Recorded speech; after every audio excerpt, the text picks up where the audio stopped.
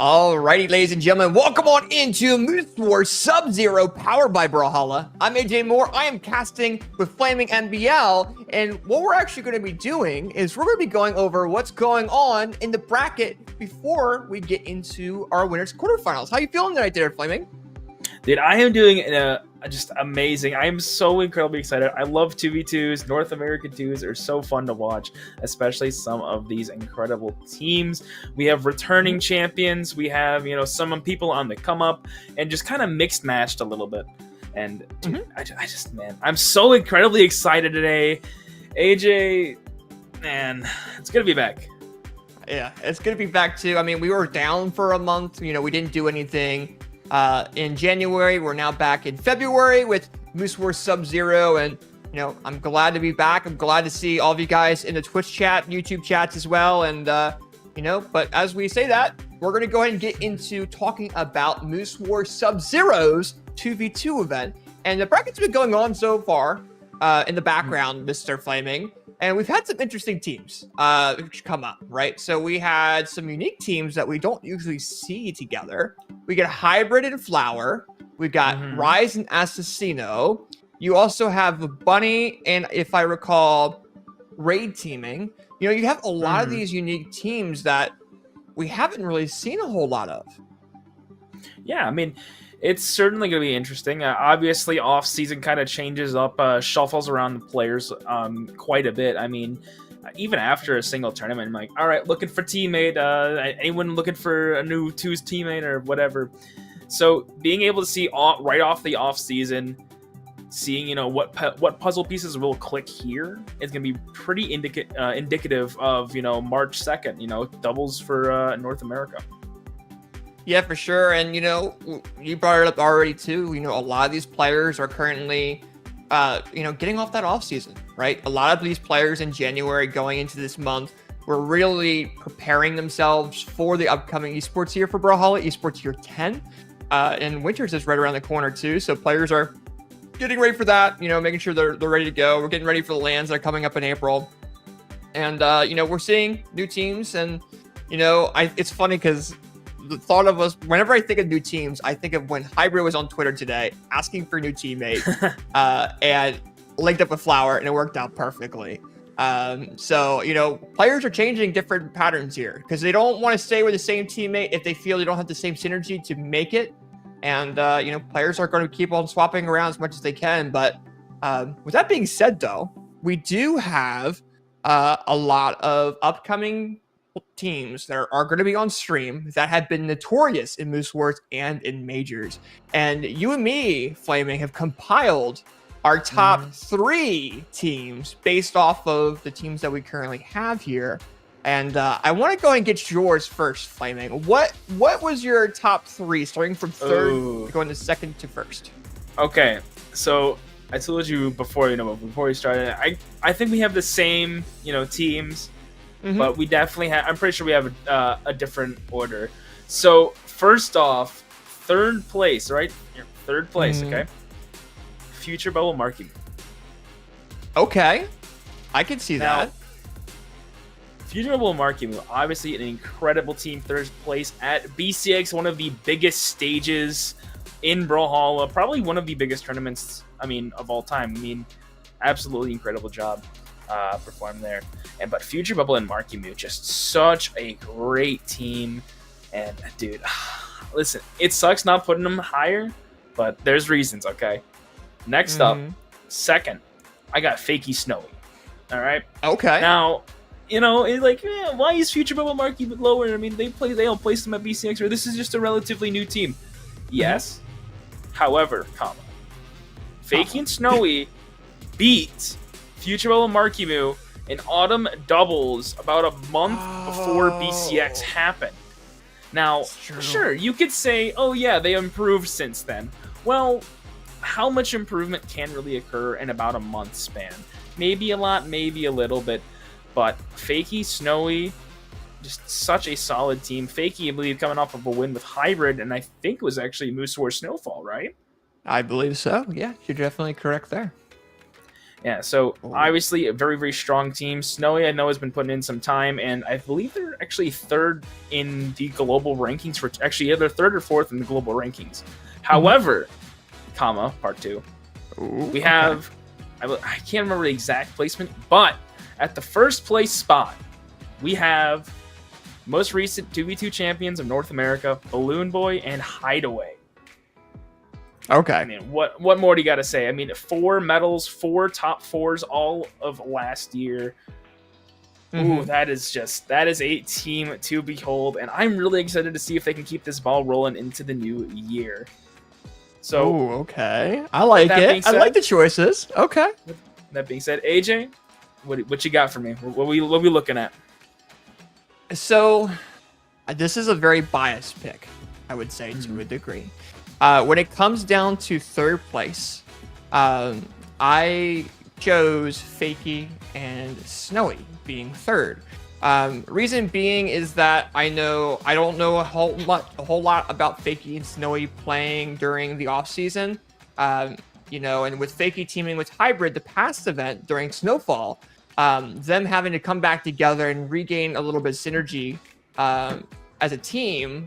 I'm wondering if that's going to impact anything with them. So I didn't want to say that they were going to be getting second, but they do have a lot of experience together. When it comes down to Fakey, Snowy, I mean, they got third in the Autumn Doubles Championship, but just because of recently we had that Snowfall event, I want to make sure that you can kind of keep an eye on that. But it's also been like a month and a half. Like second, third, and fourth, in my opinion, are very close, because we really haven't seen a whole lot of tournaments in the past month and a half.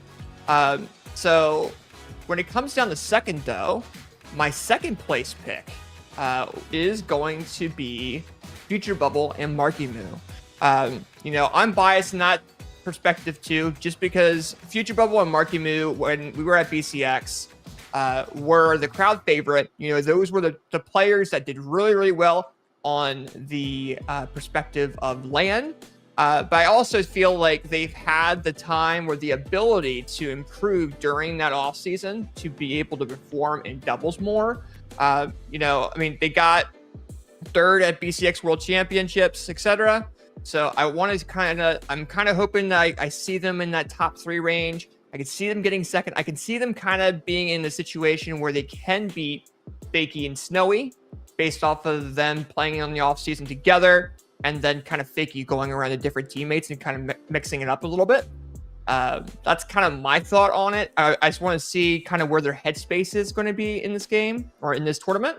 But when it comes down to first place, though, Mr. Flaming, you and me both agree that BalloonBoy and Hideaway are going to be that first seed. And I think that is going to be definitely a team that to very much look out for. And I definitely think we're going to see in grand finals later down today and possibly win this event. So I definitely think BalloonBoy Hideaway had the best chance of winning as well. But it's really hard to do predictions for these events. We're going off of some other tournament data. But as well, you got teams like Megd Radish. You got teams like Hybrid Flower. You have other newer teams that are coming back and going into this event, going against each other, that could be really, really powerful during that off season. So I can't wait to see what happens. But yeah, that's our top 3 there for the predictions for Moose War Sub-Zero doubles. Is there anything you want to say before we go ahead and start having casters on stream to go ahead and do the winners quarterfinals there, Flaming? I just want to say, make sure you sign up for Winter Championship. I believe singles is the 23rd of February, and the 2nd of March is going to be North American doubles. I think it's start.gg/Brawlhalla should bring up your 10 page. Just sign up. Even if you don't think you're going to play, just do it. It's better to, sign up and not play than to want to sign up and can't. Absolutely. Sign up for winners, but also, we do still have singles open for Moose War Sub-Zero. You guys can register until tomorrow around 10 a.m. So sign up if you want to play for ones tomorrow. But with that being said, we're going to go into a quick transition to go ahead and get our new casters for block number 1. And first matchup on stream is going to be both me and Flaming's first place prediction, BalloonBoy and Hideaway going against Solo and Winner. Don't go away. We'll be right back with that matchup here shortly.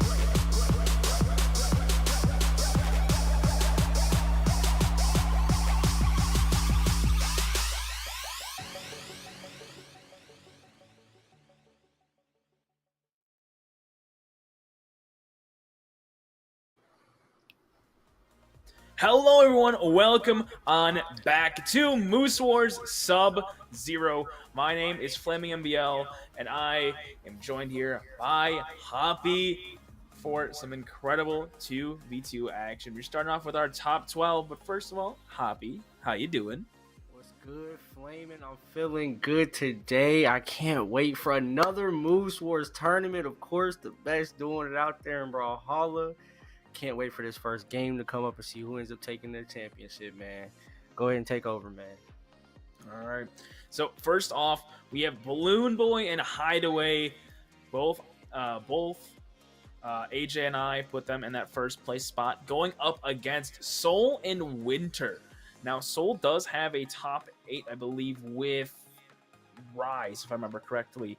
That was a 5th place. I think it was a 5th place. So that's an incredible player. But Winter coming in here. Both these, Soul and Winter did play back in 24, playing in Autumn Doubles, got top 32. So certainly not a team to be overlooked. But yeah, we have. I'm really excited for this match. We have a big dominating team going up against so that up and comers. You know what I mean? Yeah, that was definitely the first thing I was going to mention as soon as you got done talking was how uneven these teams might seem on the stat boards. But again, this is Brawlhalla. We just got off the off season. You don't know what these guys have been doing behind the scenes, and while we've been away and they've been training. So again, even though BalloonBoy has those top 8s and Hideaway has those top 8s, those top 32s, and even one gold, Soul and Winter not even close to even that at all. I don't see anything for Winter at all when it comes to his stats, and Soul has some potential with a top 8 and a good amount of top 32s. But again, they're going against a veteran team here, BalloonBoy and Hideaway, who are known in the scene, known to put the hands on you. So again, is uneven as the teams may seem, you just never know. So I heard that BalloonBoy and Hideaway, I heard the crowd and the people saying that they're going to be definitely top 3, but we might see an upset here. It's always potential. I mean, there's times where extremely low seeds end up taking out seed 1. That was seen a couple years ago at BCX, and Paula, absolutely dominated. And took. I'm pretty sure Impala was seeded like 10th in that tournament, which was absolutely insane. But sometimes the underdogs are really the top dogs. You just gotta see from a couple different perspectives. Now, we're starting to get our players in the lobby, but what are you expecting from this red team? Obviously, they have some kind of status to uphold, being previous champions. But maybe what are we thinking? I'm thinking. I got my coins on BalloonBoy and Hideaway. It's just again the obvious pick in a situation like this, where you have those seasoned veterans who can put the work in, been out there.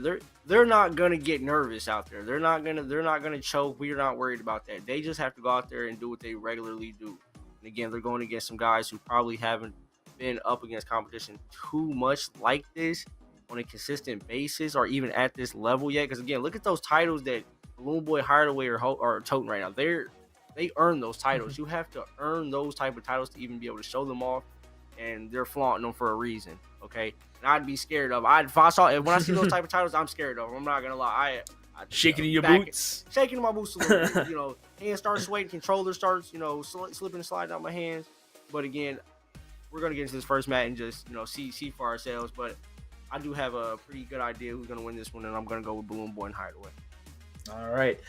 So Balloon's actually going to be playing the Aang this time. So repping the Wushang Onyx comp that's been used time and time again. The notorious team, Balloon and Hideaway. What will they do? Already starting off with a nice opener. Try to get a little bit of damage. Unable to convert, however. Winter Time is going to be on that Bryn, though. The only person not on gauntlets in this match. Yeah, I'm actually surprised. I'm not seeing more gauntlets here, and by more gauntlets, I mean everybody wearing gauntlets. But I'm also surprised we're not seeing a lot of different twos matchup combos as far as like you said, Wushang and Onyx. We get that pair a lot with a lot of teams, or even from just a lot of players as a whole. But we have new legends like Movie, Loki, or even 7 who could be utilized in a 2v2 format, and I just don't see a lot of that. Ooh, great KO there by BalloonBoy. Red team already up 2 stocks, doing very, very well. I mean, Hideaway's putting some hurt on with this cannon, able to get around the neutral sig. However, in comes Soul with a hello side sig. Balloon might go down here, down air. Balloon gets phantom gimped there. Nice play there by Soul to get rid of that first stock. And we are relatively even 2-all. Side light, D light for Soul. Putting some damage. We need this. Exactly. You know, it's so crazy to even see how this game is panning out so far. And this is the first game. But I sat here and I sat here and I tried to ride for the veterans and say, yeah, they got this and it's going to be easy work. But again, like I said, you just never know what these guys were doing during the offseason. BalloonBoy and Hideaway could have been slacking while Winter and Soul were in the lab every day. Cracking the G fuels, cracking the monsters, and getting to work. And it's obviously shown because they're not only I'd even say they're ahead in this situation right now. In this first game here, they're ahead. Actually now it's fairly matched now that BalloonBoy and Hideaway are starting to get a better rhythm here. But again, it's literally neck and neck here. And I lied. Ripped side sig by Winter. Okay, side sig by Balloon. Just like that, Winter and Soul take over.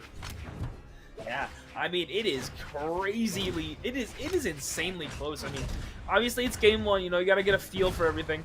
BalloonBoy getting neutral sigged into the stage by his teammate. I assume it was for fun. I don't know why. But nice side air there. Winter has to make it back, able to return. Balloon and Winter still sticking, but a nice ground pound close to the stage, taking out BalloonBoy. Now temporary power play position, only able to get that side light neutral air, but Hideaway taking a brunt of the damage. Already sitting in orange, beautiful side sig, gets the disarm, potential to knock out Hideaway already, and Winter's still on that second stock. Yeah, this is absolutely outrageous. I'm not gonna lie, I did not see Hideaway and BalloonBoy being down in the first game, especially. This is crazy, and they finally got that stock off of Winter. But that doesn't matter because they're still up when it comes to that health. BalloonBoy and Hideaway are really going to have to play smart here and play together if they want to get this first win off of Winter. So this is, I just, again, didn't expect this at all. Soul's in a big, dangerous position here. Balloon, D-Light, Sair. Balloon Oh confirmed, rips a side sig. Winter. Okay, 1v1. Dude, this is coming down to the wire.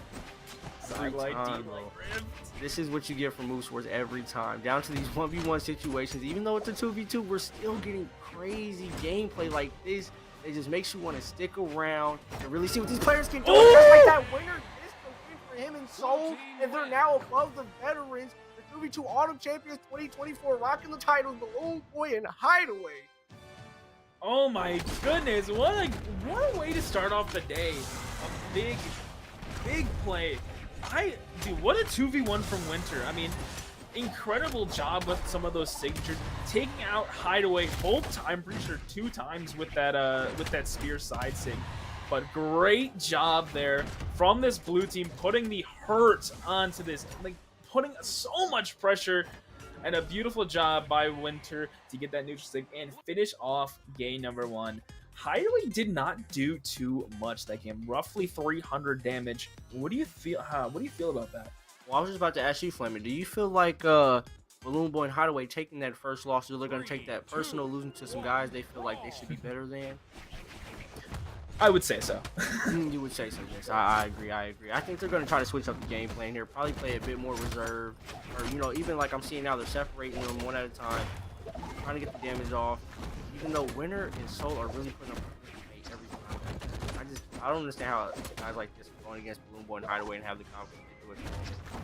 And oh my god! Oh my goodness! With the Gauntlet KO on Hideaway, top of the stage.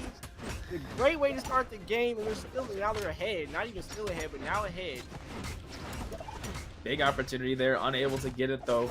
But my goodness, what a way to start it. Hideaway already dropping down into light orange on that second stock. Balloon still trying to finish off Winter's first stock. Gets the neutral sig and the pogo for the double KO. Red team is now in the lead, but not by much. Not by much at all, actually. BalloonBoys, you know, one combo, one string, maybe even a true could get him out of there. Great save by his teammate Hideaway with the cannon. Hopefully, they're able to keep him just alive a little bit longer to keep this lead on top of the blue team, giving them an advantage to get this win over them, seeing how they lost the first one. Oh my goodness. Hideaway almost just got taken out again. I mean, they are hard focusing. A nice neutral light to get Balloon out. Now they're going to try and play off stage, focus on the guy, you know, not protected right now. Catches the falling Sair. Beautiful job there by Soul. And it's 4 stocks to 3 over the current champs of North America. Can they get it done? Yeah, it's kind of crazy because, again, I thought, seeing that they were the losing team, BalloonBoy and Hideaway would change their game plan, but it seems that Winter and Soul end up changing theirs. They decided to now target one individual at a time, which happened to be Hideaway, get him packed up early, and focus on BalloonBoy, and that seems to be working for them so far. Even though it seems a bit close, I have to say the blue team's still ahead here, just looking at Winter's damage and the way they're playing as a whole. Yeah.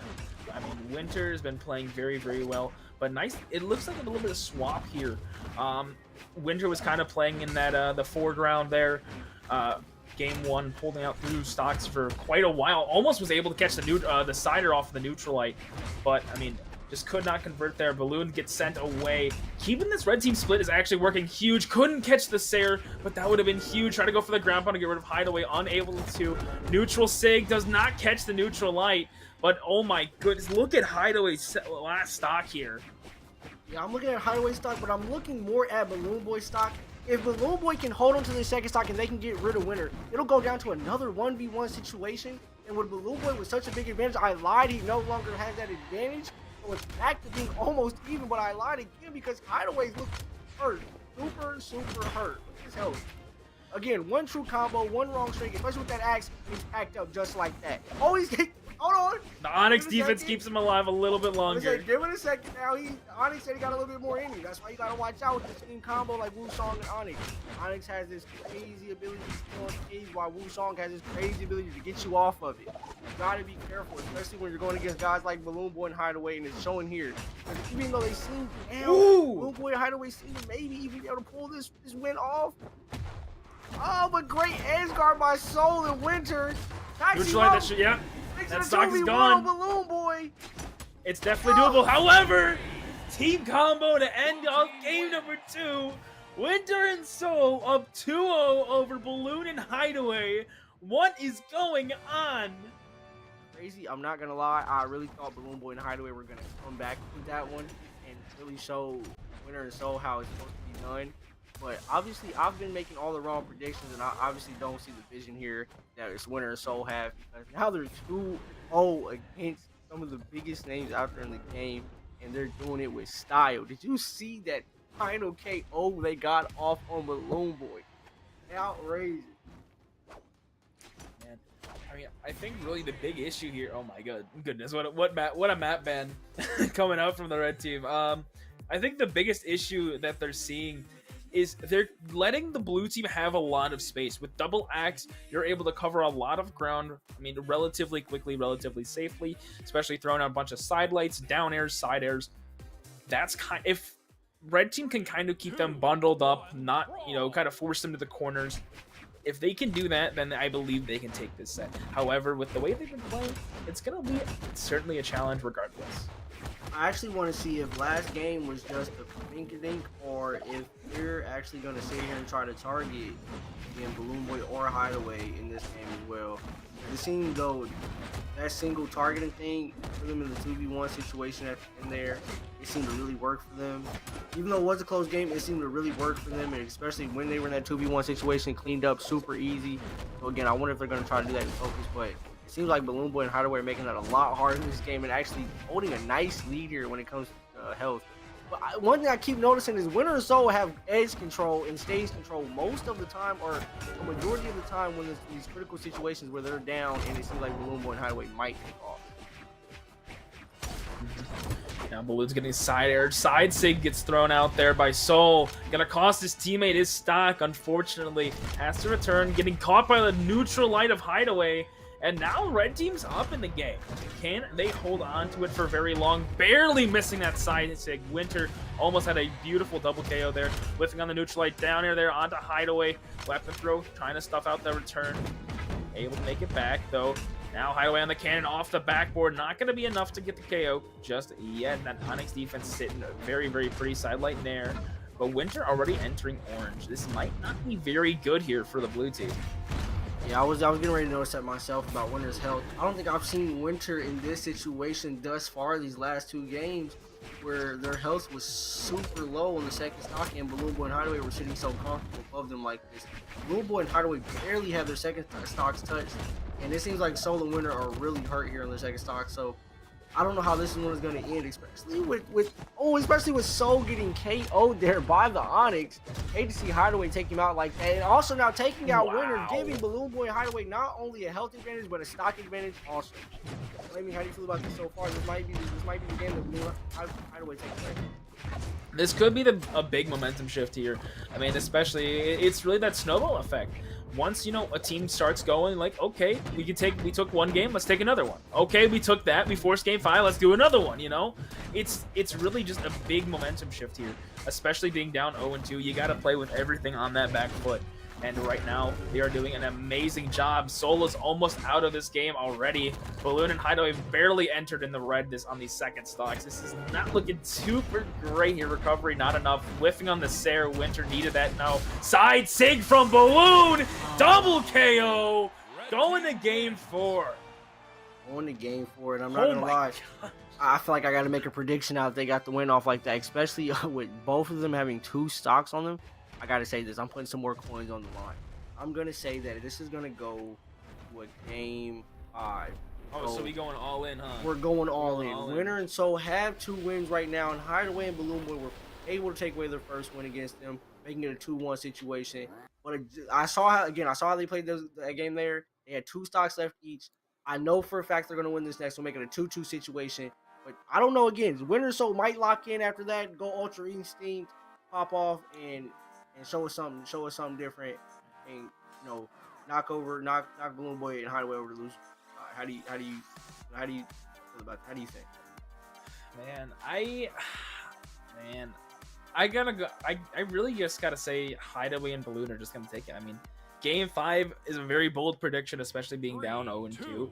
But I mean, they've shown that they can do it time and time again. So it is certainly very, very possible. But I just want to point out, Hideaway did 700 damage last game. He really just needed that warm up game, to get ready for the big leagues, and to already putting on the hurt. Nice cider there from Winter. Neutral light there, Sayer, beautiful. Already putting Hideaway into that red. That Onyx defense is getting burned through. A nice combo there. Converting very, very well off the neutral lights. It's crazy. As much as we're showing love to BalloonBoy and Hideaway, it definitely seems like Winter and Soul have the head start here, the lead for this game so far, and it seems like they're able to hold it very well. Again, I keep seeing them take stage control almost every time. They love edge guard, and they're really good at it. So I'm not even mad at it. Again, they're trying to hold the Onyx off here on the left, and gets the Seraph on Axe. Again, that's what you see from this team, Winter and Soul, really working together here to pack up BalloonBoy and Hideaway. And again, packing up another stock of theirs, BalloonBoy and Hideaways, leaving them both at 2-2. Winter and Soul at 3. Winter and Soul are doing a really good job of getting those big interruptions. I mean, Hideaway right there got a nice neutral light. And, Winter came down, said, no, you're going to stop right now. Got a nice down air and gets the weapon star. Soul is doing an incredible job with these gauntlets. But now, already being in the dark orange, he's got to play a little bit more carefully. Soul with a nice call outside air. Big team combo opportunity. Does get the DI, so Balloon is able to survive. But so much damage already being put and getting taken out. Oh my goodness, Winter! Yeah, this is absolutely outrageous. I'm not gonna lie. I was excited and interested on that team combo they're about to pull off. But now that I'm looking at their stocks, I know there's another one coming on the way. Because BalloonBoy and Hideaway are sitting at 1 stock each, while Winter and Soul have 2 stocks very comfortably. Not even in the red yet for Winter, and Soul just now hitting the red. Oh my god! But they BalloonBoy almost gets the team combo off to back out one of their stocks. Still unable to pull it off though. I don't know, Winter and Soul really holding tight here, trying to get the game over so they can get on Winter's side. Oh and my do it, Winter! making a 2-1 situation. Oh, but wait. Okay, Hideaway, you gotta clutch up here. You're down. You're down 2-1 in the set. Down 3 stocks to 1. You gotta clutch up here. Force game 5. Come on, big combos, big strings. But Soul says no. The snow has fallen. Winter, Wow. and Soul are moving on into top 8 over Hideaway and BalloonBoy. Wow, I'm not gonna lie. I heard the chatter, I heard the rumors before this tournament even started. I heard that Hideaway and BalloonBoy were a given top 3 situation. But who would have thought Winter and Soul came like that? I told you, you never know what can happen during the off season. These dudes can come out of nowhere and literally put on a performance like that, like nothing. They cleaned up house almost, leaving the game with 2 stocks each almost. Really simple, really clean, really nice, and super unexpected. My goodness, man. Oh my gosh. Hideaway, honestly rough game from them. I mean, 92, 180, and 79. Not super great there, but regardless, great job on both ends. It was really a battle. I mean, that game three was really good. You know, I really thought there was gonna be more of a change, but no, the download was instantly locked in for Soul and Winter, and they were able to take it over 2 incredibly high level players. Hoppy, what do you think, bud? You went all in on the red team. Now you're you gotta reap what you sow, buddy. I'm not gonna say I'm in debt here with the coins, but I'm definitely in debt here with the coins because I put all my chips, all my moolah on Hideaway and BalloonBoy, and Winter and Soul shut me up quick. I don't know what they were doing during the off season. I don't know who's been training them, who they've been sparring with, but they cleaned house and put on a show for us, especially Winter with that axe. That axe and gauntlet combo they had going on, it was just too much for BalloonBoy and Hideaway to handle, obviously. So let's just get into this next game. I don't even want to even make any predictions. Doesn't even want to talk about it. All right. Yeah, I might lose some more coins, man. So let's get into this next one. Who we got coming up next, Flamin'? Now, we have a staple team coming in, Radish and Meg D going up against Flower and Hybrid. Now, mentioned on pre-show, Flower and Hybrid were kind of like a last-minute team. Hybrid said, hey, is anyone available to team for Moose Swords? And Flower's like, yep, let's do it. And they're teaming today, and they're already in this top 12. Going up against Radish Meg D. Radish Meg D, what more can you say? Incredible players. A silver and a bronze on their necks. 17th at BCX and 7th in Moose Wars Snowfall. So pretty recently, some decent success, but certainly room for improvement. I'm excited for what they can do this year. You know, I've always been saying, hey, you know, Meg D Radish, they're gonna get there. I know it. They're gonna win. This is the year they win. I've said that. You can ask people. I've said it. This is the year. Promise. Promise. So you're saying they're gonna take a 2v2 majors? I do. I'm really confident in that. But right now, we got to see if they can do anything here in Moose Wars Sub-Zero. So going up against Hybrid and Flower, what are your thoughts going into this? Oh my god, 4 level 100s. I didn't realize. Yeah, I would say I actually know all of these names. I'm actually super impressed by all of these guys. I want to say that I want to go the Radish and the Meg D route. It's just I've had to play Flower personally in tournament more than once. Yep. And I know how that hammer gets down. I know how his bow gets, or how that bow gets down. So I just don't know, because again I've seen you know, Radish in the Royales. I've seen his boots. I've seen Meg D for years, Hypnotic for years. But again, going against names like Flower and Hybrid, this is not going to be one of those easy cleanups again, like we just saw. I'm sorry that we saw, but again, that we saw. So getting to this first game, I'm not sure who's gonna win, but let's get into it, man. Yeah, let's go. You know, it's gonna. Oh, already a big combo here for the red team. So much damage instantly. I think I forgot to mention, Hybrid actually won the last Moose Wars with Fakey on this exact same team comp. So obviously this is going to be certainly something to behold. And right there off the rip, we saw a huge team combo coming out from the red team, trying to get that D-Light reverse sider there for Radish on those boots, catching the neutral air, riffing on the D-Sig. Big team combo. Radish was just a little too far away to convert on it. Nice ground pound to interrupt, almost taking out Flower off the top. Side Sig whipped, air punished by Flower, and a nice weapon throw nonetheless. Yeah, I'm definitely watching here. I'm watching Flower out here. I'm watching Hybrid. It definitely seems like they're the ones that have the lead here against Radish and Meg D so far. You know, Meg D's got this nice edge guard. Maybe trying to take the lead here. They definitely take the lead here, knocking Flower and a Hybrid off simultaneously off opposite sides. Don't know if they practiced that or not, but it looked good. It looked good. Ooh, Radish coming in with that soft down air, able to keep his teammate in a little bit longer. However, big opportunity here. Try to go for the double recovery, just was not able to. Radish backing away, trying to avoid the team combo opportunity there. But Hybrid is doing so good with this axe. Catching that D-Sig. Oh, beautiful interrupt there. And unfortunately, Radish is also going to interrupt their teammate. Lifting on the side, Sig Hybrid trying to play on the corner side air. Oh, so much going on. Beautiful follow-up by Flower with that side air. This is going pretty well for, I mean, I'd say both sides. Yeah, there's a lot going on. There's definitely a lot going on, especially compared to the last game.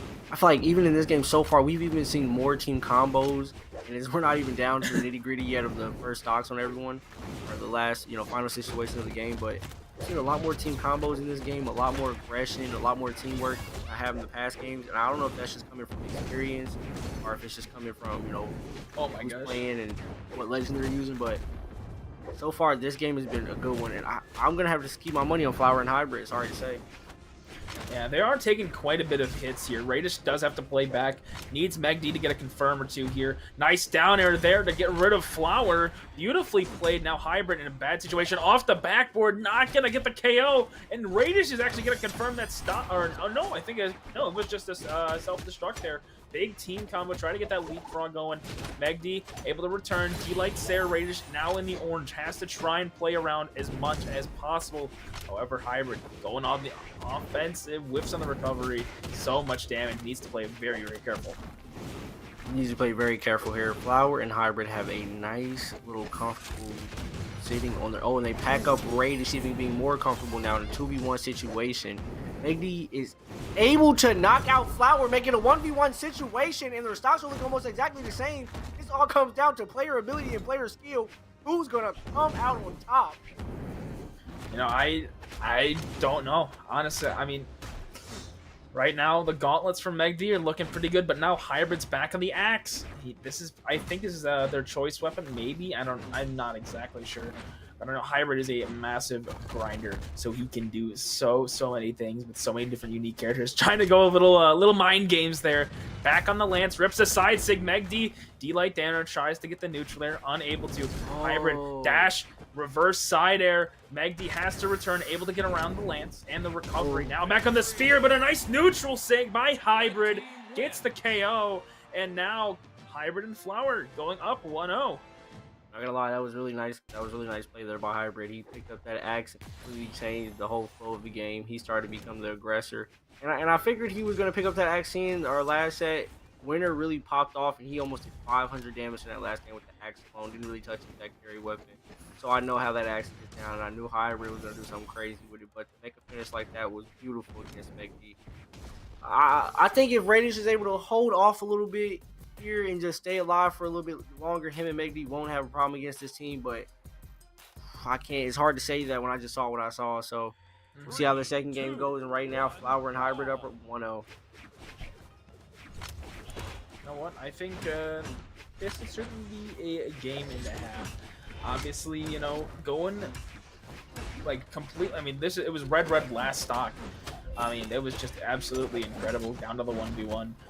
I mean, Radish is taking so much damage. This axe and spear not helpful. Side Sig, unable to get it out there, but Flower almost able to send Hybrid a nice bundled gift for Valentine's. Unable to get that going. Neutral Sig, not gonna do too much here.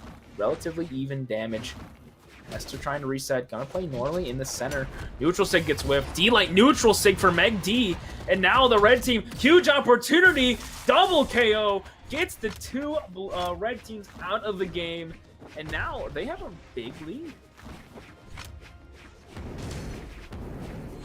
I'm looking at this lead, and I really think that Radish and Megd might have this game in the bag. Even though if they were able to knock off Radish and Megd here at the same time, it'll be pretty much even.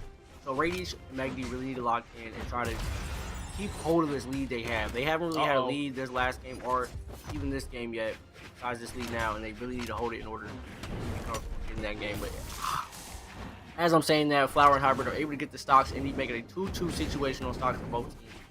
We'll see how this goes. Flower committing very, very hard up top. Beautiful team combo, unable to get the side sig. That for sure would have been the KO there onto Flower, but now Hybrid going on the offensive recovery onto Radish, not finding the KO, but definitely evening up this damage deficit. D-Light Sayer for Flower, and now slightly in the lead. Side sig connects. Megd, I think, accidentally interrupted that. Didn't want to, you know, hit that because, I mean, Flower hit his teammate. Nice. Radish goes down. Megd able to return. No, he's not. Radish and Megd now have lost the lead, unable to convert off the neutral there. No, Radish and Megd had that lead. I told you they needed to try to hold that lead, and now Hybrid is the only one with 2 stocks left out of everyone on the field. So that makes him and Flower ahead of the game. If Radish and Megd don't get rid of Hybrid stock right now, they might have a problem here and end up losing this second game, making it a 2-0 situation, just like we saw the last week. And we know how that ended in a 3-1. So Flower and Hybrid able to hold together, and Radish and Megd can't get rid of Hybrid stock here, because even though Hybrid looks about 2 or 3 hits away from getting off stage, maybe even 1, just like that, something like, or like I was right, 2 or 3. He's still in the game, still, even though, okay, they're finally able to get the stock on him. Radish does the boost recovery, cleans it out. Flower is trying to fly right now. Does not want to get hit by Gauntlet neutral air, and that will probably spell disaster. Beautiful neutral sig here. Not able to convert off of the neutral air. Megd has to reset the ground. Big team combo opportunity here. Neutral sig knocks out Radish. Double epic though, doesn't go through. Double pogo for Flower. Oh, no. Megd still able to touch, but another pogo coming out from Flower. Going up 2-0. 2-0, just like the last set we had. Flower and Hybrid taking it over Hypnotic Boys, Radish and Megd. I'm actually flabbergasted a bit here. Like I said, I've always had so much faith in Radish and the way he plays. Same thing with Megd. I've seen these guys playing tournaments and just crazy upsets left and right, apparently, because we've sold Flower short and his team short. I don't know why I happen to miss this talent of Hybrid. But they're going crazy right now. So, man, they're up 2-0. Let's see how they take the third game. If they make it a 3-0 situation, this will be a crazy way to start the Moose Wars tournament. Yeah, big upset in our first set. And technically, this is an upset as I believe Flower and Hybrid are seeded 5th, if I remember correctly, and Megd Radish 4th. I think that sounds about right.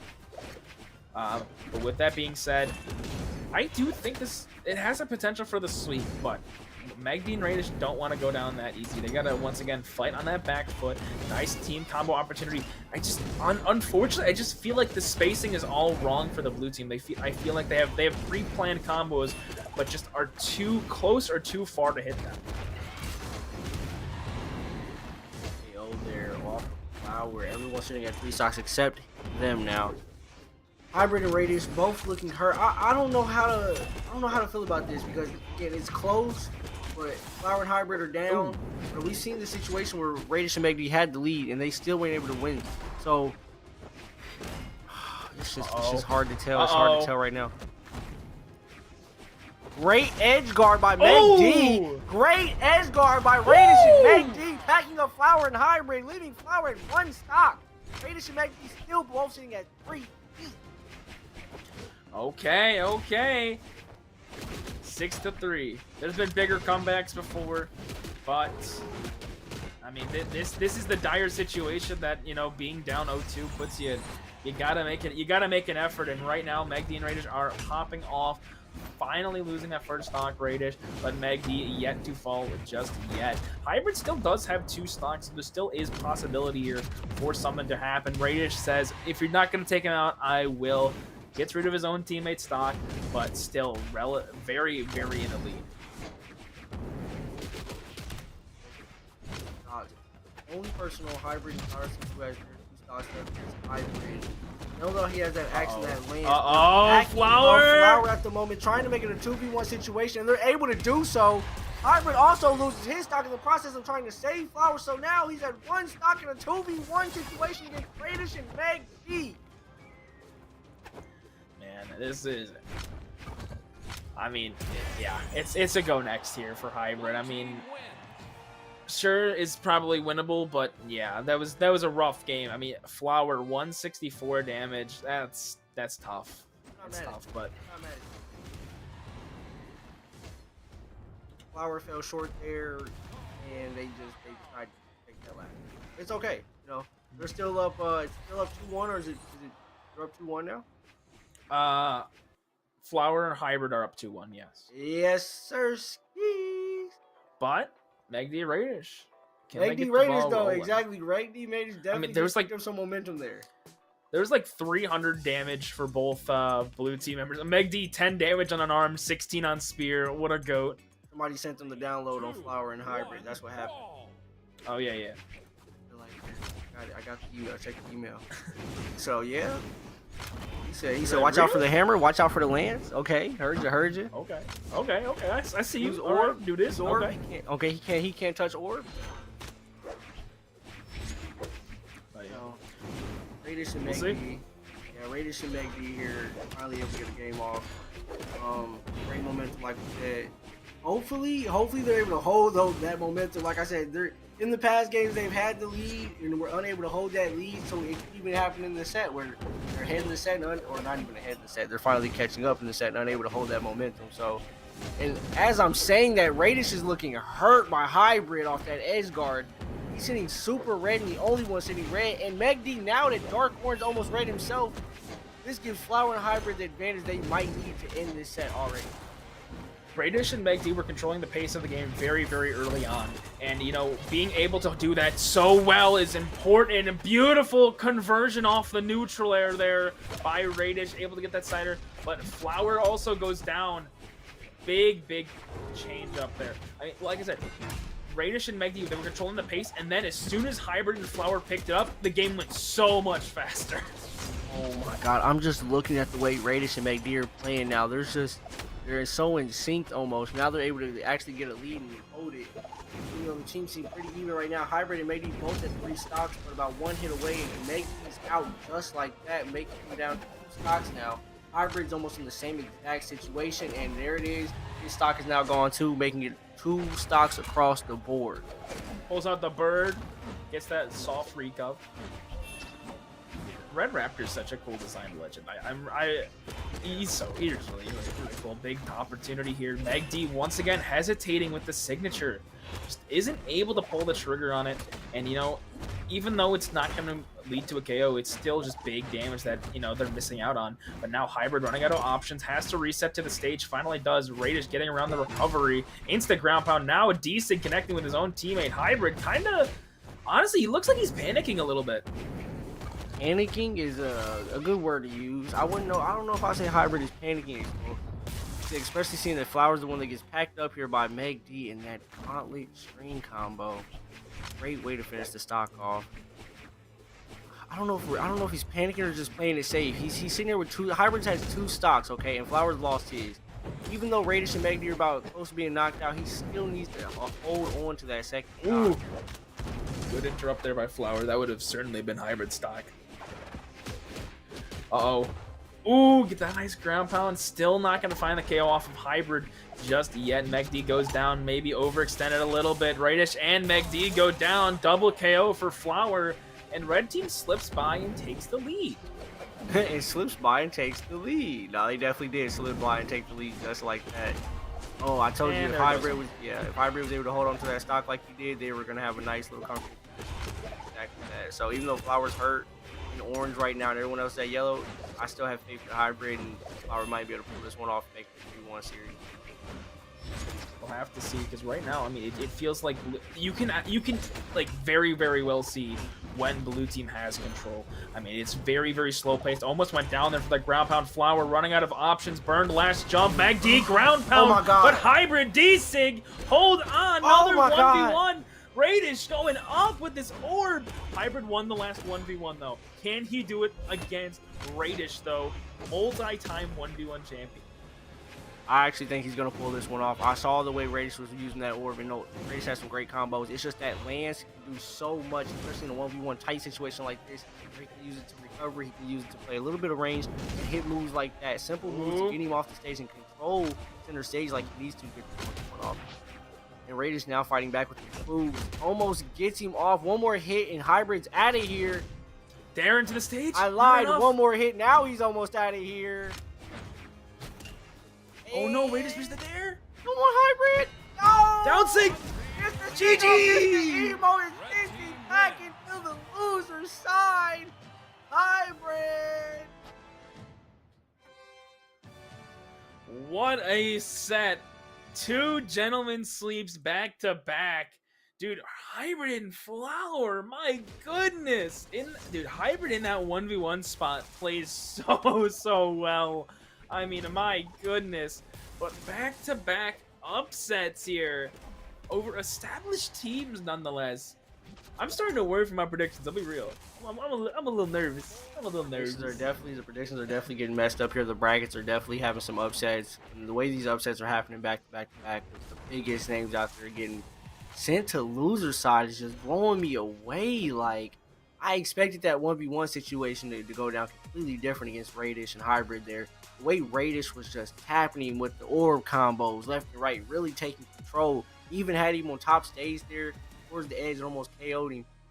Hybrid was able to stay calm, come back, collect himself, grab the weapon he needed, rather it be the axe or the lance. I thought he was going to go for the axe. Great way to just, be dominant in any aggressive situation. But he pulled out the lance, gets the KO, and they make it a 3-1 series against, again, some of the biggest names out there. I don't know how they do it. Dude, Hybrid dishing out 343 on axe and 329 on lance is just insane. I mean, almost very, very similar damage numbers, very, very well rounded, and that's really just that experience that comes from how much the guy plays. And overall, it's just, man, he's been on the grind. I gotta respect it, but man, he's such a well-rounded player and just hot. I mean, I don't even think they've Flower and Hybrid played before this. Maybe they've queued a couple games of ranked before, but I mean, dude, they're just doing so good. Yeah, the fact that they haven't played before, and I'm pretty sure Radish and Megdi have played more than enough together, correct? Or am I wrong? Megdi and Radish have been playing, I believe, since 21. I think that sounds about right. No, 22. Consistently, I think so. They really started majors around 23. Actually, I'm sorry. You're telling me a pickup team of rookies? I'm not gonna say rookies. I don't want to sound disrespectful, but a pickup team. Oh, well, I actually can't say rookie. Those are some vets. And Flower and Hybrid themselves are a dangerous pack. Let me change my terminology here. You're telling me a pickup team beat an all-star team, a Super Bowl winning championship team? Man, sometimes that underdog comes out. Sometimes that underdog comes out, exactly. And again, I said that from the beginning. You never know what these guys are doing during the offseason. When they come back to games like this or tournaments like this, and they're finally able to put that practice into play, you get outstanding and crazy outcomes like the one we just had. Again, Flower and Hybrid not only beating Radish and McD, but beating them 3-1, showing their dominance in a way that nobody expected. I mean, Hybrid. If you've seen Moose Wars recently, obviously Hybrid won, but taking out Megdi and Radish here is kind of huge. That's one of those teams that people are like, oh yeah, they're gonna win this time. This is just a really simple one. I mean, they're not gonna lose to these guys, and they did. So exactly. But next up, Hoppy, we have an interesting one. We have a little bit of a mismatch team going against a potential top 8 competitor coming up in winters. We have Fakey and Snowy going up against Sweaty Meat and Money Holla. Sweaty Meat and Money Holla versus Fakey and Snowy. I love the Great Sword play, and I'm finally happy to see a new pair. So instead of the Wusong and the Onyx, we now finally get to see Wusong and Imugi. I mentioned earlier that I feel like these new legends, especially 7 and Imugi, are great for 2's play. So I can't wait to see how Money Holla presents him and use that Great Sword against Fakey and Snowy. But again, Fakey and Snowy are very well known in the scene, and going against them is not going to be easy feat, no matter who you are or what legend you're using. So I think this will be pretty close compared to the last one. So how you feeling about that, Flamin'? How do you feel like Fakey and Snowy will pan out against this Wusong Imugi combo? Well, Fakey and Snowy, they played in Autumn's, got 3rd place, so already have a medal underneath their belt. Not even as like an official team, rather. Going up against Sweaty Meat and Money Holla, there's no top 8s on that side. Actually, but they do I have a think top 10 though. They do have a top 10. Moose War Do they? Snowfall. Okay. Yeah, Moose Yeah. War Snowfall. Oh, Yep. I'm trying to think of Money Holla. I thought he got top 8 in something in 2v2s. I think he got top 8 with Aquatic. Didn't Just he? not with Sweaty Meat. Yeah, correct. I think he got top 8 with Aquatic. Maybe I'm wrong. Maybe sure? I'm wrong. I'm pretty sure Moni Hall I'm pretty sure he has a top 8. Oh yeah, no, they got 9th. They got 9th at Autumns. Yeah. Yep, That's what I was okay, remembering. okay. All right. So wow, that's close. That's pretty close. He's been on the come up though. I mean, really, him and Sweaty Meat actually got 2nd place at Frostbite number 10 recently. I believe that was last weekend. So that was a great tournament to see. And yeah, it was a great tournament, great turnout.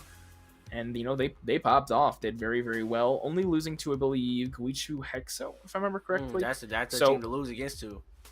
That dude, if you were there, bro, oh my gosh, that team is so. Ooh, that team is just so goofy. I love it.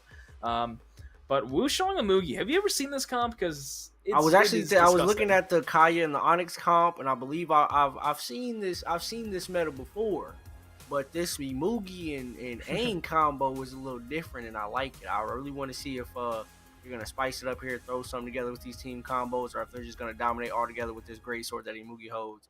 But let's get into this first set of Fakey and Snowy versus Moni Holla and Sweaty Meat.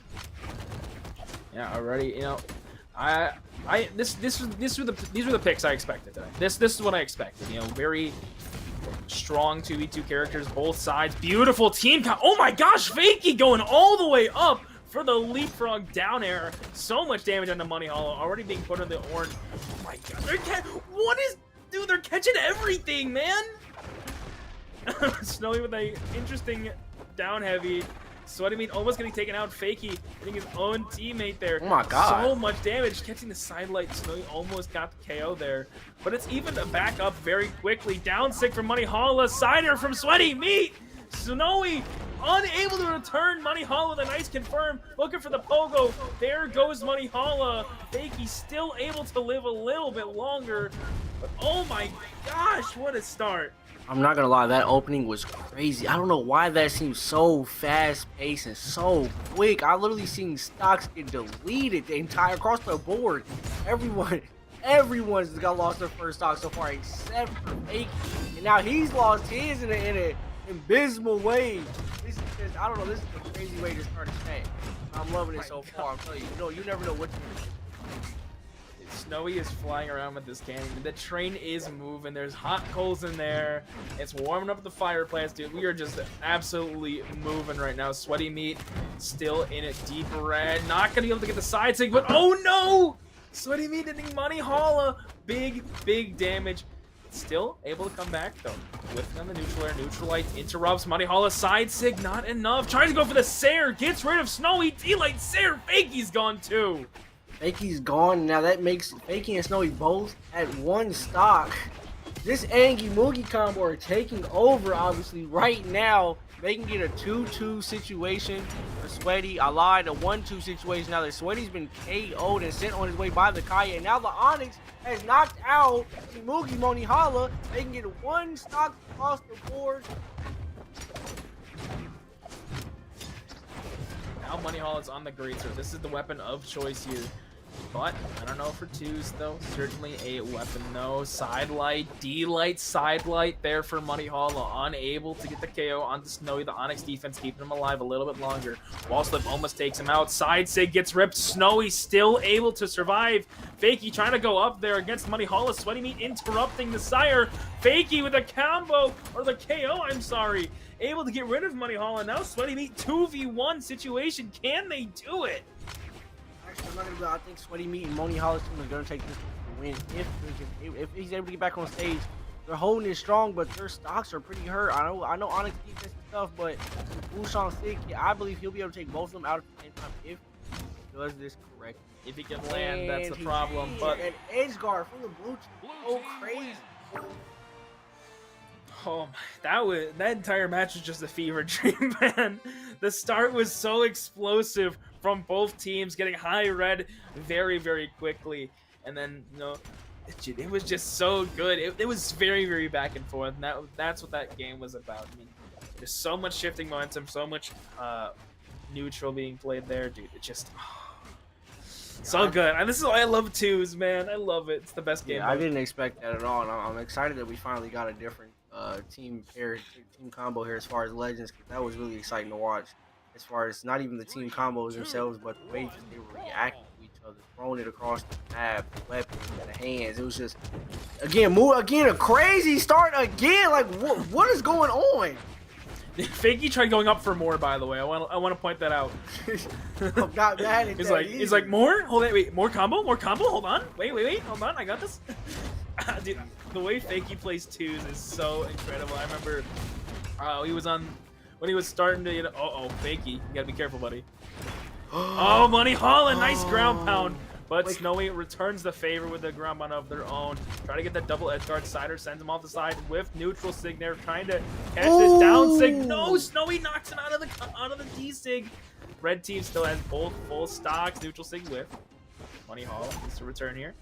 Yeah, I'm not gonna lie. There's about 3 or 4 instances where there should have been some stocks deleted, but the way these teammates are saying, it seems as everyone is in sync with their partner, and it's making for a crazy matchup. Because this game is so close. Look at the stocks, literally the same stock color, the same stock numbers for both teams, 3 and 2, 3 and 2. Although Onyx, Snowy was able to knock out Sweaty Meat, now making it a 2-2 situation for Money Holland and Sweaty. Getting another stock off on Money early now. Fakey and Snowy, you're up 2-3 stocks. Snowy doesn't live, but Fakey might get gimped here by that funny 45. Able to touch 8 around the... Oh my gosh, Fakey! And he lives! Going crazy on top of Sweaty Meat and Money Holland. Sweaty Meat and Money Holland both only have 1 stock left each. And Snowy has 2 stocks left, barely touched. Even though Fakey's down at 1, they still have a huge advantage over the red team. Dude, oh my goodness, this blue team is disgusting. They're doing so incredibly well. This team is so good. Neutral sig off the neutral air. Snowy going with that cider onto Sweaty Meat. Money Holla taking so much damage. The turtle shell is breaking. Recovery not going to be enough to KO.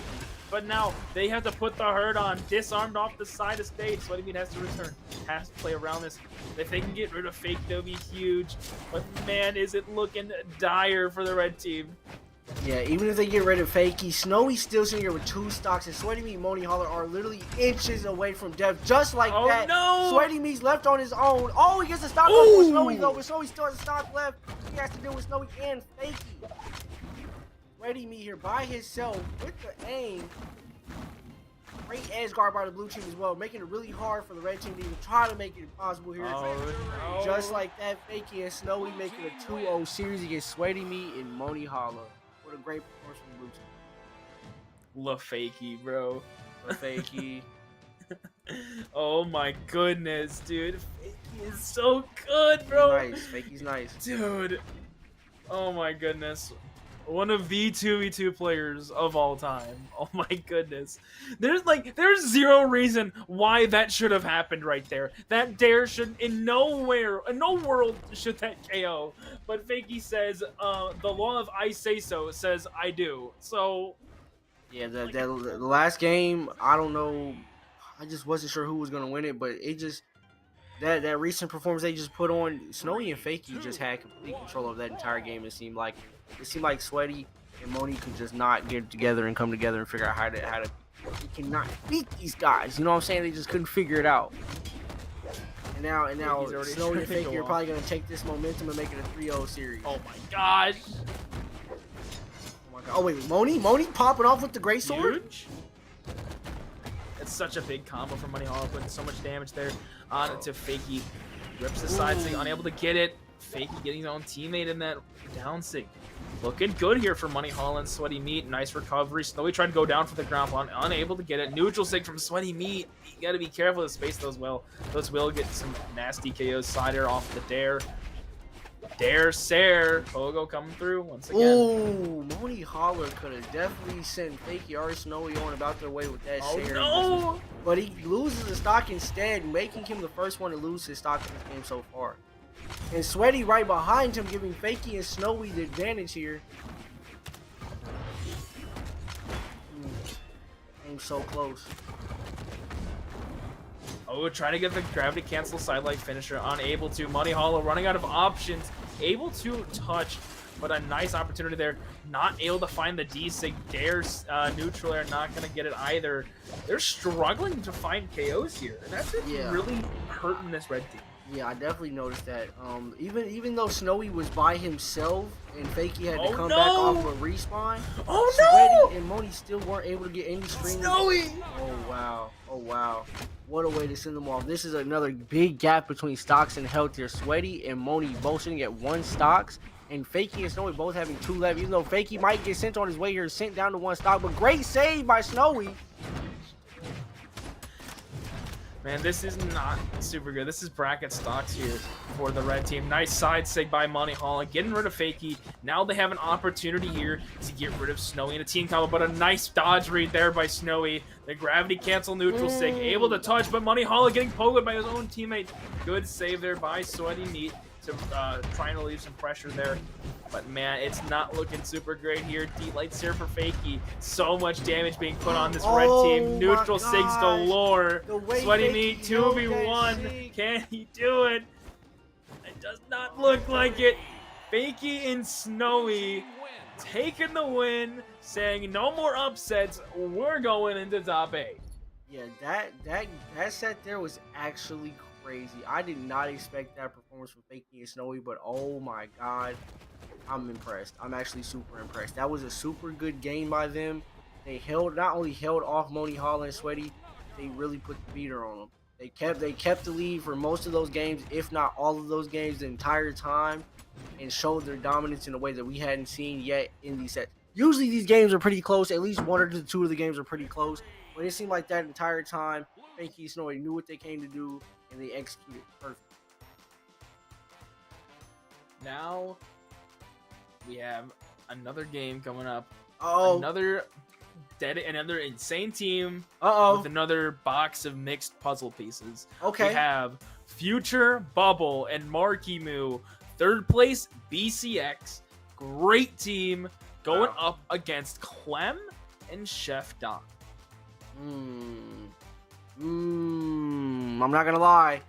That name Marckiemoo. That name Marckiemoo. Let's talk about it. Is that swaying your opinion a little bit? It is the opinion, okay? It's just there's no other way to go. I see the Perseus tag. I know how Perseus get, but Marckiemoo alone is a problem, okay? He's not only good in a group, he's good individually. He doesn't need 2v2s. He can handle it on his own. The fact that you have to go against somebody like that anyways, I'm scared for the red team. Now, this red team is kind of pulling out a relatively interesting, team comp. We got Vivi and Jala. Now, really, the only people we've seen play Jala in recent years was Java for 2v2s with Fakey, rocking the Finn crossover, and then Pugsy rocking, what was it? I think it was a Simon Belmont crossover, if I remember correctly, from Castlevania that unfortunately got discontinued. However, what's not getting discontinued? The Lara Croft crossover, now on sale in the Brawlhalla shop. Make sure you cop it if you want it. But yeah, we have an unorthodox team going up against another, relatively normal team comp. We have Kaya and Ulgrim. I feel like it isn't too crazy. Maybe I see a lot of mix up too with Kaya being used. It's this Vivi and Jala that's throwing me off. I don't think I've ever seen that combo put together. I rarely see anybody really use Vivi and 2s as it is.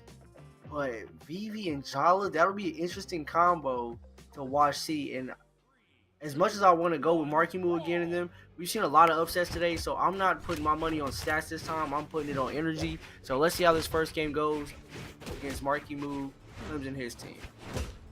Now, unluckily, I've never seen Marckiemoo and Future Bubble while they're at their best. I mean, I was at BCX, but I just was never able to watch them play. I watched a little bit of them before my block. I was able to, get a little bit of a feel for how they play. But this Ulgrim pick was not what I was expecting from Marckiemoo. I was expecting probably the Onyx to come out.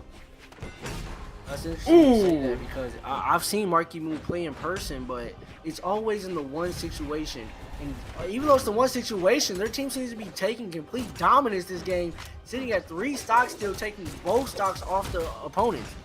And this is, again, I don't know what to expect from Marckiemoo. I've seen him in person. I've seen him handle it in the 1v1 situation. But when I think of Marckiemoo, I don't think of 2v2s. But I should be, because he gets another stock off on Clem. Oh my. Huge damage there onto Chef Don. Clem finally getting back on that last stock. Hold on. It's been a minute. Clem, you gotta slow down a little bit, buddy. Taking a couple big hits. Marckiemoo able to make it back. However, Ground Pound's actually going to send up. And Marckiemoo is going to go up more. Good KO there by Future Bubble. Yeah, that was a nice play by Future Bubble. Definitely a beautiful string there by the Kaya. And that just gives them a more comfortable position than what they already had. Even though Marckiemoo gets sent on the way by the red team, they're still down by a lot. Clem's at 1 stock red. And his partner, Chef Don, also hurt at 1 stock. Even though he has yellow, it's still going to be a tough situation. Going against this blue team who just seems to be in full effect right now. Not missing a beat, not missing any opportunity to, pushing the lead in this situation. Marckiemoo and Future. I mean, they have just such a lead. Honestly, for Clem and Chef Don, this is not really the game to win. This is, if you wanted to win, you'd probably want to do it a little bit earlier in the game. Cider into the funny 45, though, not going to do anything. Chef Don takes out Clem, though. And Marckiemoo follows suit to take out Chef Don. Very tough game 1 for the red team. Yeah. I expected the blue team to win. Like I said before, I was putting my money on Marckiemoo, even though I was, sort of kind of expecting an upset just from how these last games went. But I don't know why I even thought that. I just completely forgot. Marckiemoo comes to handle business, and with a teammate like Future Bubble on his side, they just cleared house like it was nothing. That game went by so fast. I closed my eyes, blinked over, and it was over. Marckiemoo was sitting at the top. So I feel like this is going to be a 3-0 series, but I don't want to jump the gun here and say that, because we've seen some crazy upsets today. So how you feeling about this, Flamin'? Be honest with me. Be honest with me. You said you were going off of energy, and right now from that game 1, Marckiemoo and Future Bowl came to play, and they did very, very well in that game 1. Some good combo attempts, but nothing super huge. I think they had one big opportunity early in the game, but that was about it. After that, game pace kind of slowed down a little bit, and they were able to target Clem last game, taking out and it worked well. And I think that might be their plan here, trying to catch that dare. Not able to interrupt Marckiemoo's recovery. Chef Don has to make it around the neutral layers, unable to just yet. Needs to touch, finally does, but now Clem on the side, pressuring Future Bubble, putting him in the orange. Neutral Sig's gonna go out and connect. The Vivi signatures popping off. Finally, side sig goes out. Team combo opportunity. Oh, this could be huge. He missed it. Clem. I'm not gonna say that could have been clip of the year right there, but it could have been clip of the year. Definitely would have given him a nice lead. It would have given him a nice lead. I'll just leave it there. So unfortunate. But you know what? Oh, Clem tried to interrupt, just was not able to. Now Marckiemoo on the prowl, looking for the stock. Neutral light into D-Sig. Chef Don try to get back in time to get rid of that. However, huge, not able to get the recovery. Marckiemoo might have gone out till too far. Blue team's doing really good with the neutral light D-Light combo. I'm seeing red team do so well with the team combos, not really getting the flow together, but even then, Marckiemoo still sitting at 3 stocks, making it such a hard feat to try to beat these guys. Blue team is not giving it up, and red team is trying their hardest. I can see. Just like that, Marckiemoo finally loses his stock against Chef Don, making it 2 stocks across the board, but still. Oh, I lied. Looking like the Kaya Future Bowl has lost his second stock here, leaving him at 1 stock. Yeah, but this is still a good lead here for the blue team. I mean, ooh, good save there by Chef Don with a weapon throw. Nice play there to keep Clem on the stage. Team combo opportunity here. Marckiemoo almost placed that side sig wrong, and that would have been a huge detrimental failure there. A nice D-Light to relieve the pressure. Clem's going to back up, needs to try and support the teammate there. Able to make it back, though. That's a really close game. Chef Don sitting at 2 stocks. That KOs? Oh, huge! Red team, this is huge for the red team here. They have to save. Ooh! Oh, it's a 2-1 situation for the blue team. The blue team left with only Marckiemoo. Will Marckiemoo be able to hold his ground here and able to take this win?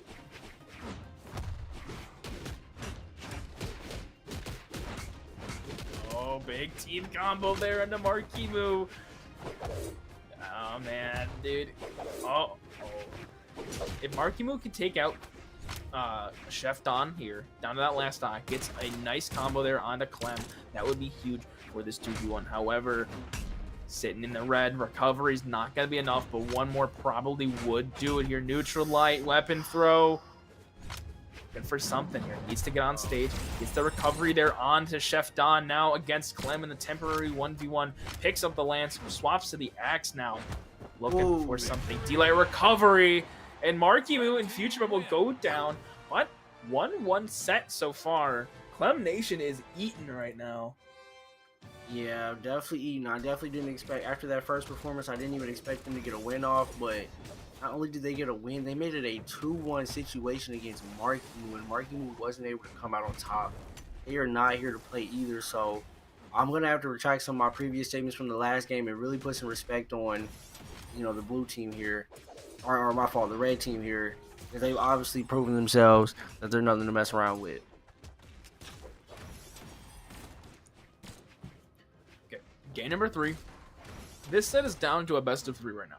Okay, so next person to win, or next team to win 2 games, they win. Move on. I like that. I like that. And I don't even know who to. I thought Marckiemoo, I thought blue team here and Marckiemoo's team here had a real dominance feeling, real aggression. But no matter how aggressive they are, it seems like the red team is keeping it just as aggressive, not playing any defense, all offense, all, you know, foot on the gas, and it's paid off for them in the end. Even though now it seems like the blue team might be back in control here, making it obvious by looking at Clem's stock. You know, Clem's playing great edge guard. Oh my gosh, dude! Great edge guard for Clem. Bro! Oh my god, dude! Didn't have Oh a my chance. god, dude!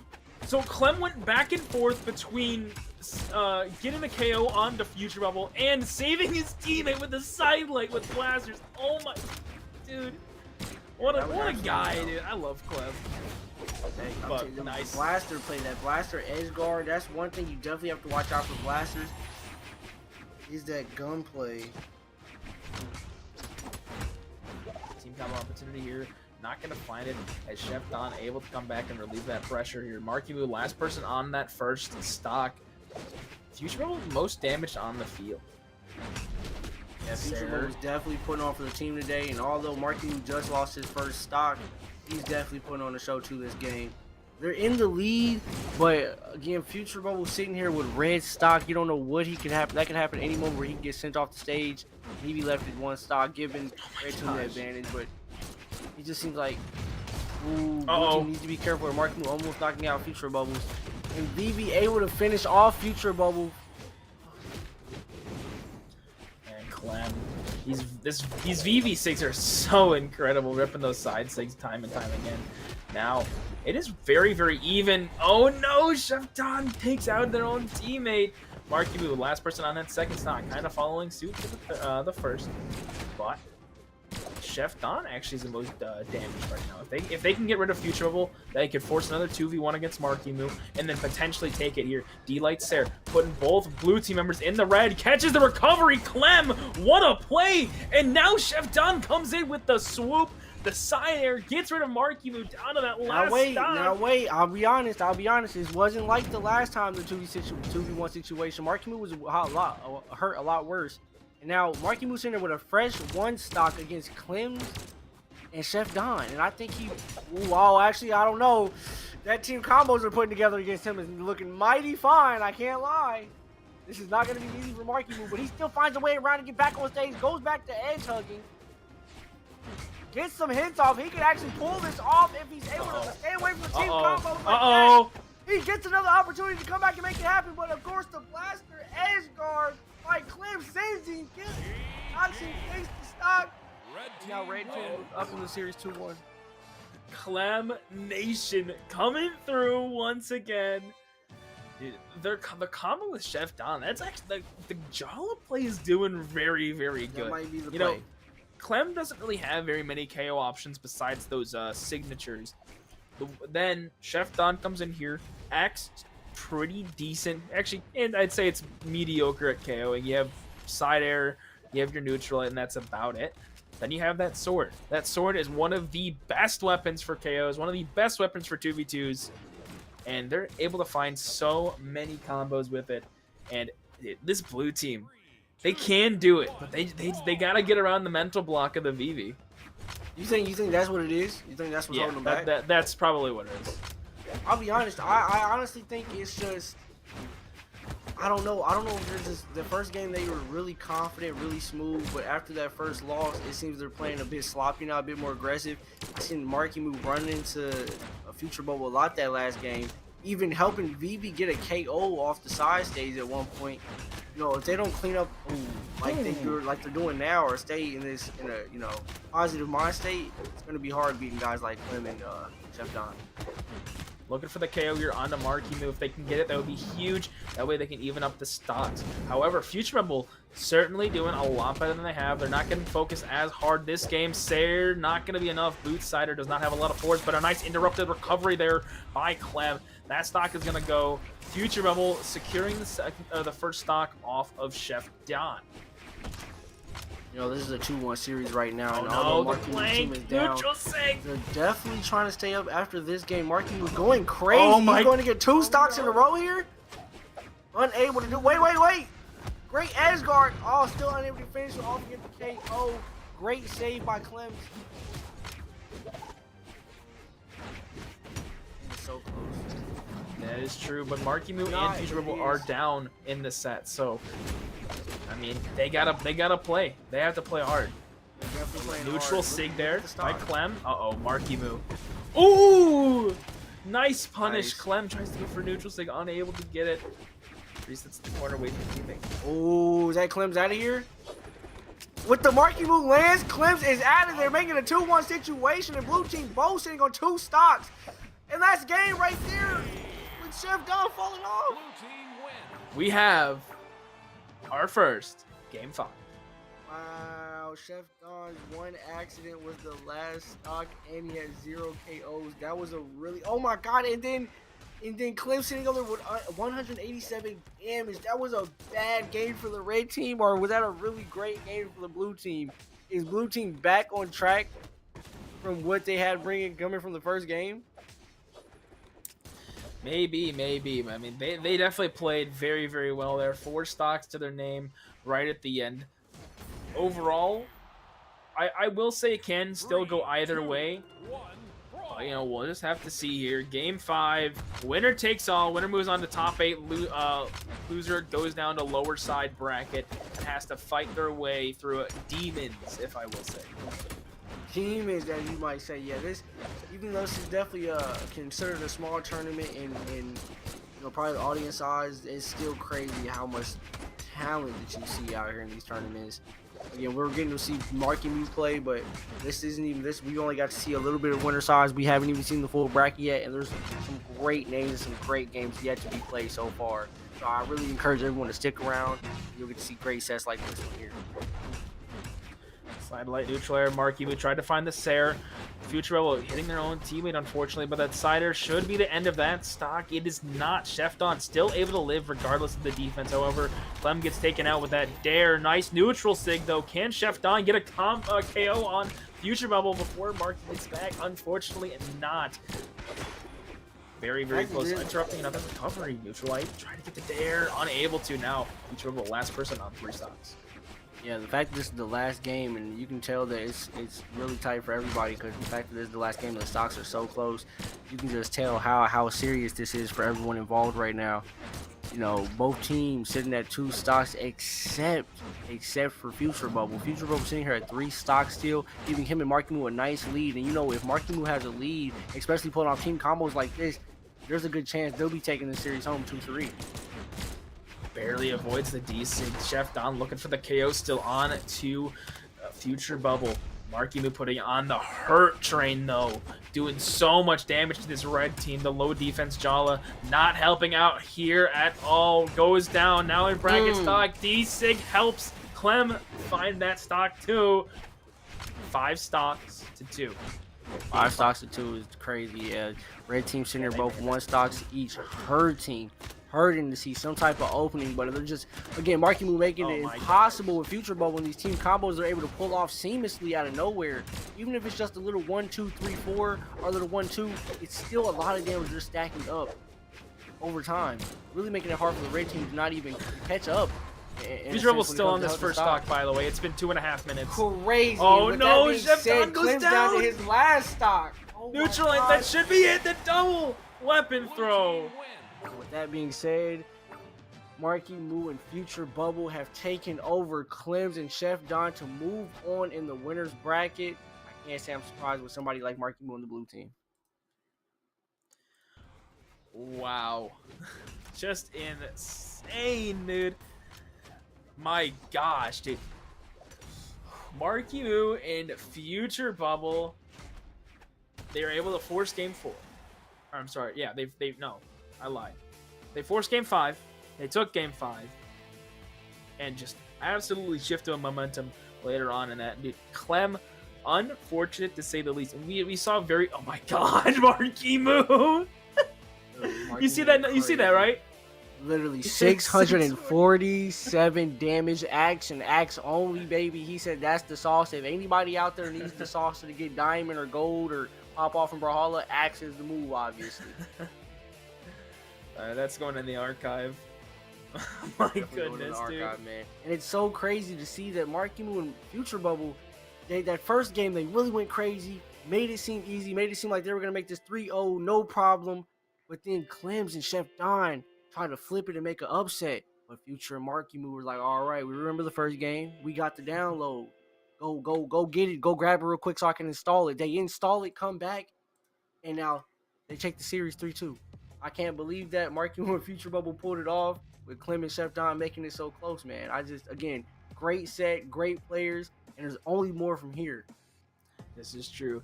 Now, unfortunately, Hoppy, we are going to have to, I believe, take a little bit of a break. I'm pretty sure, right? Yep. Yeah.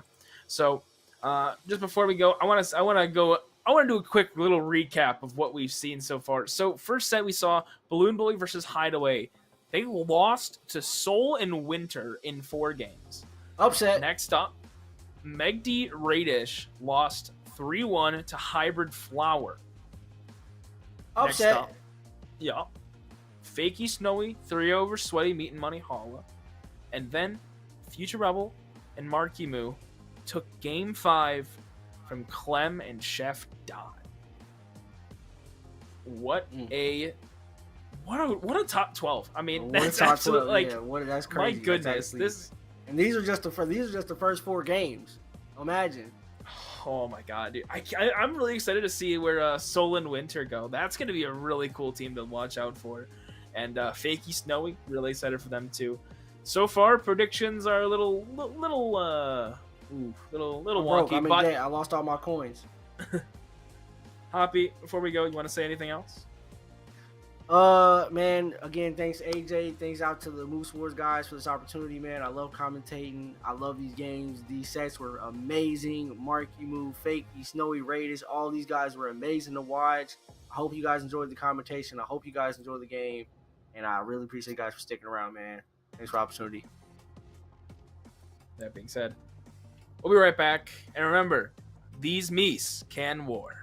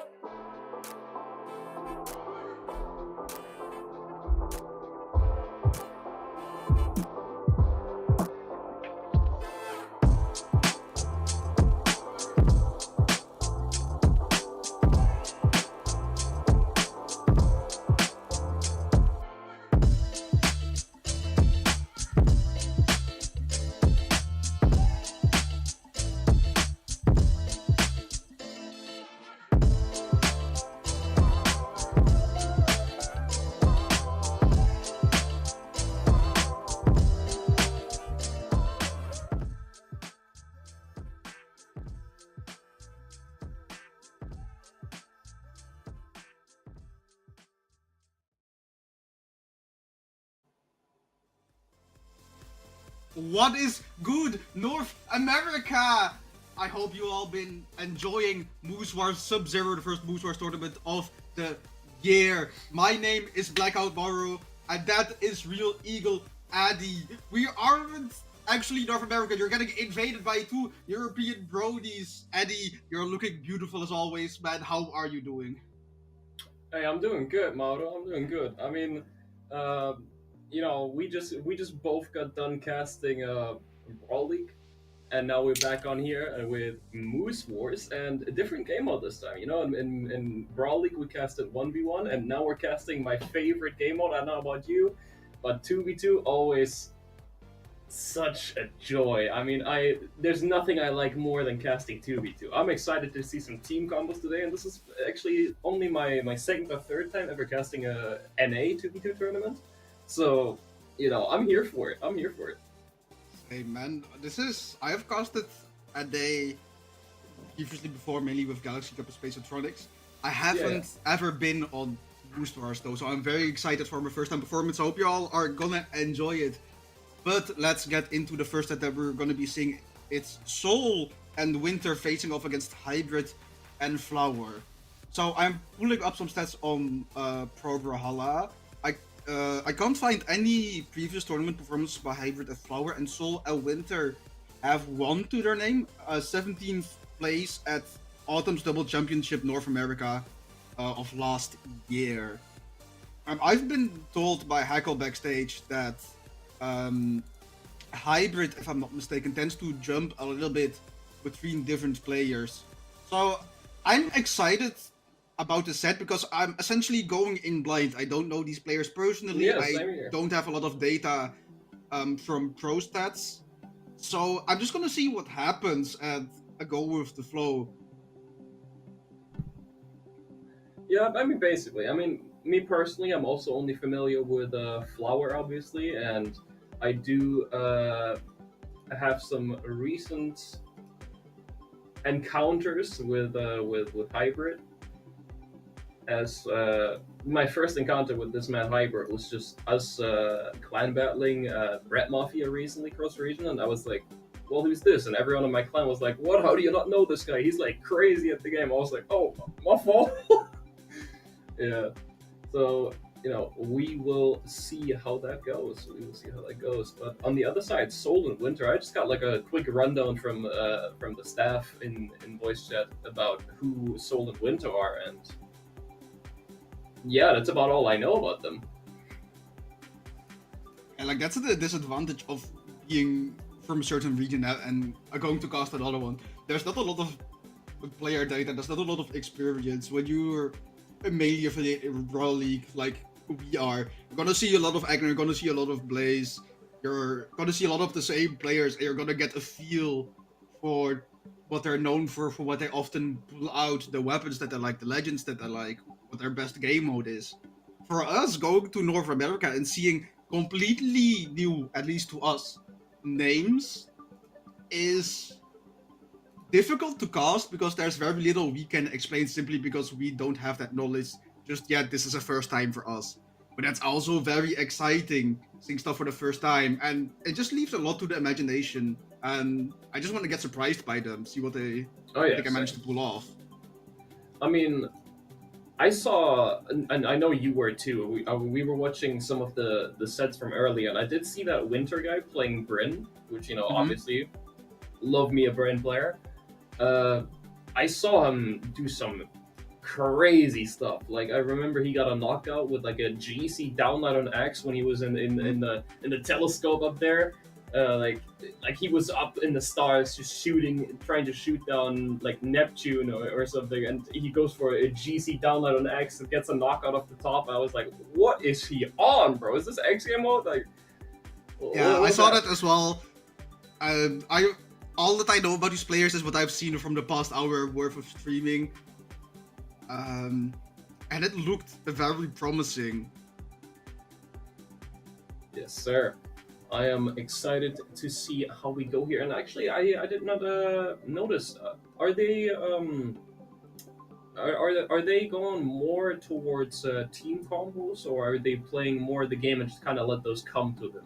Because that's something I didn't notice when we were just watching a few sets here and there earlier. I didn't feel like the usual gameplay that you would see in like our region, where they mainly like position themselves to try and get a team combo. It also felt like they were more skill focused on like winning neutral and then just getting team combos when like an opportunity arises for them. While in our region, it felt like we fish more for those team combos. I get what you mean. I can see that difference as well. I think the North America doubles region has a bigger focus on making solo plays and supporting someone else in so. And I think within Europe you have teams that have less one main character and are more like a set of twins that play around each other. Which I think is a really interesting difference, and I think once LANs come around, that's going to be really interesting. That's what I loved about watching BCX the past few years. When people from different regions just clash with each other, and you see the different playstyles just come out of them. You see just things clash with each other so badly because what you're expecting as a European player, what you're used to fighting, what you're used to seeing in the ranked queue in tournament brackets, all that info doesn't matter once you face off against someone from Brazil, someone from North America, someone from Southeast Asia, you know? All that info is irrelevant because every region has their own type of playstyle that is dominant. I mean, just at Valencia, like during that Valencia when I went there, I had the pleasure of playing against the NA player. I forgot what his name was, but he was like 2500, he said, in NA. And we just did like a few sparring games, and I was like, wow, like this just feels like he's looking at an entirely different game than I am.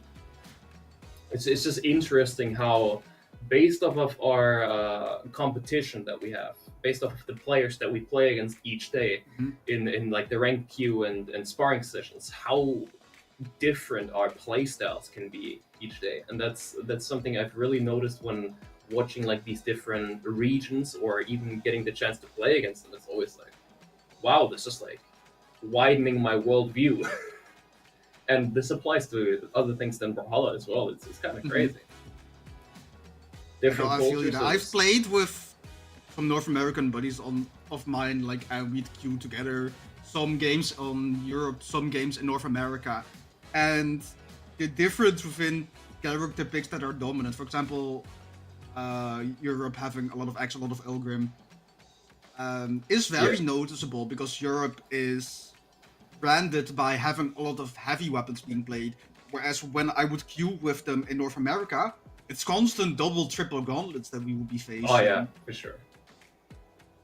I mean, that's something Europe once tried to pick up from NA. I feel like NA started that. Remember that entire Onyx Zariel phase they have, or Onyx Cross even, and then the Cross Onyx and Zariel Onyx just came over to Europe as well, and we like tried doing that as well, and until it got nerfed, and then people stopped playing it as much. But that was only in Europe. In NA, they still kept playing it, like all the Onyxes and all the other like Gauntlet characters. And that's something that was entirely different. While we tried doing it as well, they stuck with it because they knew how to execute it properly. We just abused it when it was like quote unquote.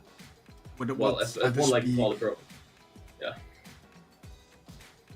Yeah, it kind of just cycled in and then back out again. But I really like that, you know, exchange of information, regions learning from each other and seeing strategies applied, and then taking that information of their own and trying to make their own strategies. What are you doing with your hair? I put it back up, back to the front.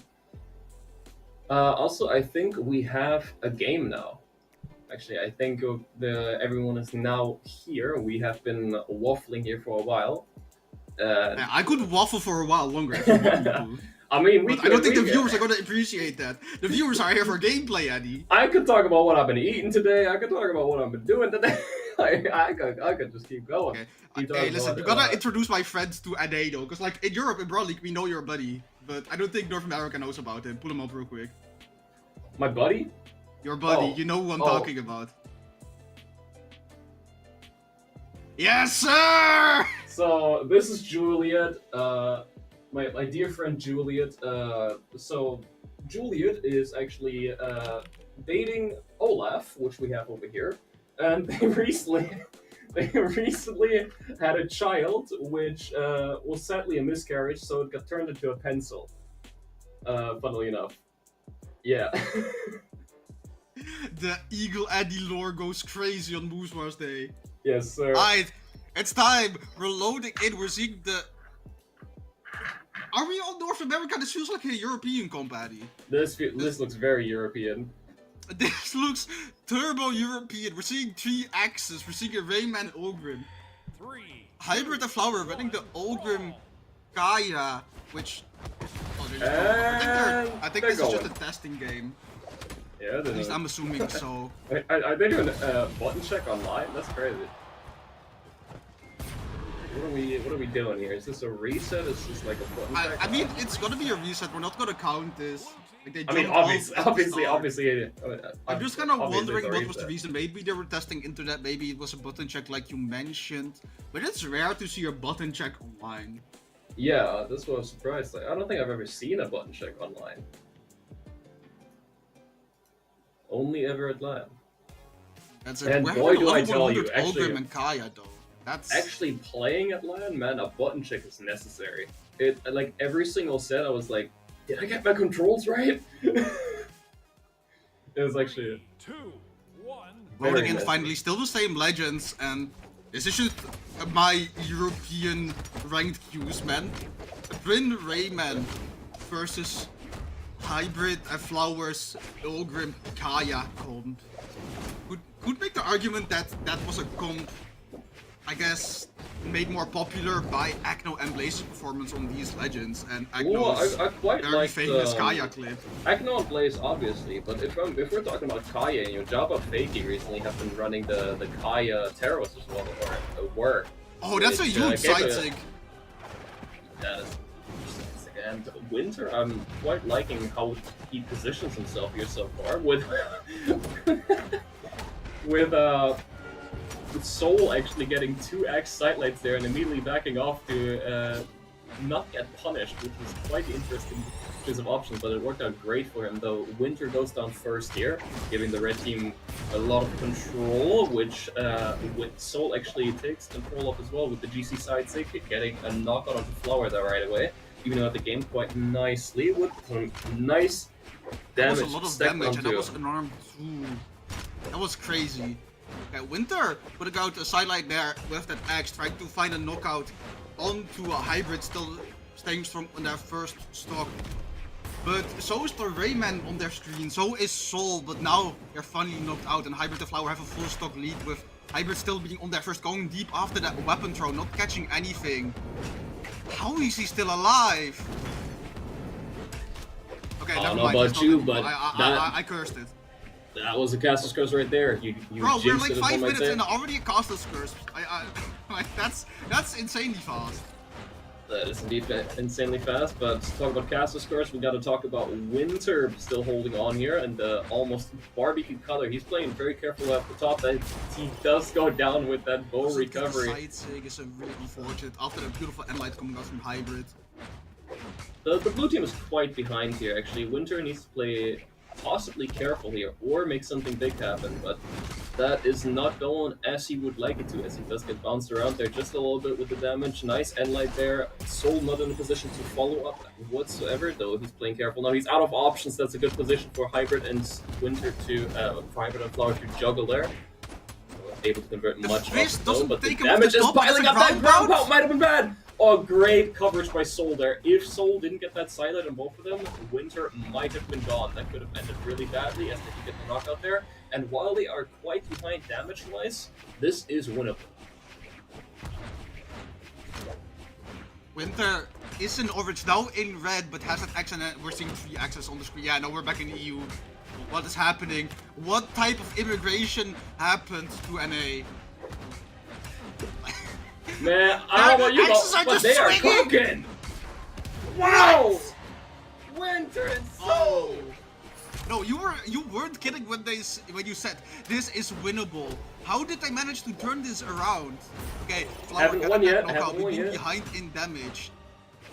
Soul needs one good end light, maybe a signature or a Sair even. And then, like, won't Take do it here.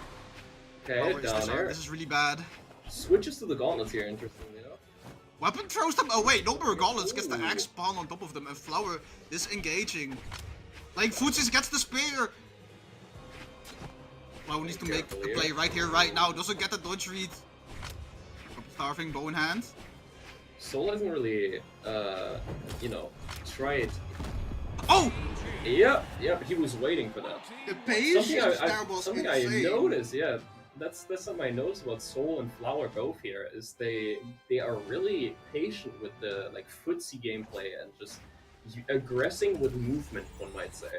You know, they permanently aggress with movement, kind of space around each other, and they're really good at that. How they move around each other in the perfect spot for the opponent to be like, oh, he has to move in now, or he has to move in a certain way if he wants to hit me with the moves that I'm aware that he's probably going for right now. And Exactly. they keep Like, putting they're himself. not pressuring Yeah. with the putting out a hitbox. They're pressuring with the idea of, hey, I can put out the hitbox if I want to. You're trying to pressure with the dead zone even though there's not anything there just yet. And you gotta move around it, especially when on the deep red damage ranges. One hit can just mean the end of that. But they both played really well towards trying to get the weapon first, trying to wait until the other person was disarmed. But Flower just did that unfortunate dodge at the end after missing the sidelight into Ensig.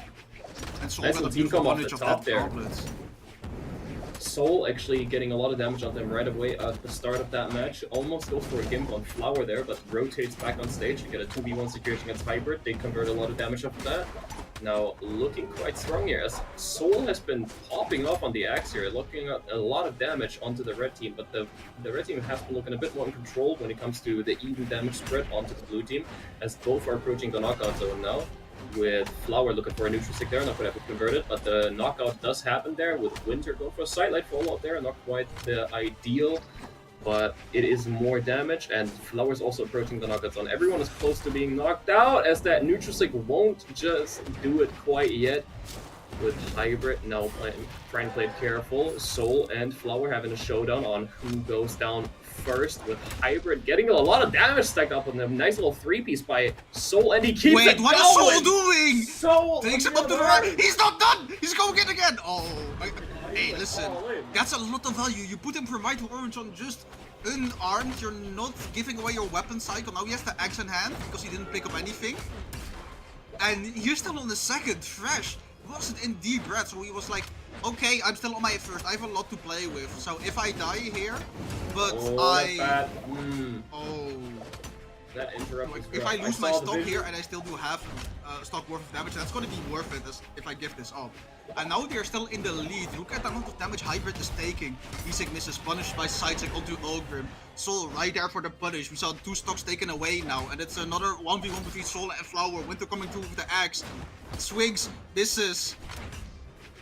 It's quite This is interesting. like there's so Soul and much Flower just happening. tend to be the stock tanks for their teams, while Winter and Hybrid are they're kind of doing some crazy stuff with just waiting for their teammate to follow up on it and to help them out and make that 2v2 thing happen off of the crazy stuff they're doing, while Flower and Soul are both kind of the supporting player here more so, and they make stuff happen until they realize, oh, my teammate is now behind, I gotta step up, I gotta go crazy here. And they're both executing that so perfectly. It's a really nice showing of 2v2 theory here so far. Really like Trip it. is staying away while his teammate is spawning in, Flower spear in hand. This could be anyone's game too right now. Flower seeing that he gets his teammate in that combo, doesn't go for the D-light there. And now Winter is unarmed, picks up the spear. These people really like just going on the top. Like, I saw multiple double jumps into recoveries right there happen. Ground pound coming through. That's it! Flower can't get the save. Okay, Flower is in a favorable damage situation here. That's but one. the side stick. Gotta That's get not two. out there. Can Just there. Soul clutch it up again? This time it's not as even or as close as it was last time. You can already tell Soul is playing different than the last situation, as he's going in a lot more. He's playing aggressive here. He needs something big to happen. If he just goes hit for hit, if he goes blast for blast, as he does last time, it's going to be a losing game for him as he's behind quite far as he gets the sidelight in the air there. Gets the weapon throw, pressures Flower into the corner. Now, wait, I'm back on stage control. We're back in the middle. Throws the weapon again, doesn't quite connect. As Flower dodges that, Endlight connects, not quite able to knock him out. Another Endlight might do it. It probably Sarah coming through. Wait, Soul might have this. Oh, ground pound misses, and another Endlight will not do it. Another Endlight, if Flower is certainly looking for it, then there, yes sir, that's the knockout right there for Flower. Strong Wow, 1v1 clutch up indeed. by these players. I think No. the stat lines and the damage output per player really shows the theory that we were talking about earlier. That in Europe you have two people that are playing more around each other, but in North America it's more common to have one absolute damage dealer and one person that's kind of just there for the sake of support and small handoffs. Because we saw two players that had nearly 700 damage, and the other two supporting players on each side of the team were having around 300 to 350. Sir, I mean, in this situation, I analyzed earlier that Soul and Flower were more so the supporting players, but it felt like maybe they're doing some reverse psychology here. I think it's important that one can be flexible in that regard. Yes, it is smart to have a certain strategy, but you need to swap it up if you need to. Well, that's important, you know, when you go to the high level of play, just being able to switch it up, being able to play both roles, being able to go all the way, no matter what role or... Oh, that's a beautiful position answer! you take That's a in. really early knockout. That's not even half a minute in. And that's Hybrid already on their second stock while the rest is on their first and not even in orange. That's a very big disadvantage for the red team here. And now they have a good 2v1 situation against Flower. Not quite able to get anything there as he does get the sidelight Nair. Now off the top, Flower getting hit there quite a bit. Beautiful 3-piece from Flower there, just off the egg drop. Amazing stuff.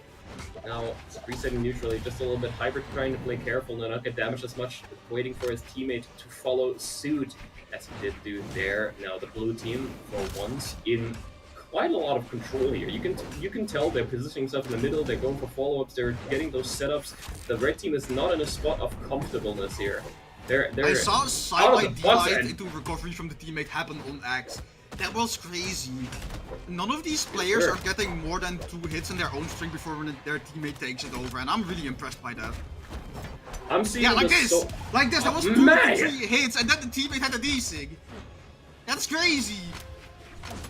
I gotta say, I'm seeing Soul and Winter play for the first time ever, and aside from the one set that I watched earlier, and this Soul guy has insane 2v2 IQ, and the Winter guy just makes like a lot of follow-ups happen, a lot of crazy plays. I love the synergy they're showcasing right now. It is really good. Look at that setup for the follow-up. Just slightly missed the timing, and they're really extending their lead here right now. As they go for an amazing follow-up there. Didn't space it just about right, but the damage for the red team's already getting up there, and they're on the last stock. Wait, so Soul just punished Hybrid's ground pound by backdashing off the side of the stage, gravity cancelling and doing a silent recovery, recognizing he didn't have a dodge anymore. The option select there was insane! And Man. Winter and Soul looking mighty fine after that game number T. Yeah, just an insane 30-second knockout onto a Hybrid. That was a really, really strong game by Winter and Soul, and they're looking to take it home here in Game 4. Can they do that, though? Maybe Immediately Flower and banning Small Hybrid. Fortress of Lions. Like, after that loss, they're like, nah, we're not going back there. Was that a map I'm issue, very though? much impressed by their 2v2 IQ. Like you said, they understand that 2v2, it's not about what you can do by yourself, it's about what you can do together with your teammate. You see, if I Because- had a nickel every time that I saw Soul do sidelight on X into backdash sidelight, I would have 2 nickels, which isn't a lot, but it's odd that it happened. Okay, Dr. Doofenshmirtz, chill out.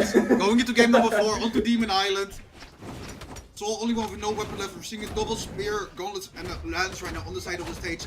Pretty calm start with Soul, already starting off with a dodge read on to Hybrid. Showing that he's not just good at giving handoffs from and towards Winter, but also has some 1v1 skills in his bag. Look at what he just did to Hybrid! Soul, chill! Yo! Okay, watch, Endlight, Sidelight. Endlight. Bro, again, just the handoffs there were crazy. It's like just one hit, and instead of going for something themselves, they're like, nah, my teammate got this. They have so much faith in each other for just finishing their combos and each other's routes. Why do you not play like this with me when we play, huh? When do we play? You Yeah, we play asked like me a couple once. of... Come on, man! Nah, no way you're flaming me on moves voice like that.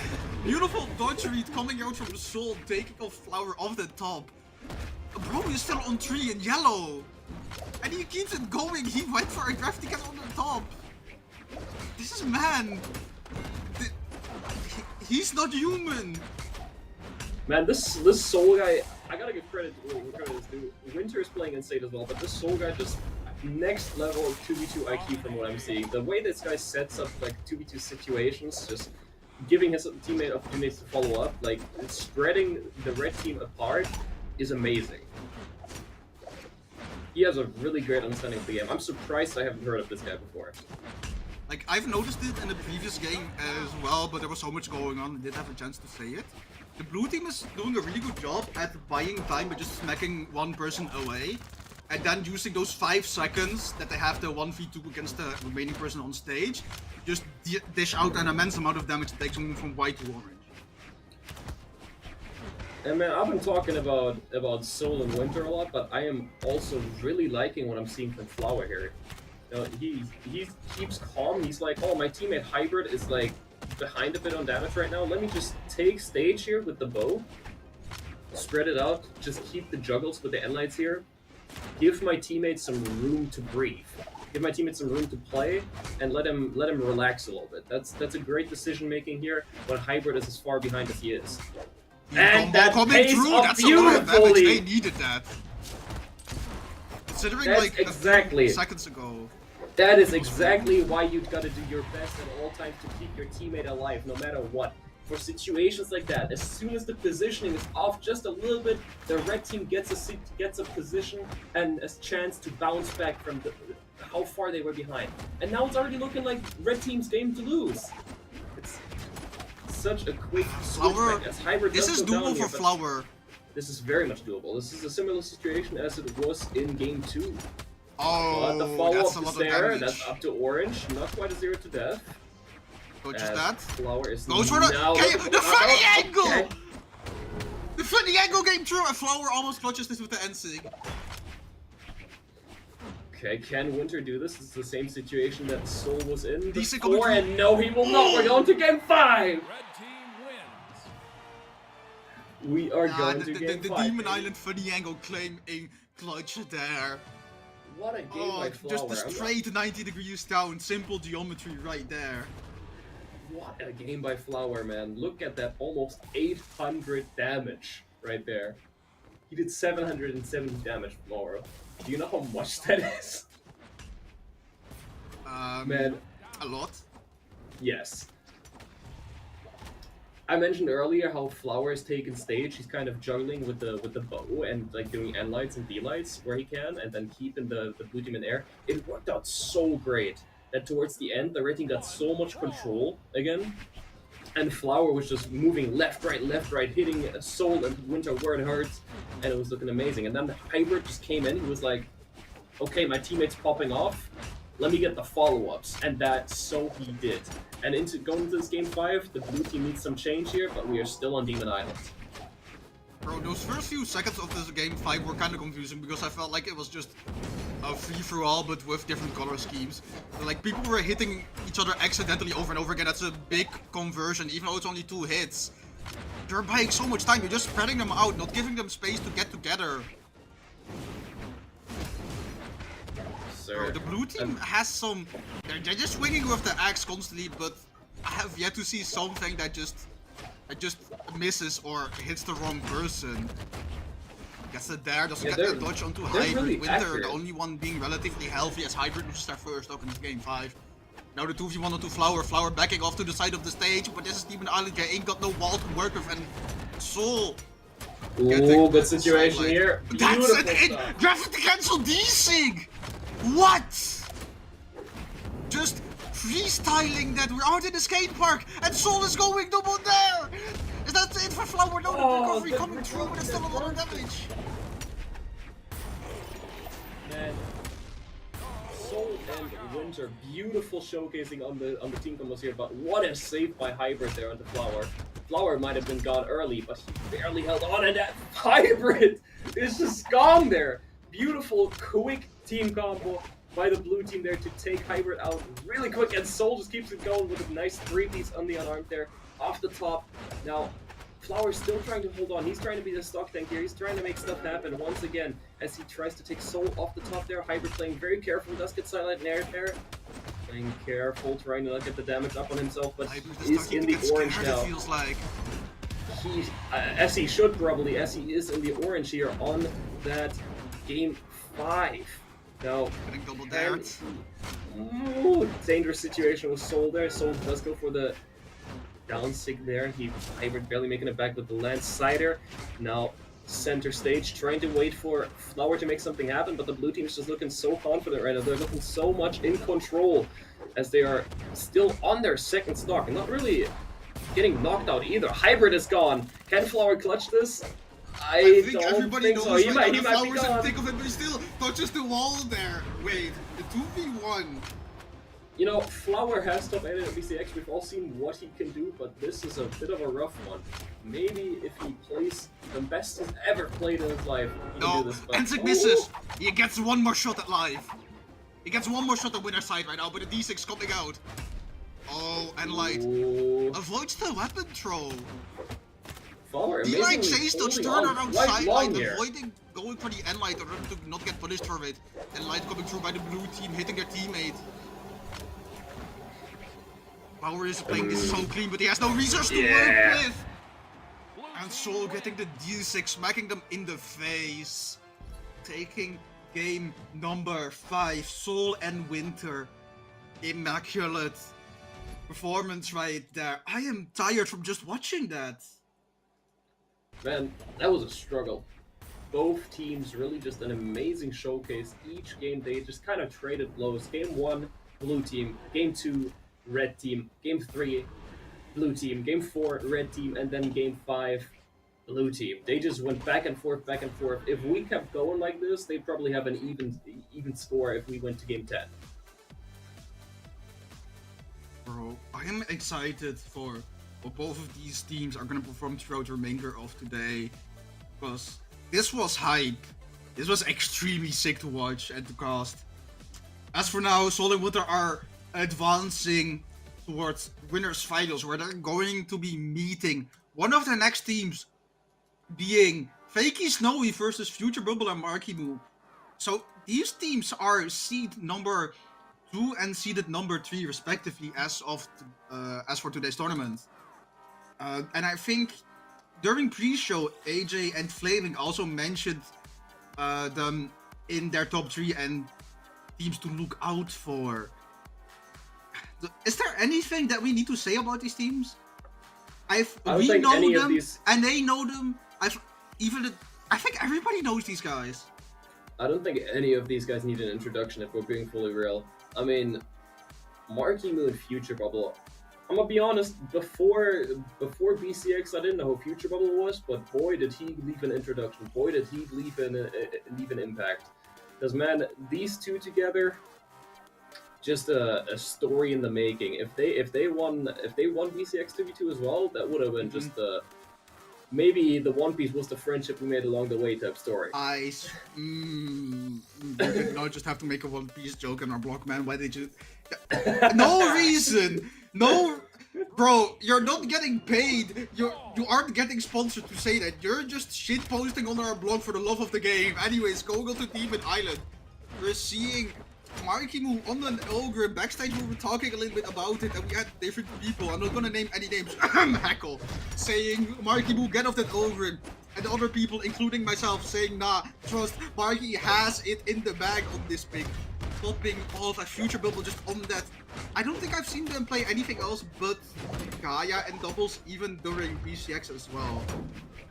As for Snowy and Fakey, Snowy's a name that has been in the scene for longer, but I haven't seen them for a while. I don't know if they've been just not playing as much or underperforming. But it's nice seeing a relatively old face, I guess, still playing the game back in the scene, because Snowy he's a notoriously good doubles player. I mean, with Snowy, you always know what you're gonna get, right? You always know how good he is and what he is good at. It's like, you know exactly how he's gonna perform, or not how he's gonna perform, but what he's gonna do, and you're still gonna watch because you love what he does. Snowy is just one of those names where if you know it's gonna show up, you're tuning in just for him. Yeah, exactly. And I can't blame anyone for it. This man is just a nutcase in this game. So You see I'm Snowy in the pulling up title of the pro tournament, stats. you're like, oh yeah, let me watch. And right now he's showing exactly why that's the case, as he's only the last one to lose his first lock there, with Marckiemoo already being down to his last. Oh, Not looking too hot for the Addy. blue team here, but they do have a target to go for. I want to share something with you. So I hadn't pulled up pro stats for these two teams until now. This is a revenge match for Marckiemoo and Future. Do you want to know why? Tell me. I will tell you. These teams have faced Oh, off Snowy! once. Oh, he was almost gone there from that grab on by Marckiemoo. If Marckiemoo pursued any further there, I mean, Fakey was probably there to cover perfectly, but that could have ended really badly for the red team.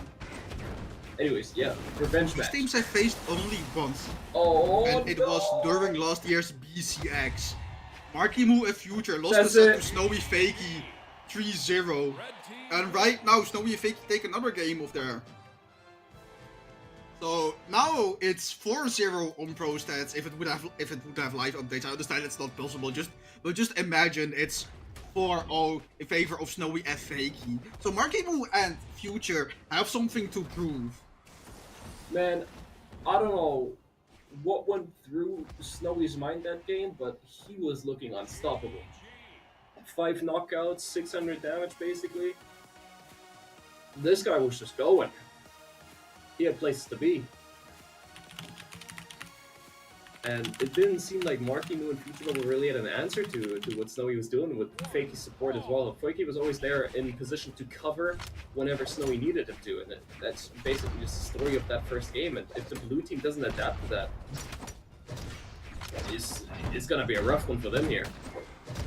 But seems like they're struggling with that adaptation just a little bit, as the red team gets an amazing positioning and team combo there to start off that second game right away. Now Snowy looking for some big damage here as he's going for some insane options on the can, and Fakey actually getting a nice follow-up there as Snowy's just rotating left and right with the follow-up to the team combos. Man, it's going crazy. Man, can I get like a close-up camera of Snowy in this game? This guy's just attacking left and right. He's not even moving. He's just a sentry. He's attacking. And he's going Fakey on the off. Wait a minute. Yo, what is going on here? Getting down there. Looking really menacing there on the unarmed against Future Bubble. And Future Bubble already about to head down to his last. That's it coming through. With a beautiful punish by Fakey. Bro, whenever I see GC Antic on Ogram X, I can't help but think it's just EU. That's like, using that as a combo extender is just such a EU thing to do. And I absolutely love it. Marky trying to find a weapon. Just take a like Fakey holding onto that stock. Never mind, Caster's Curse coming through second time. Everybody gets one. Everybody gets one. Oh my god. Snowy might be the A-train and he's not stopping. Keeping it going. Everyone What is it with these references you're making today? You made a One Piece joke first and now it's a The Boys joke. I'm Funnily loving it. enough- I'm not trying to complain. Keep doing this. I'm gonna be fully honest with you. I haven't even watched The Boys. Oh, no, you haven't? I'm not gonna No, I say haven't. anything then because spoilers. Like, I haven't I mean, watched it either. I just know like, it because I internet. know. Like, YouTube Shorts have been telling me that I start, but yeah. Anyways, back to the game. Bro, Not looking Snowy too and healthy for Fakey are Future going Bubble at it. Fakey chasing up towards Future Bubble towards the top, trying to take him out very early into orange. So, Marckiemoo looking like he's struggling right now. He still has a lot of stuff to work with taking out Fakey. Wait. If they can Hold use up. it. What the weapon drop from Future? And save Marckiemoo Oh, with a no. ground pound coming Wait, through. Snowy! Wait! Wait, no, he's not! Oh! Beautiful save from Fakey, he's even unarmed! He's going deep! Wants to confirm a future! Marky tried to make space! Can't manage to pull through though! So we're doing a beautiful job What staying a behind Fakey, protect the save. president right now! Oh, it doesn't go for the down like there. Could have potentially got the follow up as Fakey was for a bit of a risky play there. Marckiemoo could have potentially reversed it on him, but he didn't go for it as he was aware of Snowy's positioning there. And like Snowy coming now through, picks up the Snowy cannon. putting the Beautiful D-line. punish. Sick. Beautiful positioning and follow-ups there. Snowy playing very aggressive considering how low he's on damage. That down air sends him to Kingdom Come, but not quite to his knockout just yet. Oh, Nair Nair, disarms him. all This is good there. looking rough for Marckiemoo right now. Sarah coming through, but Ogrim got that heavy armor right now. Got that 19 Risk, don't want to do AC it. on him.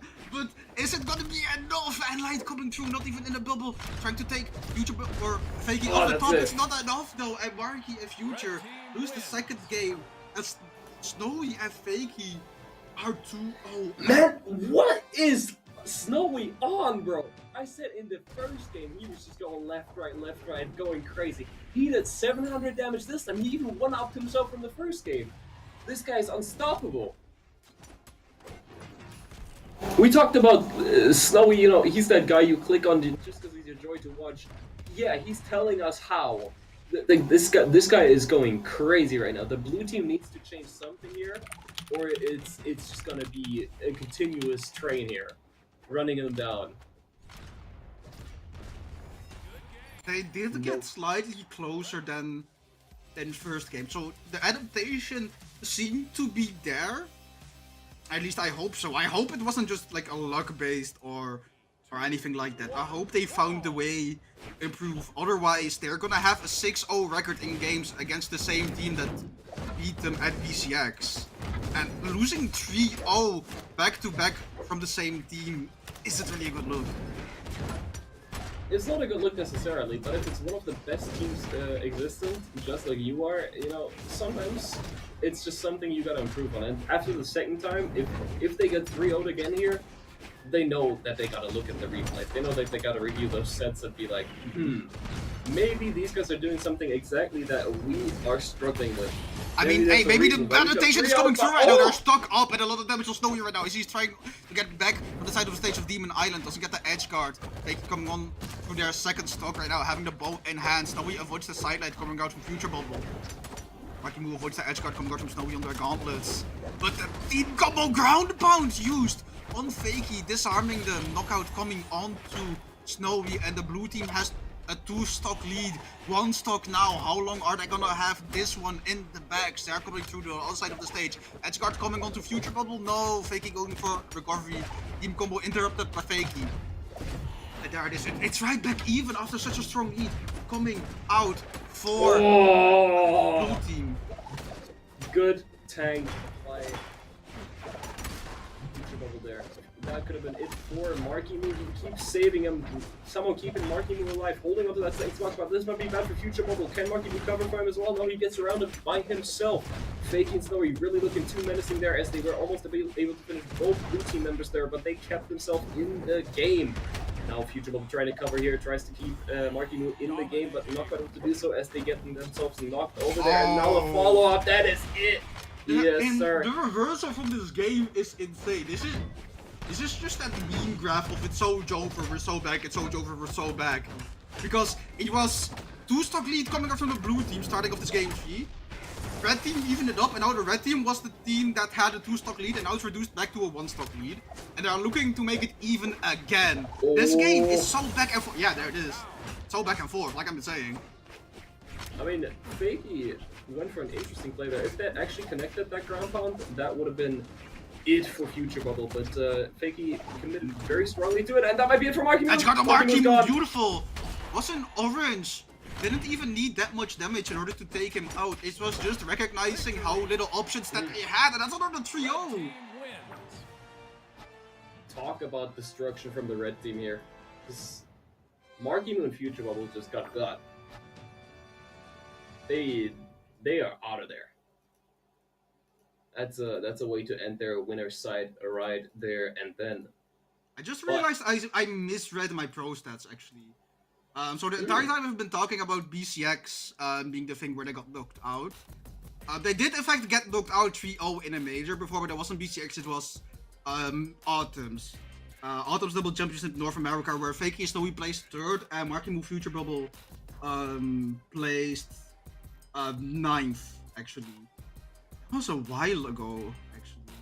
But yeah, now that stat line is gonna increase in 2-0 in favor of sets for Snowy and Fakey, and 6-0 in terms of games in their favor. And they're still retaining that 100% win rate over Marckiemoo and Future Bubble. But we're gonna still be seeing them later on, because we still have elimination side that they have another chance to come back, climb back to grand finals, maybe face off again, try to go for that rerun right there.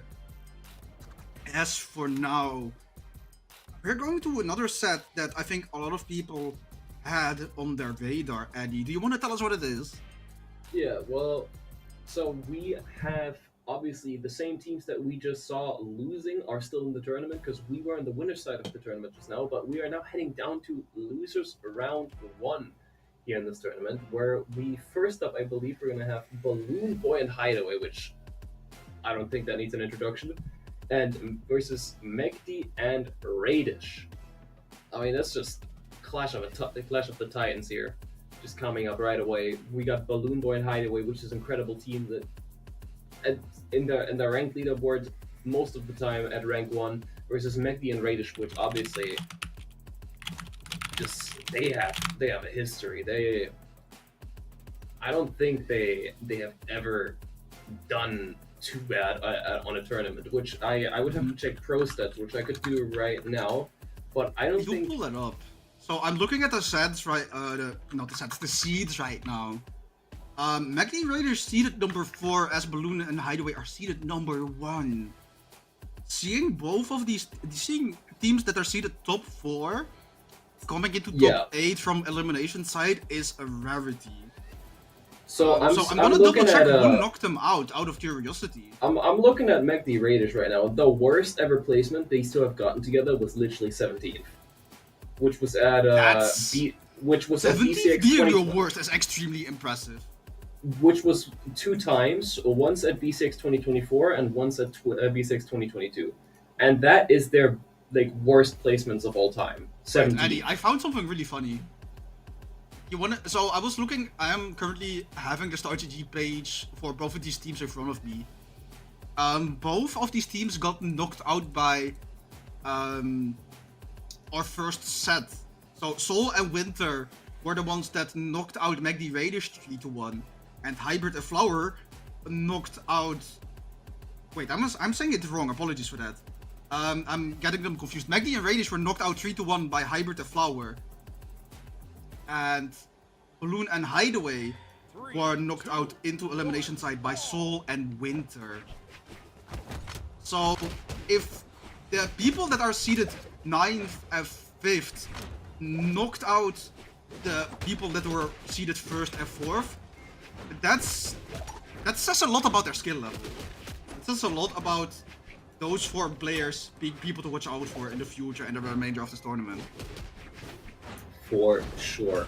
And I mean, I know you being a strong empathizer of Meow Org here, I think you are going to be happy no matter which team wins here. Wow! Radish Megdi just starting off with a bomb. Starting it off with left-right knockouts. Beautiful team combo here. Quick follow-ups. Bro, Eddie, we're seeing 2 Wushangs. We're still in EU. We never left. We never left. Is it all EU always has been, man? I don't know anymore. Okay, BalloonBoy on that Shang, trying to pressure Raiders. Hideaway taking it over on that Lance. Raiders still a lot of, I mean, they're still on their first stock, but they have taken a lot of damage right now. As Magdi is still decently healthy, but to get a team combo as they have a 2v1 scenario on Maggie. Doesn't get anything off it other than a D-light on the Lance. Raiders backing off Raiders quickly and to create Maggie space. finally going down onto the second stock here after BalloonBoy and Hideaway had a not so great start to this game 1 here, but they are slowly bouncing back. You know, sometimes the game just starts off and you both get team comboed and your first stock's just gone and you gotta bounce back from that. And that's something they are able to do here. They didn't lose their mental just of that, and they're slowly building up the damage. As Radish is now also approaching being even in damage with them, with Magdi being the only one to really hold onto that damage lead as of right now, with the blue team now approaching the knockout zone. One Wu Shang Sick could do it to them here, but they're playing beautifully around that. The Sunlight Recovery will do it as Hideaway goes down there real quick. Now, BalloonBoy still holding on, somehow still alive, as that Battle Boots move does not quite knock him out. We go for GC sidelight on Hideaway, and right now blue team, both players are on their final stock, whereas Magdi and Radish, mainly Magdi, are still comfortable on their second one, only in orange. And it's not that Wu Shang is a tanky legend like that, only has 6 base defense if I remember correctly. Oh, that's a beautiful sidelight. We have to get X recovery just did him dirty there. This is the big evener that they needed. But both of the red players are coming onto the stage at the same time, removing the opportunity for a 2v1 team combo. They started off the game a full stock behind and now they're even. I mean, they are doing a bounce back here for the record books, as now Magdi and Radish finally take some stage control here, kind of pressing pressure onto BalloonBoy Hideaway here, as we're looking at a lot of good positioning from them, forcing the blue team into the middle, but now BalloonBoy converting a lot of damage onto Radish here. Hits both Magdi and Radish with that end light. Looking like a big force record one, doesn't go for a downlight there. Gets a bit greedy and goes for a side light for the double downlight. And that side sig will knock Hideaway out of the game. But this is possible for BalloonBoy. He's got a good position here. Magdi with no weapon now picks up one. One signature will knock out Radish, and Magdi's also not too far from the knockout zone. Magdi looking for that reverse, or the turnaround cider to start up the team combo with Radish here. Not going to be able to do so as BalloonBoy's playing the footsies around that ever so slightly. Sidelight there, a bit of a rough one, but not quite able to convert anything off of it, aside from the downlight there. Goes for the punish there onto the sideline, not able to do anything, but BalloonBoy just bobbing and weaving right now. He's being very, very careful about his options here to attack the red team, and he has to really, as one slip up is going to cost him everything. Right now he's just trading one blow at a time. He's going to be looking to get a weapon here now once again, or maybe fish for recovery as he does there, but not going to be able to get anything, and that sidelight Sair will do it. What a nice confirm by the red team to start up that first game. Balloon almost had the clutch in the 2v1 there, but I want to commend him for how well he was moving around, because it took quite a bit of effort from the red team in order to finally get that confirmed. He was just moving around them so well. He was getting like 1 or 2 hits and slowly building up the damage and not overextending into anything. So although the blue team lost that first game, this is far from over. How close they made it seem. Oh, definitely. They've really got a strong comeback there, and while it seems like the red team really just came out on top there confidently until the end, where BalloonBoy almost clutched up very, very amazingly, the blue team just, as long as they don't have another start like that, it's going to be a rough one for the red team, with the way the blue team has been adapting and adjusting here, as they immediately started off with a nice little follow-up. Create a little team combo onto Magdi there, getting some damage in, as BalloonBoy's the only one on the blue team that's really been hit. Tries to go for an overlapping follow-up. That's a bit rough one though. Doesn't quite able to convert. any damage there, with Megdi now playing some nice spear here. The downer sends him off stage there. BalloonBoy rotates over for a potential 2v1 situation, but wasn't quite able to convert anything there onto Radish. Now resetting neutral here. Red team and blue team duking it out to get that stage control. Tries to convert into a 2v1 situation there. BalloonBoy a bit out of position to get that going, but lands the side stick there anyways. Now tries to help out Hideaway, as Megdi was in a position to get the Hideaway out of there, but beautiful edge guard by BalloonBoy with the pogo pokes as he finishes off with a weapon throw right there. Balloon just recognized that Hideaway still has plenty of options left in the tank, even after getting edgeguard to make it back to the stage. And he was like, yeah, no, Hideaway, you're chilling. I don't have to do anything in order to get you back safely. I just can go for the edgeguard and get the confirm here. And now Balloon also losing their first stock in this game. Hideaway using the dare to touch the wall right now, making it back safe.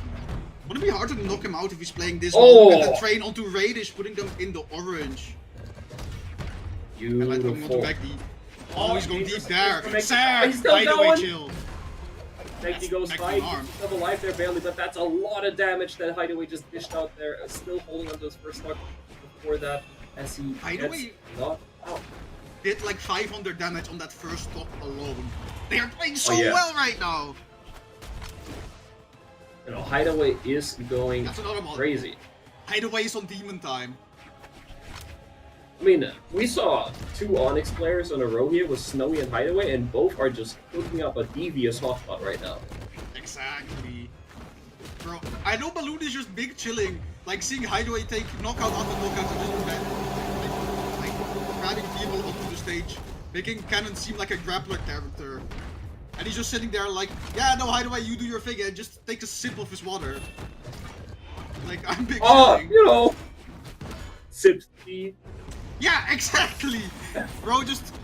Yeah, no, Hideaway is the GOAT. I'm gonna let him do his thing and just chill out on the couch here. But now it's getting scary because Hideaway and BalloonBoy both being brought to their final stocks.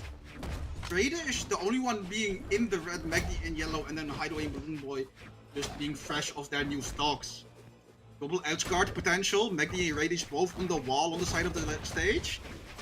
Light coming through, Radish taking BalloonBoy to the right side, giving Megdi some space to come back. And Light coming through, Megdi now being put to the side, Hideaway with the silent into Sarah. Is that a...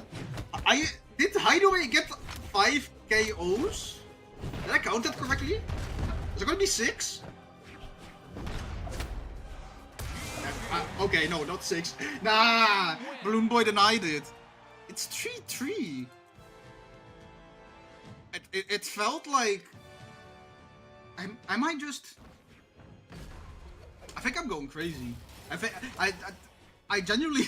Why did I think Hideaway took more than 3 stocks? It felt like it. Hideaway was just going. had such an amazing performance in that game. And well, it just felt like it. You know how people sometimes say that a match is so intense? It feels like it was game 5 when it was in fact like just game 1 out of a best out of 3. I have that same feeling, like this was so amazing coming out from Hideaway. It felt like he did more stats than actually he did based on the analysis, based on the stats that we're seeing right now on the screen. I mean, not to count down BalloonBoy either, because he did a plentiful 450 accumulated over all the weapons, if I can count correctly. It was somewhere between the 400-450 range. And just being really good support for Hideaway. That's mainly the player that just likes going deep. You saw how deep Hideaway was going on those edge guards, those dares, and those Saras, just taking people off the side of the stage and even going for recoveries. And BalloonBoy's just, yeah, I'm gonna hold stage, I'm gonna give you a safe landing somewhere where you're done just playing in the air with all your food. Sir, I mean... Like, look at this! Hideaway gets a silent, immediately goes for a jump read reversal Sare.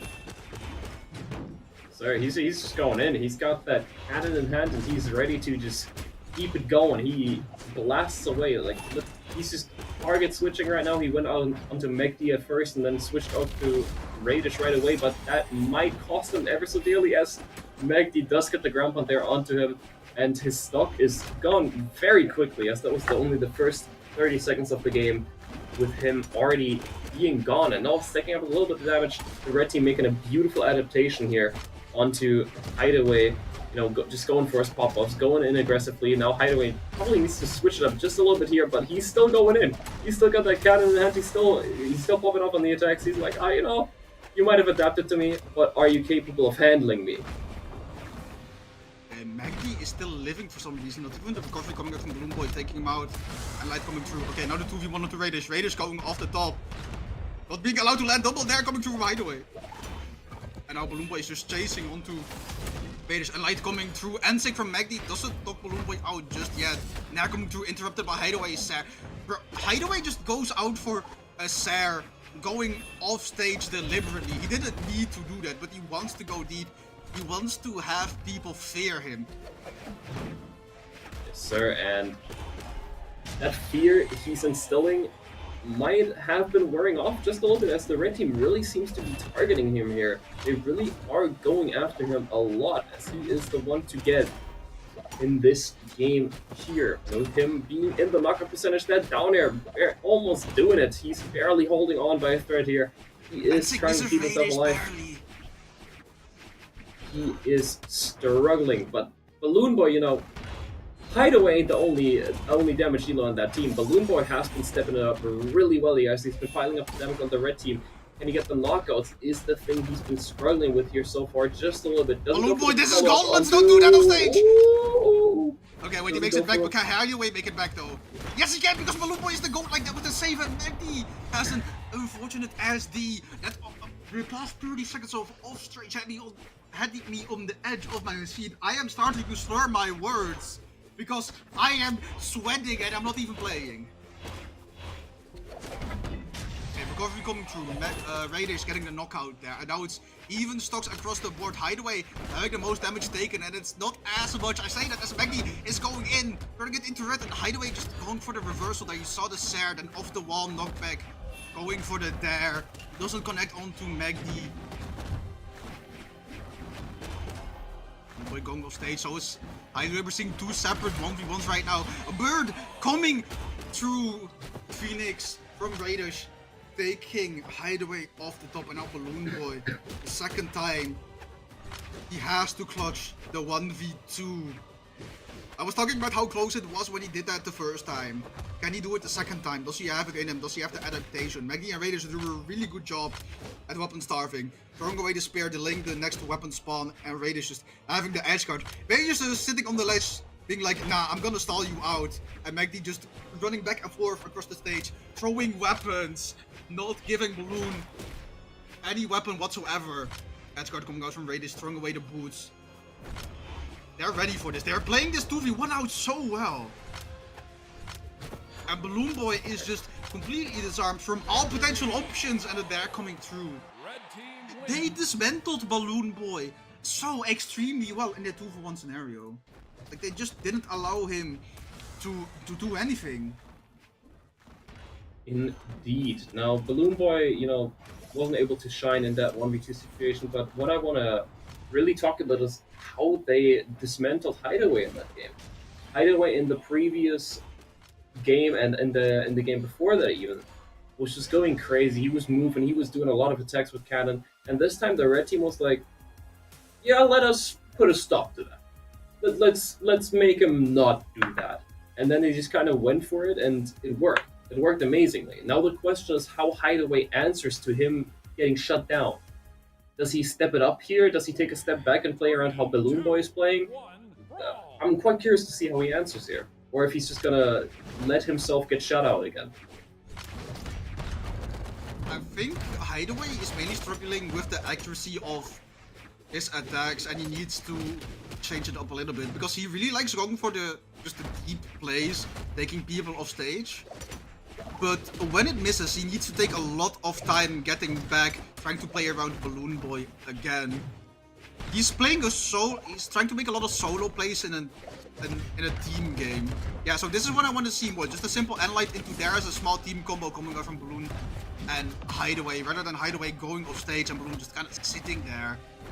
Hideaway has it in him to make beautiful solo plays. I'm not saying that they're inherently bad, but I am saying that they're not working against the team that they're facing right now.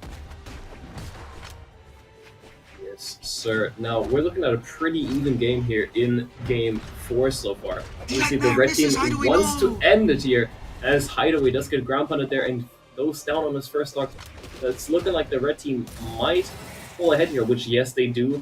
Now, the red team being the only ones to hold onto their first stock, trying to get a 2v1 situation against Hideaway there. Not quite able to convert anything, but do go onto BalloonBoy there.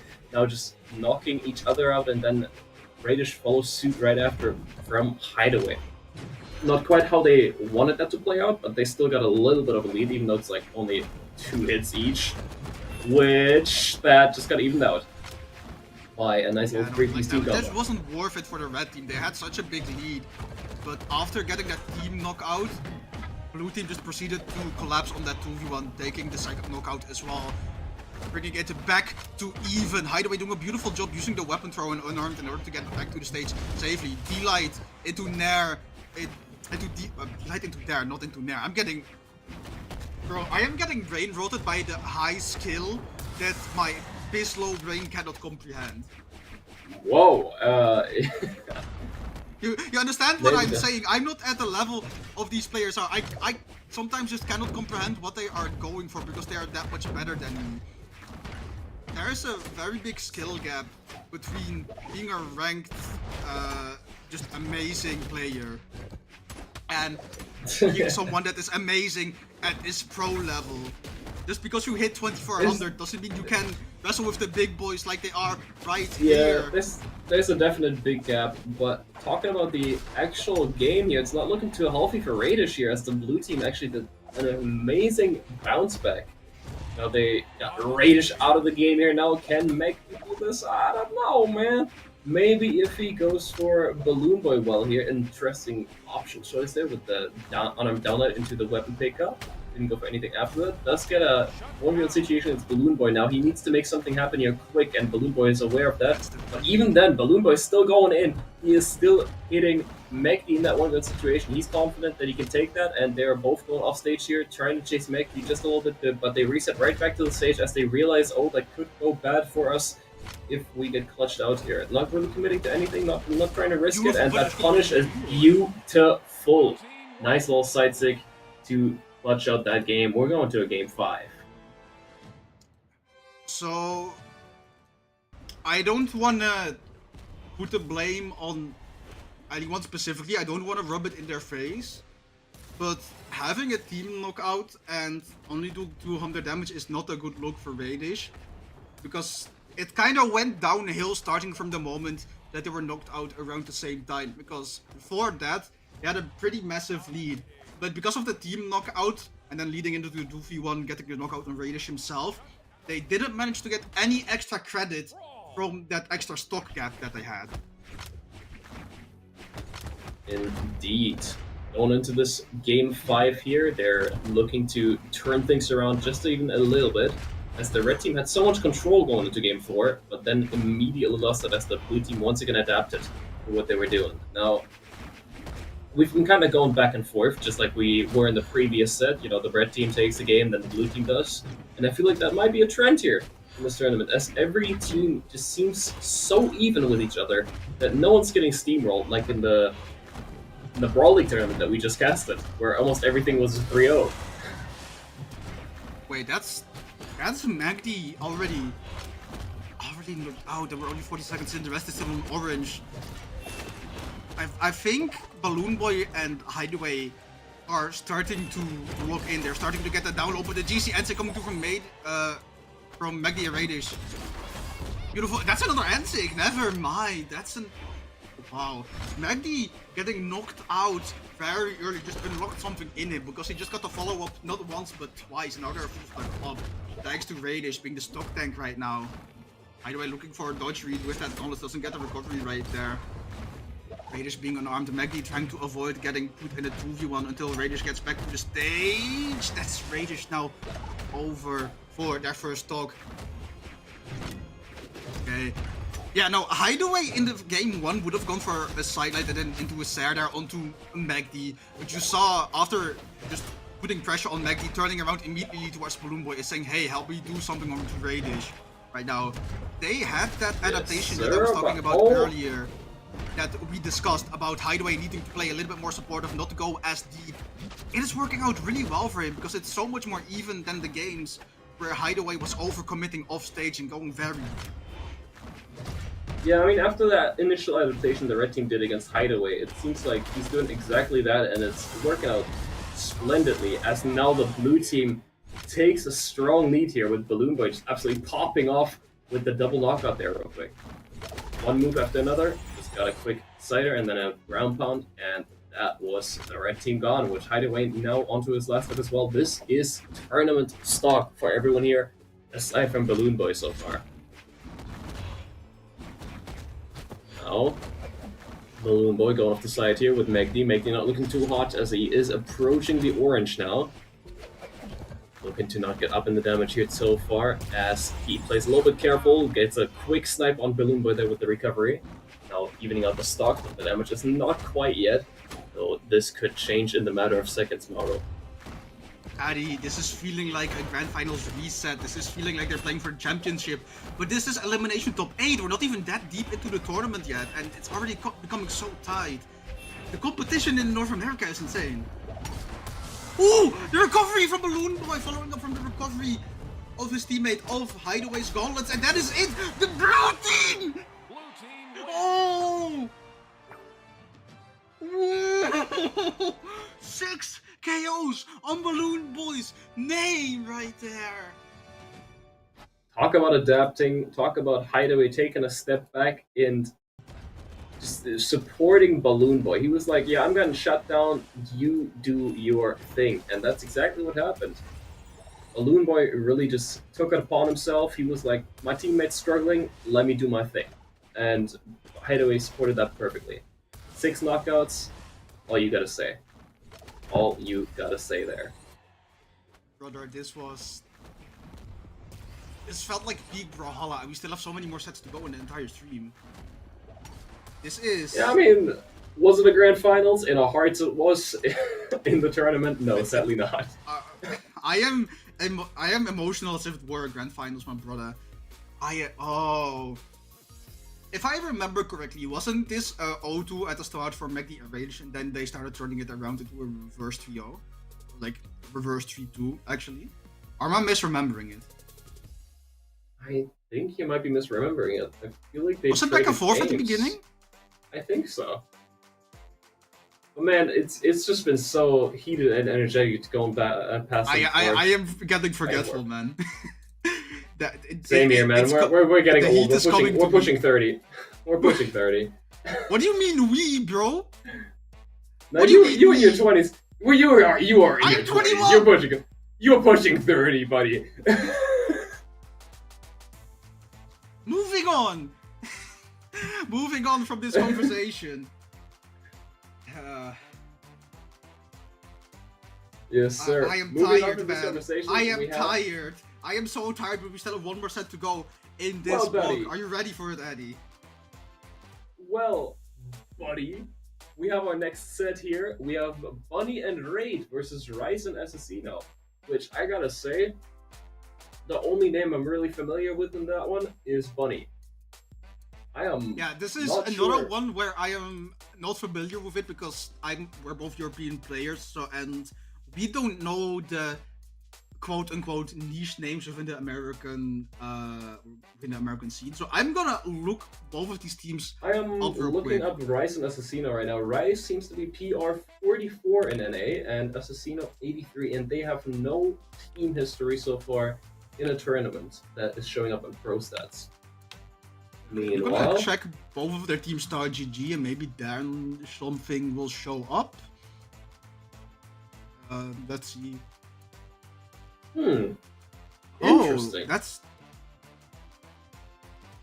And Wait. Bunny and Raid only played Moose Wars Snowfall together before. Bunny and Oh. Raid had a pretty decent upset. They won 3-1 over Sweaty Beat and Money Holla.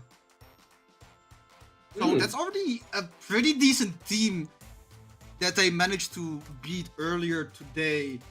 I'm gonna look at the star GG for the other team real quick. Before I do that, I wanna give a Rice shout and out. Assassino, I believe, were fighting Experience.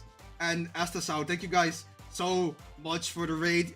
I hope you guys got that last set. That was an insane game 5 from Radish Magdi, BalloonBoy, Hideaway. You guys, I hope you guys were tuned in for that. I hope you guys witnessed Brawlhalla today.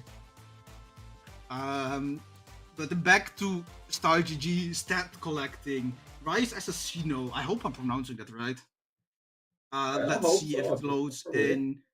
Clamshaft Dawn. They played Hybrid and Flower before. Took it to a game 5. That's one of the. I think that's the most notable one in their history from today's tournament. I can't tell if they've played in more tournaments before as a team. Let's see. No, this is the first tournament on StarGG that this team has signed up for, so they don't have any prior history. I don't know either if they are, actual teammates or just buddies. I don't know if they've actually ranked practiced. You know what? I'm gonna pull up their core hollow. We'll see by the amount of games that they have. Yeah. Let me.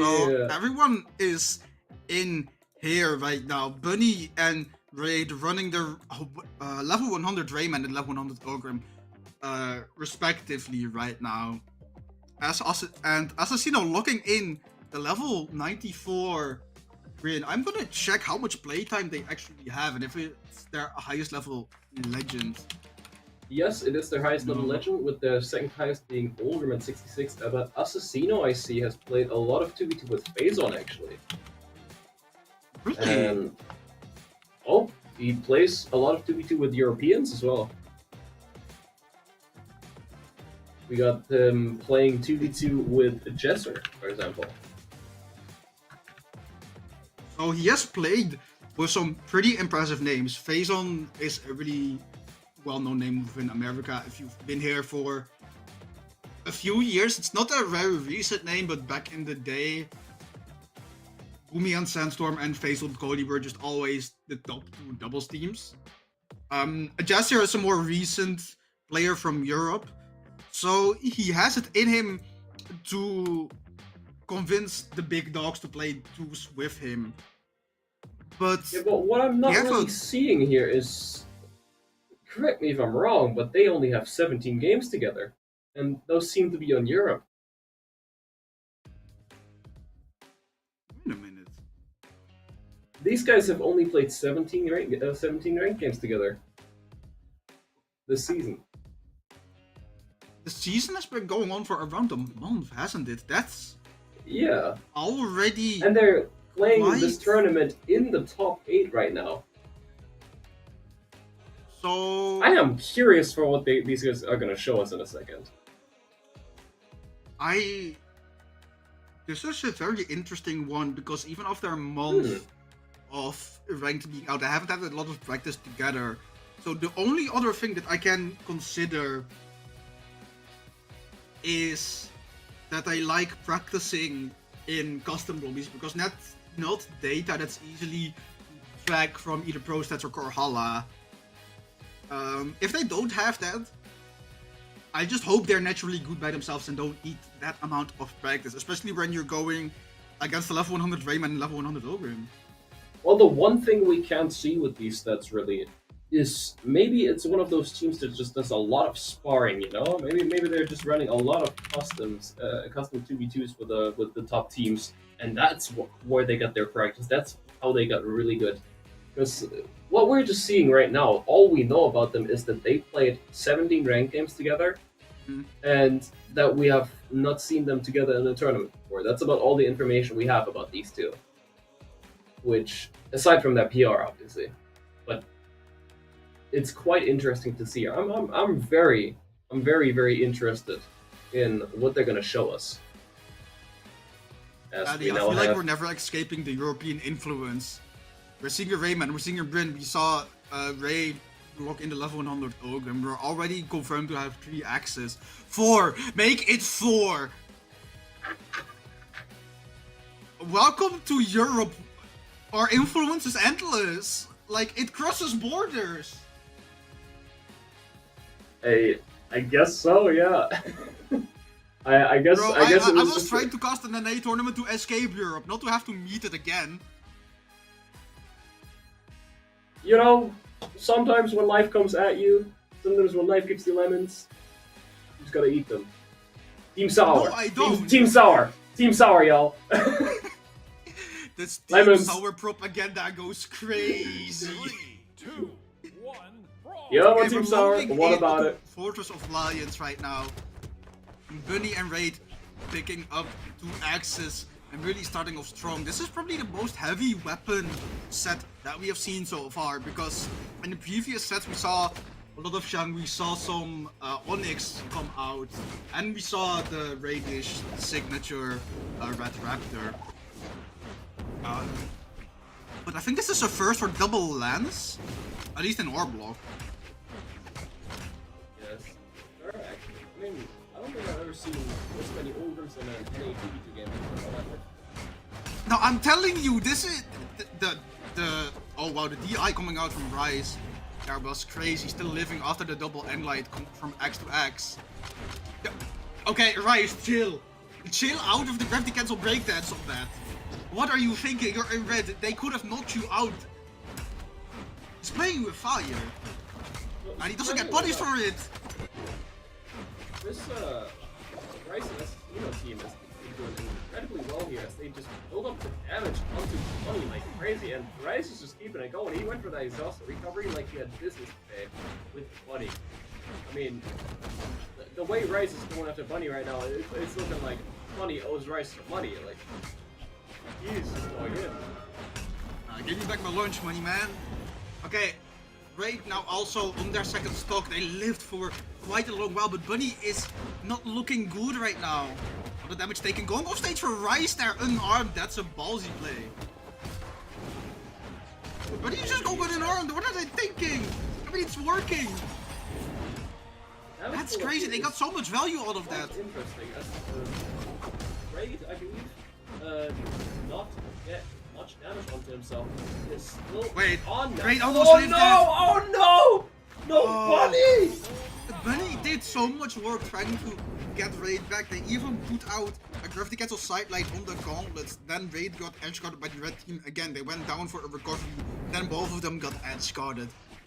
The Bunny helping him get back to stage was crazy, but the edge guarding and the finishing plays from the red team were even crazier. They were playing around the edge so much, you might as well say they were,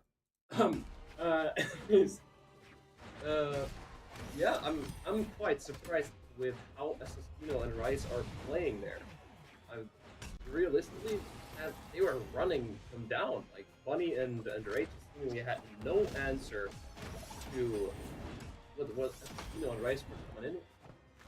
And maybe Raid and Bunny are just clueless about who as we are. And that's exactly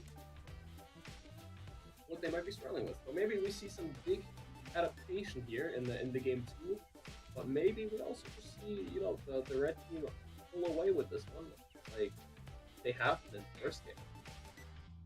I'm gonna bring up something that we talked about earlier in our blog. I think that it was not even our first set, essentially just before our first set started. We were talking about us being EU players casting an NA tournament, and we were having a discussion about the differential in playstyles between regions and how certain information just flies over, you know? Yeah. You were mentioning that Rice and Assassino played their 17 games, which is quite a low number, on European servers. They did. They have that European experience in the back. Maybe that's the thing that helps them win this, because they're going up against 2 NA titans right now. But they just don't. European player try not to bring in copium to make your region better. Challenge. That's not... Okay. Nah, you're going. I try to do analysis and I'm getting flamed on mic. Nah, see how it is. Moving on. Quadruple X. Just swinging right now. Yes, I'm seeing so I many mean, dares. I'm seeing so many what? dares. I'm just seeing 4 axes swinging right now. It's just, oh my The whole god. Sarah connection was crazy. Assassino being disarmed off that. Pick up the spear. Raid is going did crazy. amazing on damage onto Rise. Right now the red team has a double edge guard. Isaac avoided. DC and Sick didn't go. I'm not sure what happened there. It looked like it should have connected, but got interrupted, and I'm not sure by what. Doesn't matter, as the blue team still gets the recovery in order to take the first stock off the red team. Assassino now going over the top, trying to avoid everything. Knocked out by Raid's axe right there. And now Raid the only one left on 3 stocks, going deep for Rise. Bunny trying to help out with the double edge guard right there. And Raid is just, there's no stopping them. Yeah, Raid is still holding on to his first stock here, and Rice is really getting up there in the damage. He is not Rice from League of Legends, he is Rice from Brawl. Pollock is getting hit. And just like the one from League, he is also a last cannon as he's hitting hard right here, but it doesn't quite convert anything with that 3-piece. Oh, that grab. Oh, the funny angle! Strikes back again. You know, our good friend Polymonto always advertises the funny angle, so of course we have to do it. I've heard him say that once, and I've used it on casting ever since. Every time. It's just a good term. I love it. Every single time. There's no better way to call it than the funny angle. Exactly. Oh, Rise going deep. The Ogre Mirror Match. I don't think Raid dodged there. I like the idea they were trying to do a ground pound that was be slowing down across the wall, so still get that wall dodge, but they failed and misspaced it. Didn't have an opportunity to make it back. That was on even stocks across the board, across damage even. That's why everyone is either in the orange or in the yellow. Really looking the worst right now on the right side of the stage as the red team is trying to get a 1v2 onto Raid. Yes, sir, and they're able to get it. Not interrupted. Beautiful damage, evening out the game here. Sadly, hits his teammate there ever so slightly. Raid and Bunny also trying to get Rice out of the game here. They're really trying to target him out, but not quite able to do so. Bunny no recoveries. Assassino off the top. Now Rice and Assassino still both barely holding on in the dark red. As Rice somehow still survives that. Bunny just not able to find these knockouts as that Cider will do it. And Assassino with that basic. That's a 2-0. That is a 2-0 for the red team right here. And actually, now that I'm looking at it, Assassino actually has a spring finalist 2024 title. Oh. Was that a 1v1 I or feel like I should 2v2 have though? known from them before, and I feel bad for not recognizing that name if they're spring finalist. I'm checking. Assassino. Was that a 1v1?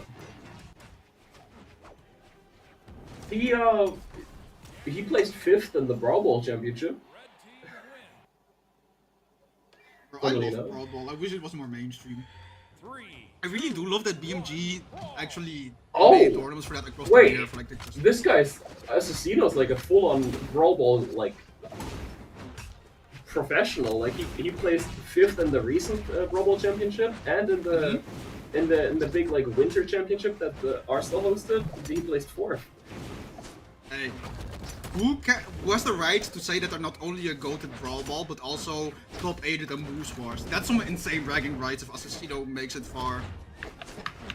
But I haven't been able to find yet when or who he top 8'd within. Oh, I found it.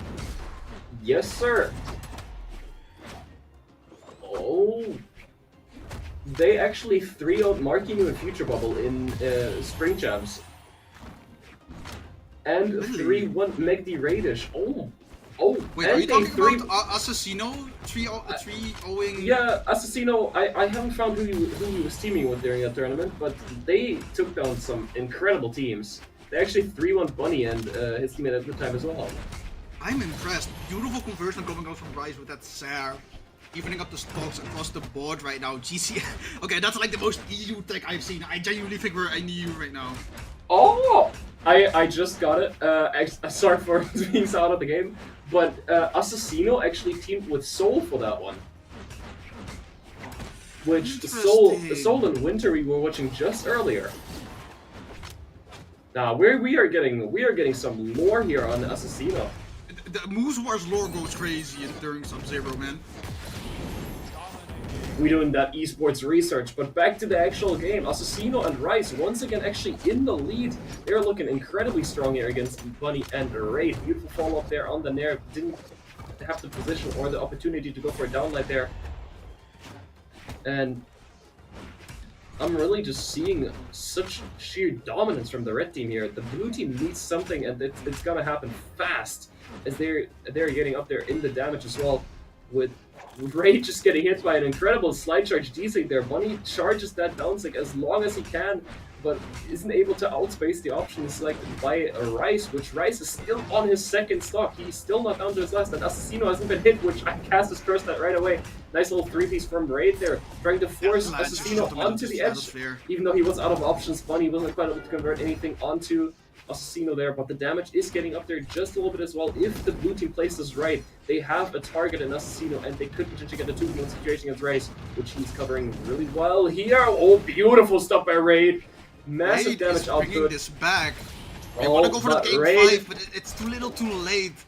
Raid Bunny just is got one raided now. hit away from not just losing their stock, but losing the tournament run from here.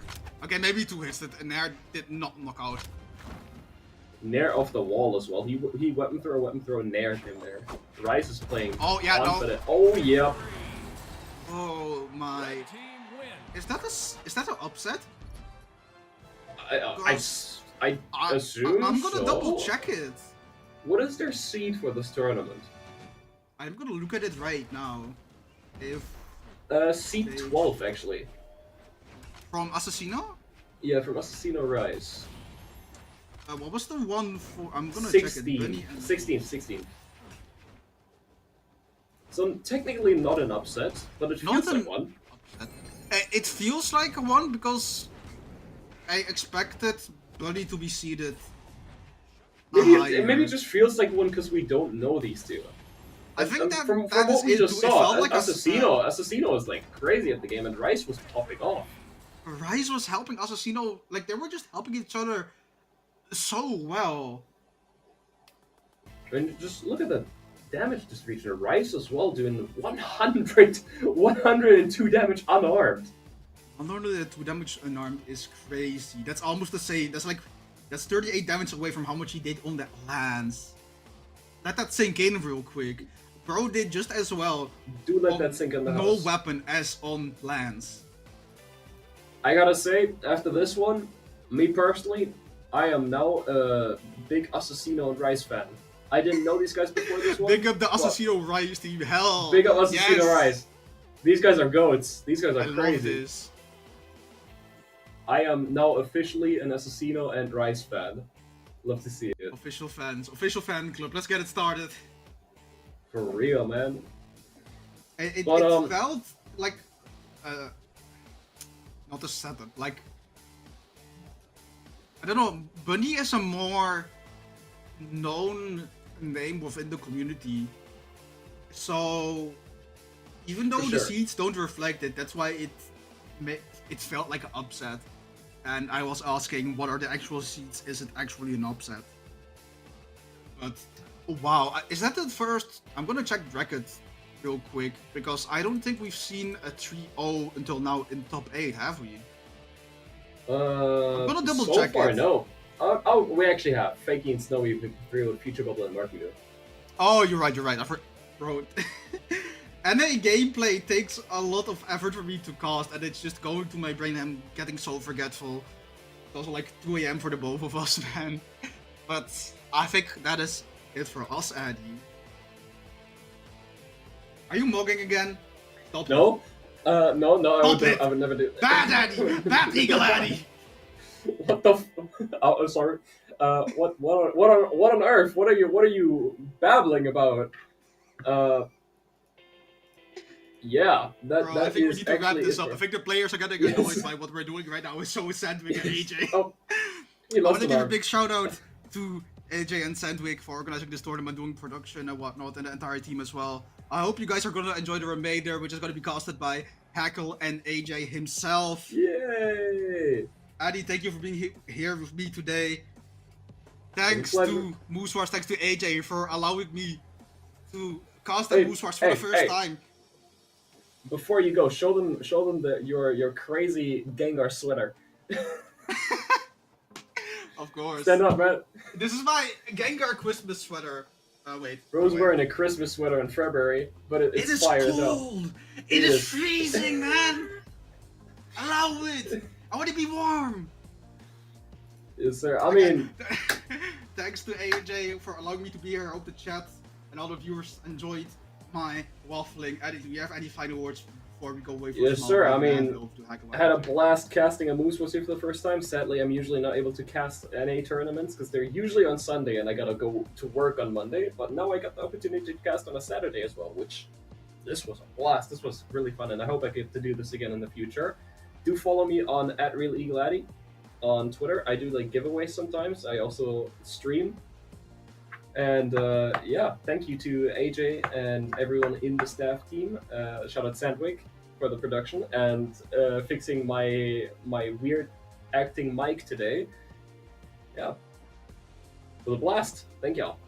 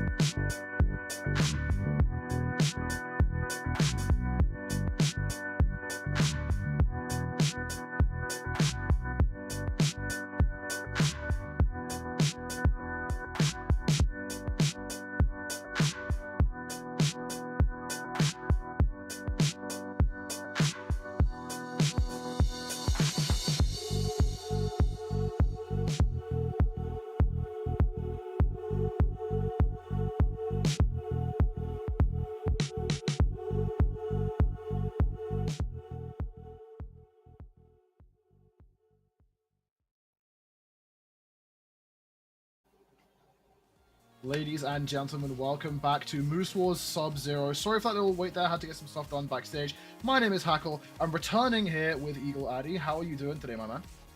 I'm doing good, man. I'm doing good. I'm excited to be here again and, cast with a handsome fellow like yourself. Glad I to see catch what you, you. man. I see what you did with your hair. I see. What, let it grow way too long because I've Yeah. been too busy for a haircut?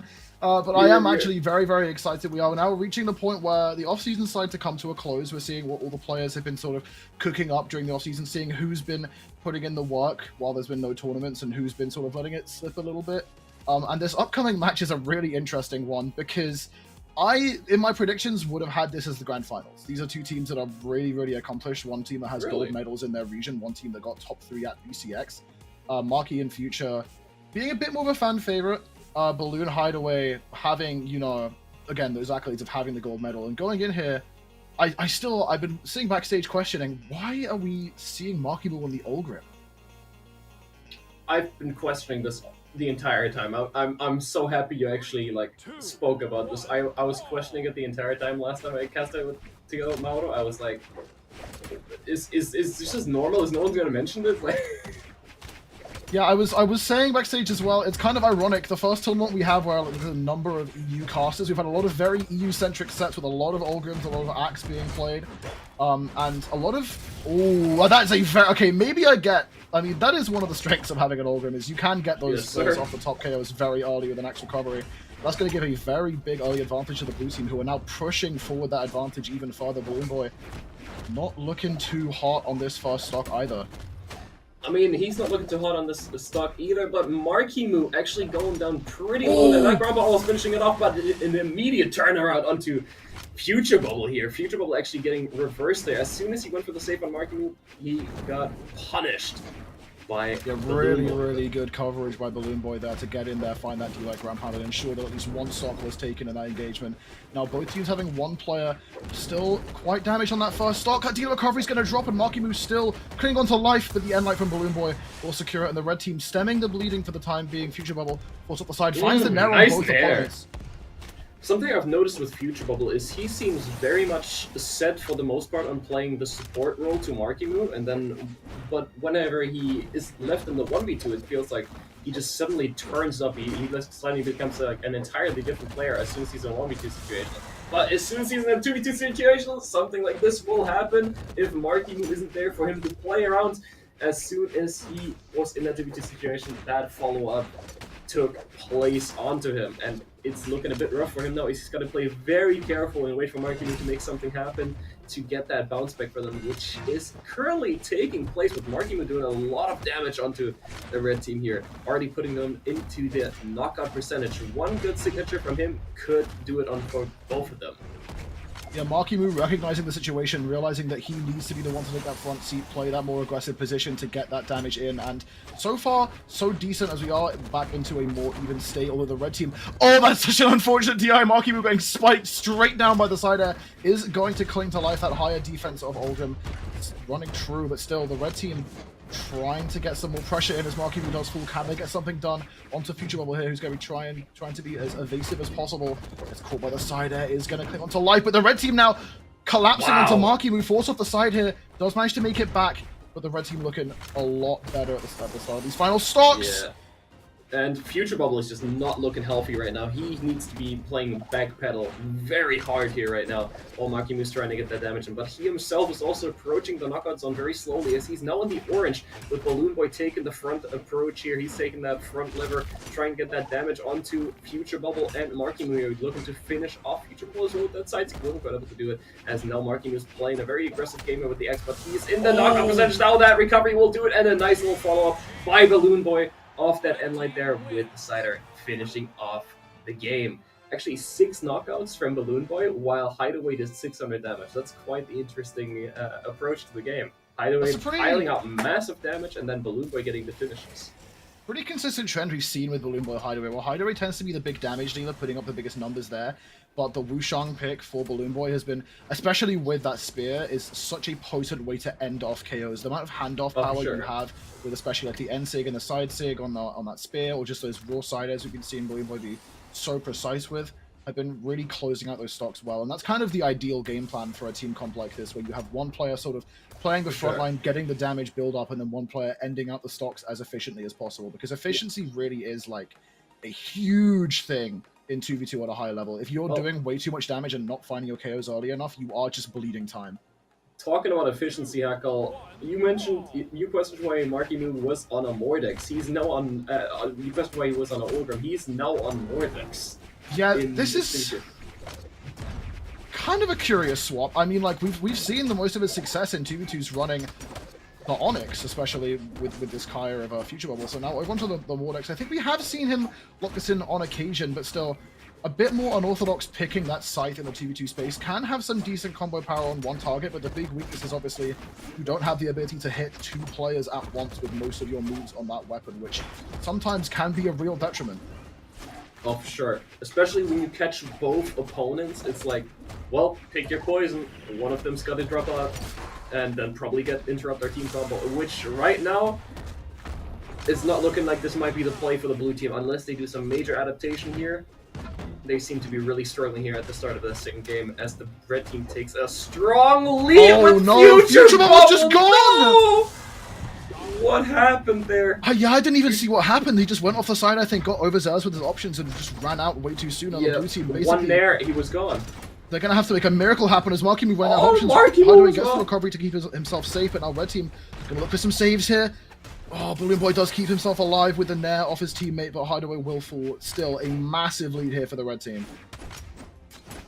Massive lead for Oh, that's Reggie. dangerous. This looks basically undoable for the blue team unless they do the craziest lock-in of the century, which Future Bubble seemingly is playing very careful right now, just playing a pokey game with the spear. M Knight's down airs are coming out, and now on the boat, kind of playing backpedal, trying to get the punishes. Beautiful M Knight's coming out from there as well. Now in the 1v2 situation, gets the downs, beautiful stuff, catches both of them there.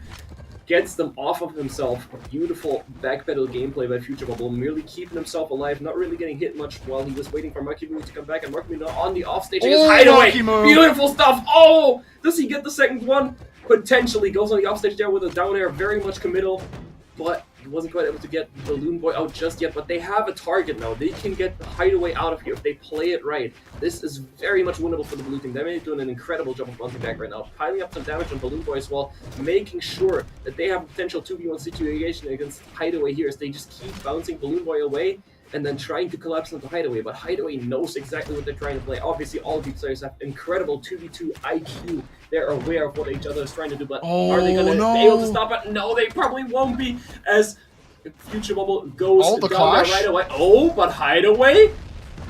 Oh, gets the save with that chase dodge. If that was a 1v1 situation, that was very much doable for Marckiemoo, but now it is once again a bit of a difficult one as he gets the down air ground pound there. Now keeps it going. Cider comes out, doesn't quite finish. Oh, yes, it does! He doesn't get the player on. This is possible for Marckiemoo. Gets the finish onto BalloonBoy. If he gets a 0 to death here, Marckiemoo can clutch up the most crazy 1v2 of this tournament so far. This is a pretty storied matchup in terms of 1v1 players as well. BalloonBoy and Marckiemoo have a pretty accomplished record against each other, but we do have to keep in mind Marckiemoo is in the red, although BalloonBoy, not known for playing that spear in the 1v1 space, primarily has been playing the Zariel and Diana in ones, so currently with the spear in hand, might be suffering a little bit more than if he had the gauntlets, looking to just not overextend, looking to try and find the safest options to try and pressure out Marckiemoo, who has the gauntlets in hand now, and further away, wants that scythe. Decent punish on that burn dodge as well, despite being unarmed. Quite like that. What did he do? Just do it sightline into dash jump Cider? Unarmed? That was quite impressive. I haven't seen that in a while. And he is building up the damage really nicely here in this situation, really just playing around the knockout options of BalloonBoy, trying to not get hit by anything hard, which BalloonBoy can tell. He's playing incredibly carefully, and Nair comes out, does connect, and Light connects as well. Marckiemoo really looking to get that damage in here as BalloonBoy doesn't convert the dodge read there. Weapon throw comes out, sideline comes out, almost catches the dodge there. Oh, that's scary. No punish! He was not in position to punish there. He does not get rid of that sideline. BalloonBoy's playing such a dangerous game here right now. Downlight recovery comes out. It misses the recovery! Dude! Marckiemoo! Is he the goal? Still alive! Is he the goal? No punish! Oh my god, the endline! Marky gonna go all the way up. Marckiemoo! Recovery finds the another endline! Oh my god, it does it! Well, we have our answer, chat. Marckiemoo is the GOAT. Oh my goodness, what a performance. Holy! What a clutch by Marckiemoo! He is just that good! No way he just clutched that 1v2. Heckle, what did we just witness? We witnessed GOAT factor, dude. I mean, we've seen how absolutely talented Marckiemoo is in the 1v1 space. We saw, I mean, he exploded onto the scene in the space of 1 year, became arguably the strongest North American player, the highest placing at BCX in 1v1s in the space of a short time, and we just saw kind of an example of that prowess. Now, BalloonBoy, I definitely think he's going to need a second to reset his mental, because, I mean, that was his 1v1 to lose. He had such a massive advantage over Marckiemoo with the damage. He just couldn't find the hits. Marckiemoo spaced so well around every single option. I am still in disbelief. The energy Marckiemoo just gave me, like, it's 2:30 a.m. in the morning for me, and I'm over here hyped. I am hyped now. What on earth? And that's only a 1-1. We still have more games to go. Oh boy. BalloonBoy is thinking about this. He's thinking about what the next character pick is gonna be here. Hackle, oh my god. Nah, dude, if I'm BalloonBoy, I'm getting up and taking a lap. I'm like standing up, getting some water, resetting my mental, because you can't, like, if you lose that, you need to reset, because you don't want to just tilt pick, look straight back in, run right back into the game and just get yourself clapped by being too aggressive. So I assume what he's doing is taking a mental reset right now. He is taking a second while everyone else is locked in. But I think definitely deserved if that is the case. I mean, if I'm BalloonBoy here, that mental reset is very much needed, and it is possible to take. You know, in a tournament, it's not like, oh, I have to immediately go next. If you gotta take a minute, you be like, oh, I gotta go to the bathroom real quick. I gotta get some water real quick. It's possible for you to do that, and that's very, very good for professional players to be able to get in the right headspace, the right space of mind, the right position in their head before the next game again, after losing an incredible game like that. Like, Marckiemoo obviously is on a roll right now, and obviously if you yourself are getting a mental reset, you're also kind of throwing him off of his pace. You're kind of throwing him off of his rhythm that he just gained from doing such an incredible play. If you went right away into the next game, I can tell you right now, Marckiemoo would have probably gotten a 0 to death right off the bat. Yeah, I mean, that's just mental and momentum is so important. And going, yeah, Marky's going to be feeling pretty good going into the next game. The question really is going to be like, is Balloon going to continue with the Wushang? Because the eventuality is like, what if he gets another 1v1 situation and he just can't make it happen with the spear? Because that really seemed to be the case that, like, spear in hand, he just couldn't find his connections, couldn't find his hits, and he just started bleeding damage super quickly. I mean, I wouldn't be surprised if going up against this combination that Future Bubble and Marckiemoo are bringing right now, if he whipped up like a Zariel or something himself. I could definitely see it. That's been his pick in 1v1 for a while, and the strength of that is, like, it's a case of, if you're a player like Balloon who plays a character in ones who is notably strong in twos, you always have that to fall back on. We are going to see the Wushang locked back in here. Obviously, a bit more practiced with the Onyx, but I mean, again, not long ago, that meta team in North American 2v2 was the Zariel Onyx 2s team. So, worst case scenario, Balloon does have that to fall back on. 100%. But he is locked in back again. He's on the Wushang. He's ready to play this out. And I'm just noticing, Hideaway's like halfway through level 99. Oh, damn. 100. We're gonna be seeing a level 100 Onyx for Hideaway soon. That's gonna take a while still, because level 99 is an absolute grind. My lights are going chat, my room's haunted. What is that? My lights are going crazy. But yeah, going into this next game, going actually to a map change, going to Fortress of Lions here. Interested to see how this goes.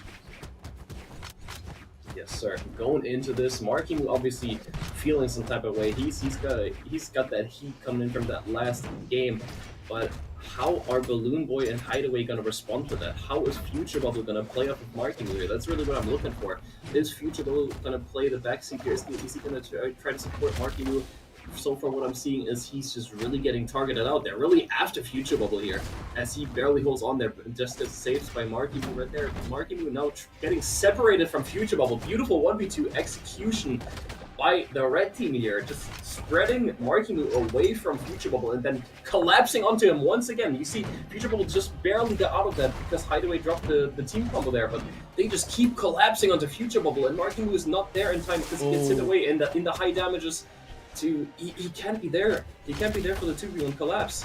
Once again, gets hit away. That's a 2v1 situation. Big GC side take there from BalloonBoy, going to try and get some work onto Future Bubble here. Only finds a couple of hits, but still value is value. Now Marky once again having to play that front position. The Scythe starting to go a little bit crazy here, looking to try and find these openings. Hideaway going to separate the blue team up apart. The red team, I think that has been their game plan, especially, is they're trying to isolate the players. But the scary thing is that if you're alone with Marckiemoo, he's alone with you, and you can really just lock fast against this Scythe in that situation. Team combo going to be coming in. Very cool execution. All of a sudden, the blue team turn things around. Beautiful stuff. The blue team just taking it out of the red team's grasp right there. Quick bounce back. They got the isolation and then the 2v1 execution with the team combo. Really just putting themselves back in the game, but they are both not far away from their last stock, which would once again put the red team into control of the game, which Marckiemoo is still barely holding on with that after the recovery there. Stalling out the options right now, trying to get back and waiting for Future Bubble to get that stage control, which he's doing an amazing job of right now, which Hideaway is getting up there in the damage right now. That's side air and the GC sideline.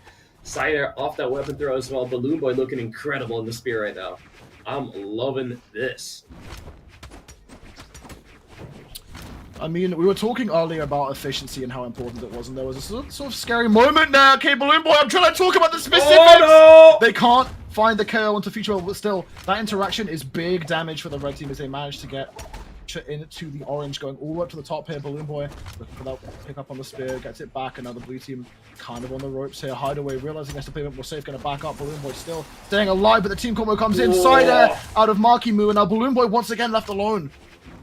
Can BalloonBoy clutch this? Can he make a comeback like Marckiemoo did in the previous game? Maybe. That's just the momentum the red team needs. Maybe he can do this. Got one hit, that's it, gonna be it. That's no.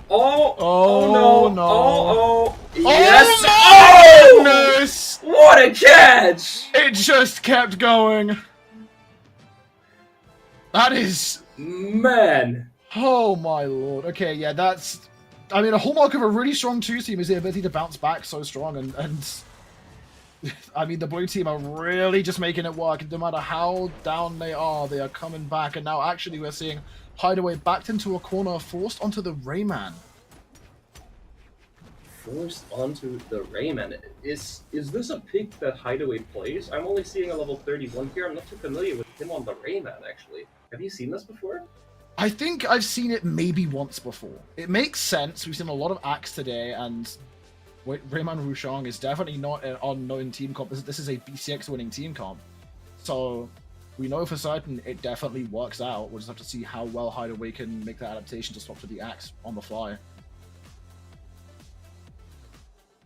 I mean, hopefully so, but we're also going to a very interesting map pick here. Suzuku Castle. That might be a first for today. I feel like we've only been at Small Fortress of Lion and Demon Island here so far today, and now we're on Suzuku Castle, which might cost them dearly. Okay. Oh my god! Oh!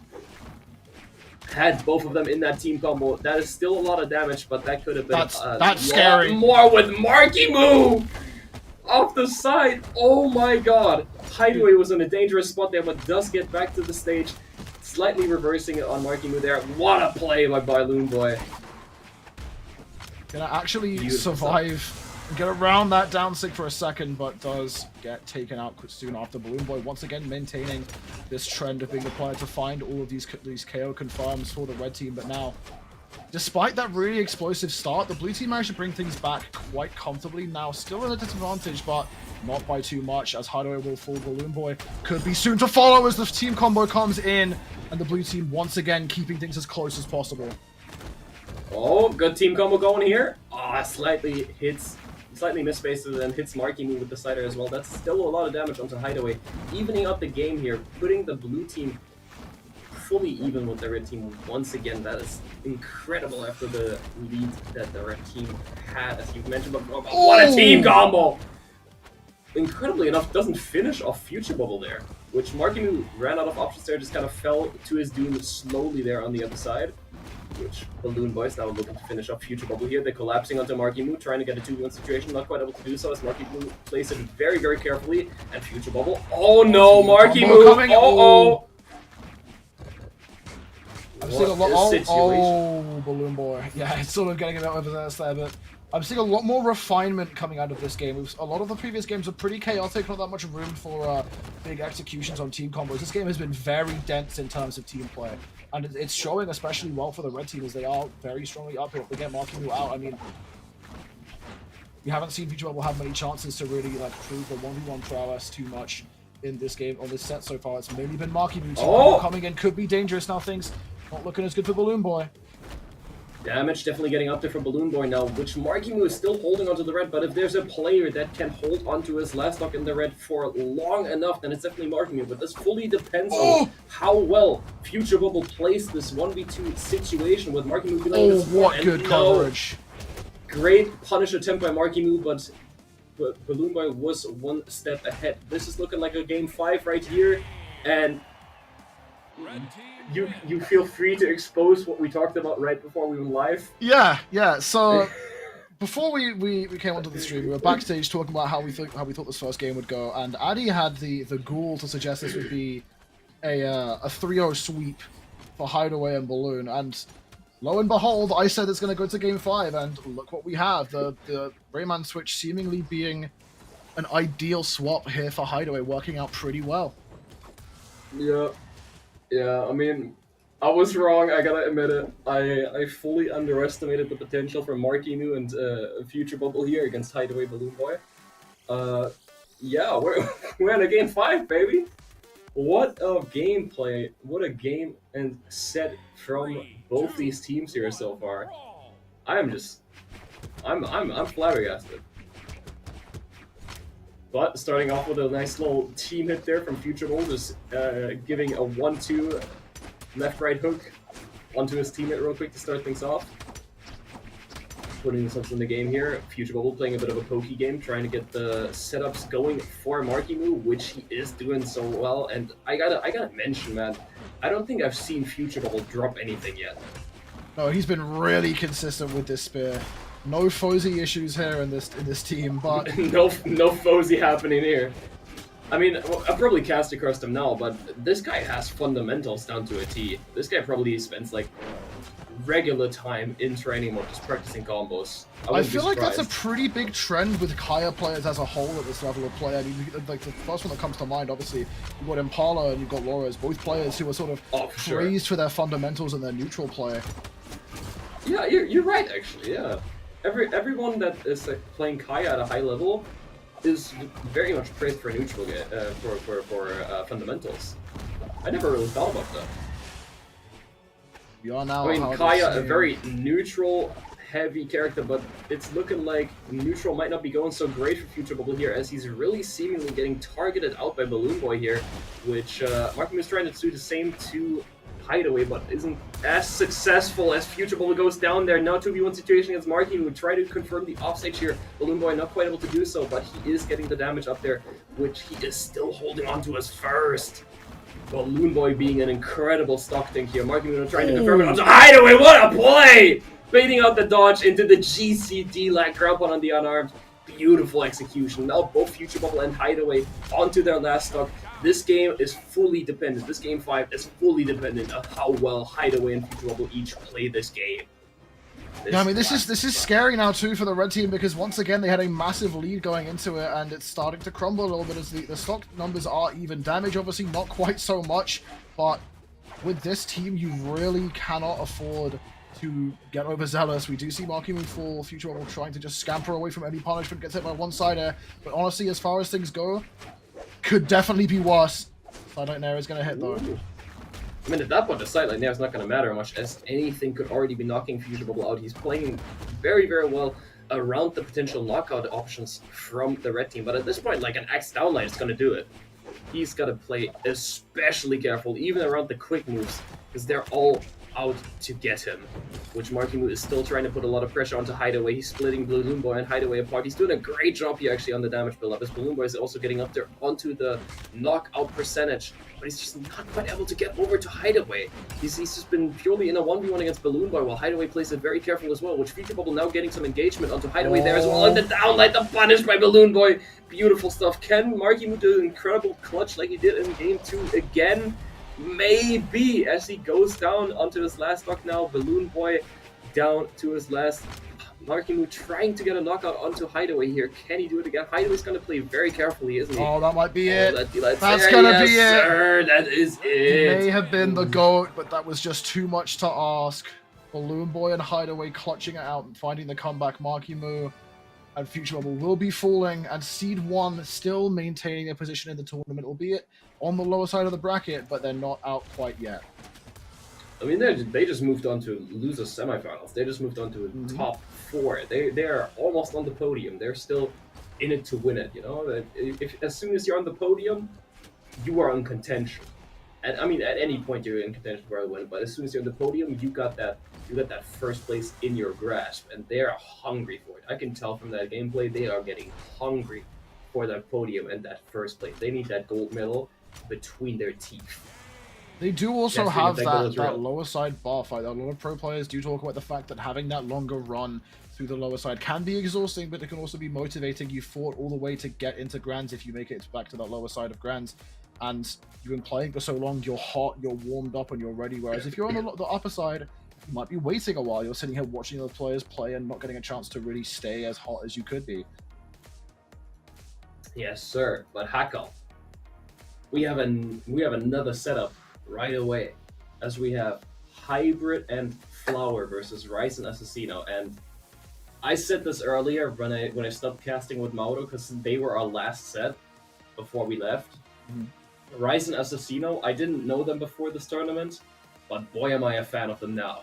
Maybe because you're They a new played player. incredible. I'm You're joking. one too. Yeah, you're one too. No, okay, but yeah, Rise and Assassino are two very, very skilled players, but I do see a lot of Europe in their play. I mean, they're running. I mean, it's Olga and Bryn, that's what we've been playing, and that is a very Europe-centric team. But still, going up against Flower and Hybrid is going to be interesting. We're probably going to be seeing two Olgrims. Bryn! Yes. Bryn, boy! We understand, Addy, you play Broken, it's fine. Hey, you listen. But a Hybrid and Flower, that's going to be interesting because Flower's been a player who's been mainly known for his achievements in the 1v1 space, primarily, right? Flower's a player who is known for the incredible pop-offs with the Humicom, especially at BCX, has had some incredible LAN performances, but in 2v2s hasn't quite found the same levels of achievement. Playing with a player like Hybrid is a very sort of solid rock for your team, especially as Olgan players are. They tend to be sort of that anchor for you to go a bit more crazy.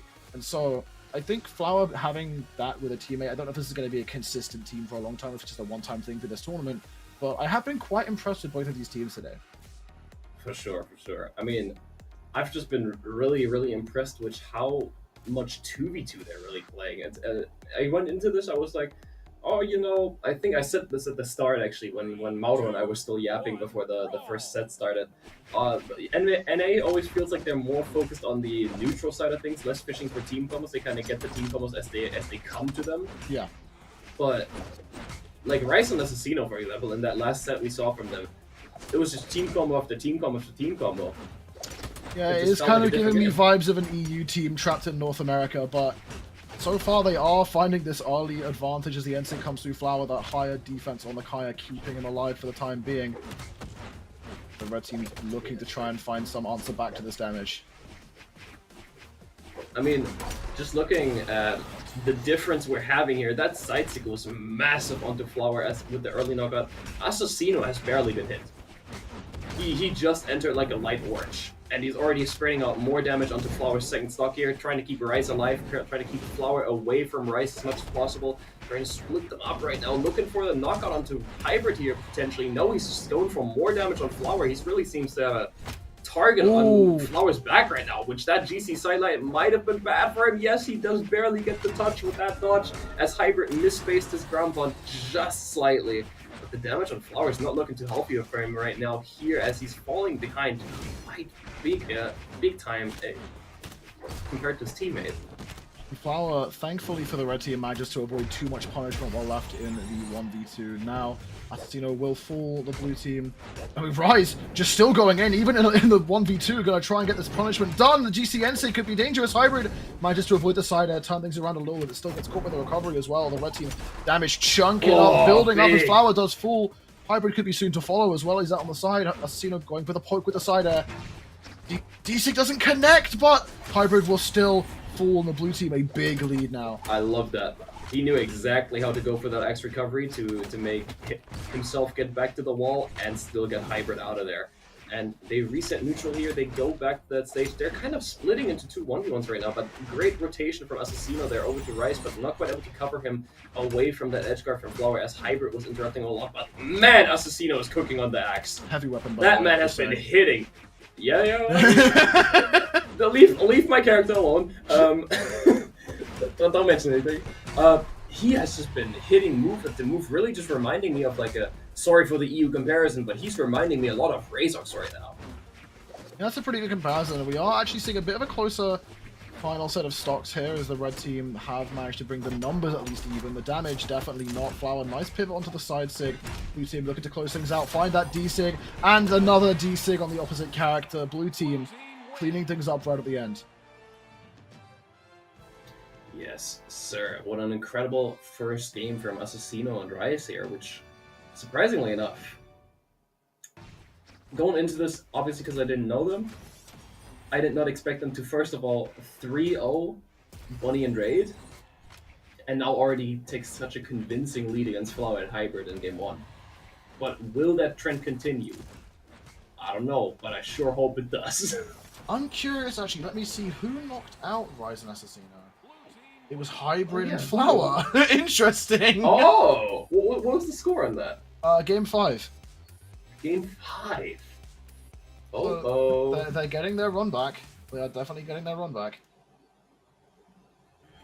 It's quite interesting, actually, seeing them get their run back so late in the tournament when they just entered top 32 and lost to them there. I'm also interested to see the fact that oh my goodness, Rise. That's so much damage so fast. Immediately just collapsing onto Hybrid. Who now is already entering the orange less than 15 seconds into the game. Flower could be soon to follow, as well as the blue team really pumping the aggression at the start of this second game here. And like gonna come through. Man. Interrupt on the NSIG is crucial there. Rice and Assassino on the Axe are just like a masterclass of how to play Axe on 2v2. Like, we keep saying they feel a bit like EU. I mean, EU gotta take notes from these guys. Yeah, they are making it look pretty effortless right now. Very impressive. Oh, again, interrupt Flower. The timing on these interrupts with the bow has been very, very impressive, I will say. And actually, the team KO going to come out of Rise. Struggling to close out the stocks here in this second game. Flower finds the ground pound. All of a sudden, the red team's in the lead. Yes, sir. The red team is in the lead as the blue team has had a bit of a series of mess-ups here, a few slip-ups, but they bounce back right away as they got a beautiful execution there with the two 2v1 situations. Somehow during the 2v2 created an incredible situation there for themselves, but the damage is even but Flower dropping the tomb combo there. That could have been really bad for the blue team as both of them got caught there, but the damage is still piling up slowly. Flower has only been touched once here on the second stock while they are approaching the knockout zone right now. Rice trying to pile up some damage onto Hybrid there, not quite able to get much going off of it, but Hybrid now approaching the knockout zone as well. Blue team holding on really well with Rice off the side there. Prove yourself and Rice. Oh my god. Assassino trying to keep it going for a second there. The NSIG will come through. Pausing the Bryn to full Rise. Holding onto the stock, but gets caught by the recovery. Another blue team once again very narrowly behind. Yes, sir. The blue team still gritting their teeth, holding on really strongly here. But can they bounce this back? I don't know. Hybrid is starting to lock in here. He's taking a lot of stage control. Assassino's getting hit off the top onto the orange here. Not looking too hot for him right now. He's getting really up there in the damage. Assassino's like a good 2 hits away from getting knocked into round 3. While he is playing incredibly careful here right now. Rice is trying to relieve some pressure off of Assassino by getting after Hybrid, but is that really what he needs to be doing right now? Potentially Flower needs to be the target here. 2v1 situation, they're not quite able to convert anything 2v1 related onto Flower. Yeah, Flower plays very careful, he's hugging that edge. He is going around, he's going using the platforms, and now we're back in a 2v2 situation. Assassino is still very much aggressing, which doesn't end too well for him. Rice tries to go for a quick cheese knockout here. The typical Lance gimmick with the sideline there, ground pound that every Lance player goes for at least once in their life. He wasn't able to confirm anything off that though, but the damage is up there. Some good Lance reads that he's been showing us so far could be the turnaround point for him here, but he's not able to do so. It's that beautiful inward dodge read by Flower with that down sig. Knocks him right into round 3. Oh my goodness. 700. Look at those numbers. Yes, sir. I was thinking of picking up at the end of the last game. Both Rise and Assassino had almost like, they went at like 520 damage. It was pretty even, but that was Rise's world, and we were all just living in it. Unfortunately, his teammate couldn't pick up the slack, but we're going into game 3 here. Hopefully the blue team can sort of bounce back from that close loss.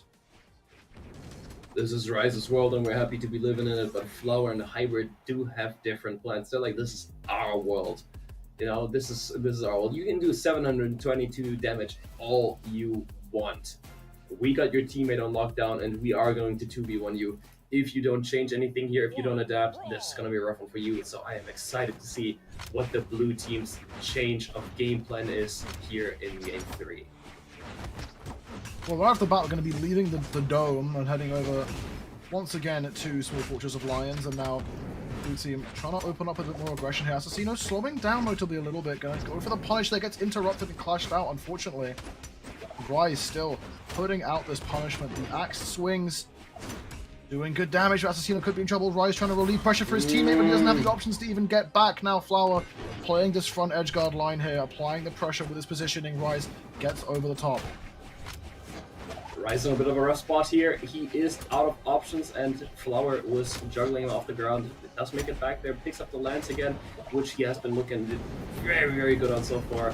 Not quite able to convert any hits though. Down air connects, side air connects, building up massive damage. Assassino going a bit risky there with the down sick, but it does pay off as Rise gets an amazing punish. And what a follow-up! Rise putting it in perfect position for Assassino, who's already up in the air, to get a side air follow-up there. Now Assassino trying to play it as careful as possible, fully avoids getting hit there by Flower. Beautiful stuff on the movement, trying to get around it even more. He connects the Nair there, playing very, very careful. Was in position for that follow-up on the sideline Nair. Rise 7 dropping it, but gets another sideline Nair right away after, but Assassino a little bit out of position. Now collapsing onto the blue team here. Red team having better Dude, the position amount there. of Lance Nairs I'm hearing, bro! Welcome to not Europe. Yeah, welcome to North America, apparently. Flower. Yeah. They're trying to get that 1v1 with Rise up the side of the stage. Both teams now collapsing once again into the same position. No follow-up on that sideline there. Both teams pretty damaged here on these second stocks. Flower, the healthiest, finds the sidelight. Well, D-Light Sarah, rather. That's going to be on SKO. Side take out of Rise. Everyone's falling one after another. Can Assassino clean things up? No. Hybrid going to cling to life for a little bit longer. Cling on to life for a little bit longer, but you might have called it here as he's just, oh my, he's still holding on. He's on that barbecue color. He's got that barbecue grill going. He is now onto his last stock. With the blue team is pretty much even in damage here. They're only slightly damaged. They're all in the yellow themselves, but this has very much been a question of positioning here so far. As Rise does get that follow-up, but Flower's in position to punish immediately. I feel like these two teams are just fighting for the zenith right now. They're fighting for the peak. They're always like fighting for positioning. That's why so much movement is happening. They're just trying to get around each other, get in position for the follow-up, and that is where the blue team ground pound shines. Beautiful stuff. And oh, another ground pound comes out. Rise just releases juggling the red team here as Assassino tries to get a hit in too, but sadly connects on The NC but comes through an with the NC and the side side sig. yes! Blue team wins. Blue team coming Popping out on top off. here in game 3.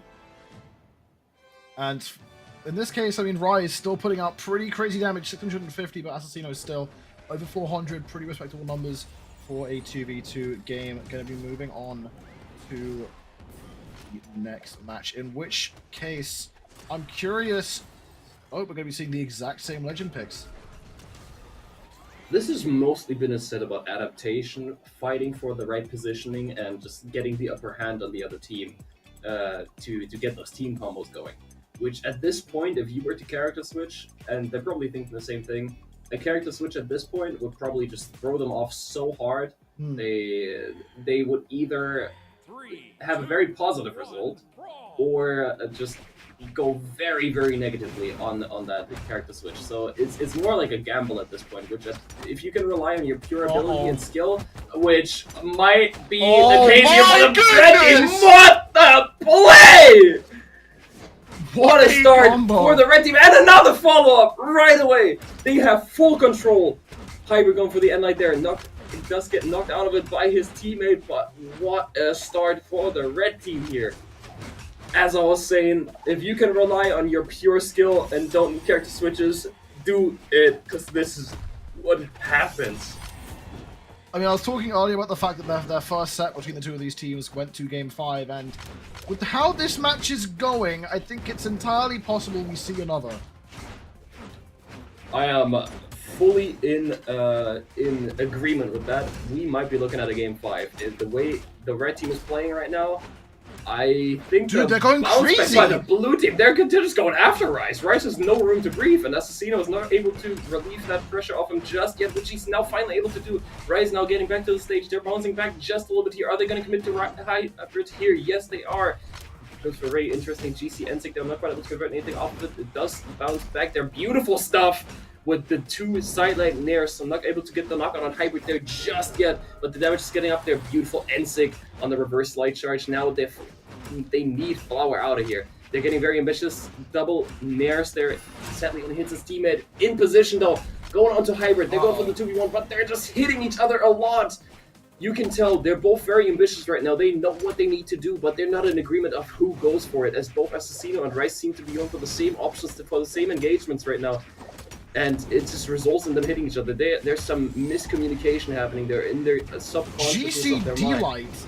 Oh, what a ground That ball. was a very interesting punish there as Rise now trying to get some work done with this lance, trying to stem the bleeding where he can. Looks for the recovery right there, would have been perfect, but Hybrid now returning the favor as Assassino does find the KO onto Flower. Both lance players going out drops the over knockout there. edge. Not able to confirm the knockout onto Hybrid, and Rice is getting up there in the damage. Hackle, what does the blue team need to do here to get a potential win out of this game 4? Honestly, slow down. Both teams have been playing very Oh, high pace, and when no. you're fighting a team like Flower and Hybrid, sometimes you can't afford to play to their pace because they will just shut you down. Rise and Assassino seeing that first hand here as we do get another game 5. We see another game 5 here, and man, am I loving it. Man, these two sets back to back are just the peak of Brawlhalla.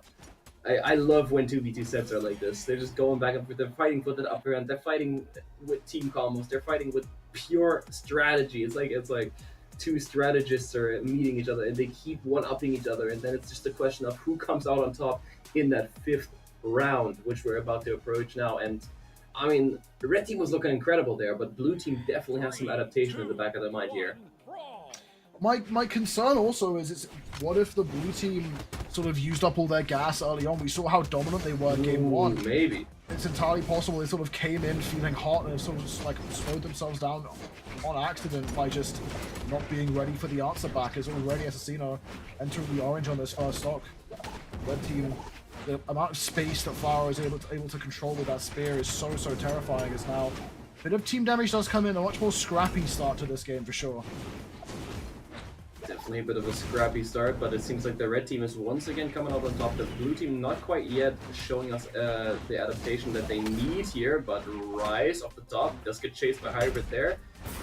And the Cider will do it. Hybrid, Rice the first one to go down here. Assassino not following after, as he does go for the sideline there and tries to go for a hit on Hybrid. Not quite able to convert anything there. Rice goes for an incredible Cider there, but the GC down sig spikes up the wall, gets Hybrid out of there. Now Flower, the last person to hold onto his first stock, he is only in the orange actually. Quite a good job as a stock tank here. Yeah, Flower, the only person clinging onto the first stock. Blue team looking to try and take that away, but they just can't get in on him as Hybrid doing a good job of relieving the pressure onto his teammate. Assassino now once again being the more damaged player in the blue team. Rise trying to relieve the pressure, finds the side right there, goes for the ground pound, does manage to land home. And now Hybrid left alone. Takes one there and his teammates back in the fray. That is not good for Assassino right there. Beautiful team combo with the red team, just taking Assassino off the top. And then down sig lands there as well, isolating Assassino into 2v1 situation, not quite able to convert anything off there, only an N-Light on the bow, and beautiful, what a follow-up by Flower there. That N-Light had to be pure reaction, no prediction happening there, but Hybrid looking like he might be taken off the side here with Rise really ambitious on the ground, but they're not quite able to get the knockout on Hybrid just yet. But Assassino is looking like he's gonna get targeted out here ever so slightly, which the red team is really looking for him. The red team is looking for him very much as he's now approaching the orange, which is doing an incredible job of playing careful here. But with how bad the red team wants him, he's not going to be able to hold on for much longer. Rise needs to be doing something here. Because if he doesn't, then yes, that's exactly what he needs to be doing. That beautiful pressure relief onto the red team there. Now, Assassino doesn't get the follow-up there. That could have been very big potentially to get a knockout onto Flower there. Beautiful weapon throw by Flower to interrupt that team combo as well. That could have been really bad for the red team. Really great attempts by the blue team here right now to turn this back in their favor, but not quite able to convert anything just yet as the red team is really interrupting a lot. Now Flower following pursuit onto the last stock. This is everyone on tournament stock right now. The blue team needed to find a collapse onto Hybrid there if they wanted to make this game a bit more winnable. Well, they had that 2-1 situation, but Hybrid manages to make it out pretty much unscathed, and the red team now just have so much room to work with. One good conversion. Oh, what a nair! Assassino, unfortunately, not long lived. As now left alone, the falling cider against the wall will be more than enough, and the red team take home their second Game 5 victory over Assassino and Rise. Miraculous play by Assassino there at the end, but sadly it came a little bit too late. As wow, that was just Hybrid and Flower pulling through in Game 5. Beautiful stuff. Man, Hackle, I am loving these sets. I am loving how they have been going here so far. But I believe if we are going according to plan, I am done for today, right? Yeah, it does seem that we will be going to a quick break right now just to get things sorted out. And then right after that, we'll be back with even more action with top 4 here at Mooseful Sub-Zero. So anything left to say for you, Eddie? Just the same as usual. Thank you, AJ. Thank you, Sandwick, and everyone else on the staff for letting me cast. And actually letting me have the opportunity to cast with Hackle again. Because I have... Oh, Hackle over there. I have really been wanting to cast with this man ever since the last time I casted with him. Because, man, blast, right? let me tell you guys, this Hackle guy is really amazing. I can't Really, take the really glows. I can't take the... Go to break, go to break. Go to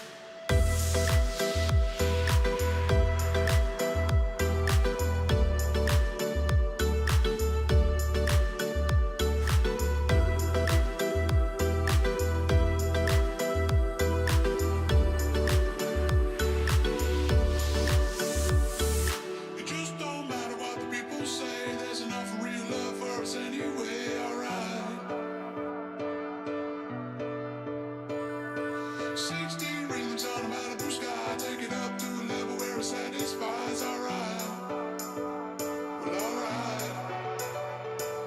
It just don't matter what the people say, there's enough real love for us anyway. Alright, 16 rings on a Malibu sky, take it up to a level where it satisfies. Alright, well, alright.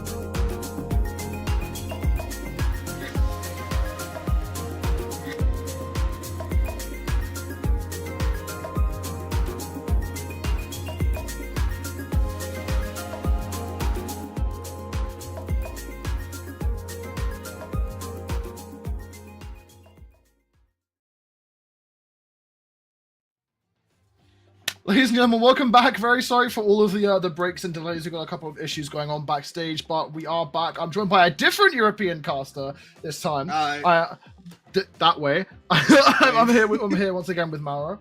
Yo, what's good? We are going to be getting into the top 4 here at Moose Wars Sub-Zero. We have our players in the lobby waiting. We're going to be starting off with the winners final of Soul and Winter versus Fakey and Snowy. A very interesting match, sort of a clash of two very accomplished players, especially the 2v2 scene with Snowy and Fakey versus Winter and Soul, who are much less well known. This is a really nice clash and a really nice narrative of I want to say the old versus the new, but I am uncertain how long. Fakey's still one of the new, I'd say. Soul... Is he? Well, okay, he's been around in the scene for a decent bit of time, but like as far as the whole North American scene goes, he's not like an old head by any means whatsoever. He's still, and again, That just is outside true. of Brawl, he's a very young player as well. He's got a lot left in him. We're going to be seeing actually Another double axe team here with Soul locking in the Rayman and Winter. Back on to the EU, grid. let's get it, boys. Of course, Snowy on the Onyx. I expect absolutely nothing less. At most, I would ever see Snowy on something else. It would be a Rayman, maybe. And of course, Fakey on that tried and true Kaya. I'm seeing a lot of trends here in North America with the character picks. I would have thought that Europe is the region with sort of the most samey issues with the same characters picked. But we're seeing a lot of Kaya, a lot of Onyx, and a lot of Axe. Oh, that's a big the start DI. with DI saving them. Okay, right off the bat, though, the red team making a very large amount of headway with a lot of damage. And I mean, you would expect the red team to be the bigger player here, having more experience. But once again, these double axe teams really chunking up the damage incredibly efficiently. That recovery is crazy! And another follow-up! This team is lethal, dude. That is 40 seconds in, and the red team is already making a massive impact onto Winter and Soul. I almost said Snowy because it's like both S and the O in the name. I almost confused them. But yeah, you're playing Kaya and Onyx, so they're gonna live for quite a while. NC coming through, Snowy is being sent away. Soul getting a bit mixed up there, finds his down like nothing. Oh, dude, Fakey! Fakey, bro! What am I watching? No. Okay, big save, but that's still a lot of damage. That's Winter in the red. Fakey, yeah, I mean, that's so much value out of still being on that third stock, and both Fakey and Snowy are still fresh. This is a massive lead, considering Winter is close to losing their second stock, and Soul is still taking a lot of damage in the disadvantage, coming back from the stage, getting edgeguarded by Snowy, also losing their second before Winter does. Winter disarmed. Fakey going for that edgeguard, misses their weapon call coming through, gets another chance to get it there again. Team combo. Dude, Snowy, that target swap and that conversion to cover Fakey getting that spear combo is such good 2's etiquette. This team looks absolutely terrifying. This is the first time we've seen Snowy sort of do this well in a tournament in a very long time. We were saying backstage, he has a pretty big habit of not getting these deep tournaments, quite often DQing or not even signing up for these creative tournaments. And so to see him back once again in such peak form is really, really impressive. The blue team really struggling to find these KOs here, as both red team members have been in the red for quite a while, but they just can't find their KO moves. And now staring down the barrel of a possible 4-stock as Fakey goes out, finds the deal like Grandpa, and team combo comes in. The nair is enough, and a 4-stock victory for Snowy and Fakey in game 1.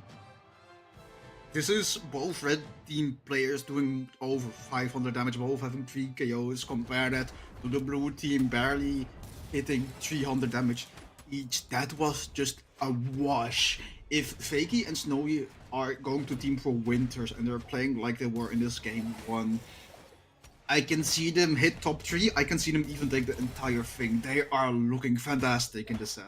We do have to keep in mind as well, Fakey and Snowy are not like accomplished team together. They're two absolute goats of the game mode who have one recorded tournament together, in which they podiumed. The first time they ever teamed together for a notable tournament, they podiumed, which is absolutely fantastic. But if, again, like you said, if this is going to be a team we come to see as a mainstay in North America, this is genuinely like a big threat to just dominate the region. Just a really big contender for being the best 2's team in NA.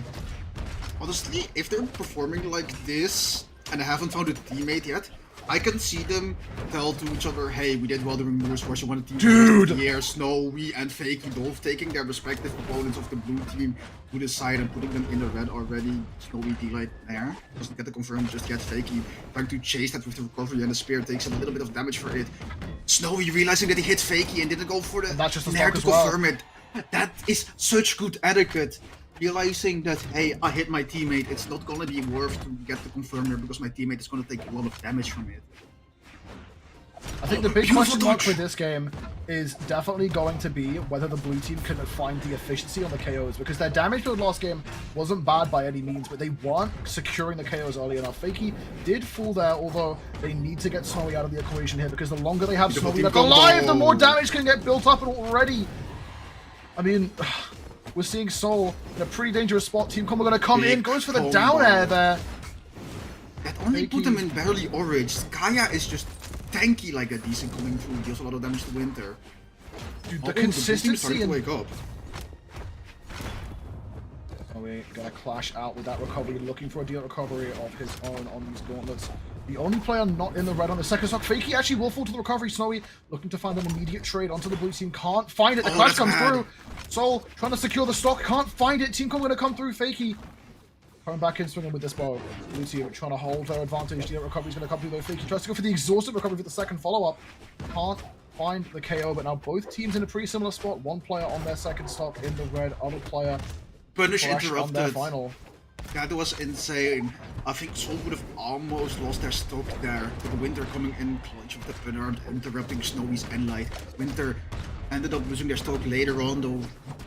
And now Snowy the only one left with 2 stocks left. But look at their damage, they have like 250. Yeah, Enlight coming through Fakey too late with the intro, which is really unfortunate. And now the entire squad is on 1 stock. Yeesh, this is looking tight. Here we go to the double axe team combo. That's so much damage. Snowy in trouble already. The red team now looking a lot less good for wear. Snowy and Fakey both on the opposite sides of the map can't cover each other. And like comes through, Fakey finds a single unarmed follow-up. Now over onto the bow. Can they make this happen? Soul way more healthy than every other player on the board right now. Side sig falls through. Snowy finds a D-Light there, but does fall, and now it's all on Fakey. Avoids the pogo. You've seen crazy reversals today, so I wouldn't be surprised if Fakey clutches it. That's just going to be it. Good on the blue team of Winter and Soul for managing to bounce back from such a... That was a pretty devastating first game for them, and to bounce back that hard with a character swap. I'm also glad, I was saying with Addy in the previous block, that it's really important that you don't just throw a character swap in really late into a set if you're not 100% confident in it, because you might just end up playing worse. The fact that Winter recognized that was an issue and immediately swapped to Olgrim off game 1 is honestly a good thing, because it means that he has more time to get used to this pick as well. I honestly wasn't ready for the character swap, but I am very much vibing with it. And I'm wondering if the longer the time goes on, one of 2 things is gonna happen. Either the blue team is gonna adapt even more, gonna get used to this character swap even more and start rolling even more. Or, second option that I can predict is Fakey and Snowy start adapting back and take it from here, because they had that first game with a new character being the Bryn, if I'm not mistaken. And it might have caught them by surprise, and they still didn't know how to deal with it since they haven't seen it before, they haven't faced that before. Also worth noticing, I did say it's sort of like an established versus not established team situation, but I just want to emphasize how big of a gap it is. Fakey, PR3 North America in 2v2, Snowy, PR9, Soul, PR22, and I can't find a PR for Winter in North American 2v2s. Might be our stats tool not working properly, or might just be a case of Winter hasn't played enough tournaments to have an established PR, and yet they are here guaranteed top 3 and fighting toe-to-toe with one of the most established pairs of players in the entire game. And they already took a stock and they're still looking close. The red team has a small lead, which they'll be close to losing their first as well. Oh, Snowy saved Winter. Okay, Winter is still out of there. I was getting a little bit scared when Fakey hit the side there. That would have knocked out Winter, but Snowy had an accidental sidelight on Gauntlet that just has fixed knockback, and Winter just survived it after. Right now, red team, pretty significant lead, especially coming out from Fakey. Beautiful punish. Sees that Winter's teammate. Oh. Yeah, like he had a perfect recognition of I cannot go for the full combo because the teammate is too close and will punish me for it, so spot dodged and then went for something else. Great awareness. The amount of coverage the red team has as well, especially in the offstage, is really, really scary. The amount of times you've had someone, oh, that's just a stock, bye-bye. The amount of times you've had someone like pushed off stage and the red team are both there applying pressure. Snowy gets up the side and Fakey's there hovering above. He's ready to get that extra pressure. Also the down air, but that's his first stock almost 2 minutes into the game. Wow. This is looking like another red team just rushing over them like a tidal wave. Look at Winter's damage. Yeah, no, Sarah, bye-bye Winter. And now Soul going off stage, being pressured by Fakey. Fakey just doesn't care. He's like, nah, get over here. I want you to be gone. This is my tournament to win. Dude, I want some pros to start using eye trackers when they're playing, because I need to see where Fakey is looking at all times. This dude is perfectly avoiding so many punishes. Like, he'll hit someone and he has the perfect chase dodge, the perfect spot dodge to avoid that extra punish in conversion of what he's hit. it's really impressive. That is actually a really good idea for content. What's the content org that Cosmix is in? I forgot the name. Is it Neutral something? Yes, that would be great content for them. Think about it. Oh. Charging up that D-Sig, realizing they can get a bit silly with it. Gonna slide A little bit reminiscent of as Boomy well. in Pro Series. If you know, you know. There we go. Red team wins. So now it's 2-1. Right, okay. We do actually have a little bit of extra info coming in about Winter. I was not aware. We do actually have some stats. PR 65 in North America, still massively lower PR than Snowy and Fakey. Has been able to break into top 8 in a Moose Wars, but hasn't been able to find anywhere near this level of success in Moose Wars or Majors. Again, guaranteed a top 3 here, guaranteed a podium spot in the first Moose Wars back of the year. So very, very impressive here. Shout out to Exu for being backstage and helping us give that extra information. Appreciate it, Brody. Going into game number 4, we're not seeing any legend swaps. So this could be anyone's game here, because a lot of the times that I have seen in these sets today is just a lot of back and forth in adaptation in between games, and just like win loss, go to game 5. And I can imagine it happening here as well, considering how even this is starting off. The red team doesn't have that significant lead that they had in the previous games in the set that they won just yet. Right now, though, I will say Soul very healthy on this first stock. Finds the recovery, going to disarm Snowy. The side stick comes through. Fakey catching both opponents. Going to find the stock off of Winter. Soul clinging on to life, avoiding that offstage pressure. Goes for the DC, gets punished. Just one move from Fakey, though. Nothing too crazy. Going to try and split up the red team. Soul wanting to do it all here with the spear. I love from Fakey and Snowy that the moment they took down Winter's first stock, they were just jumping onto Soul like, yeah, okay, we got the time, let's do something with it. I know Soul will be screaming there, jumping me, help. They jumping me! Yeah, it's looking a lot closer this game. We are seeing the blue team keep the stocks even. Damage still very slightly in the favor of the red team. Fakey going a bit deep there with that ground pound. Snowy looking to find an open with the cannon. Finds the Light, does hit his teammate though, so they can't convert off it. That is another scary thing too. This red team is so good at finding these stray conversions off seemingly insignificant hits. Fakey is going to send Winter out to the right. Soul, big swing with that axe, getting some good damage on it. Both teams actually pretty even in terms of damage right here. Fakey hit by the side, actually going to fall. And the blue team having a narrow lead for the moment. Big combo Even and bigger. like two side stick.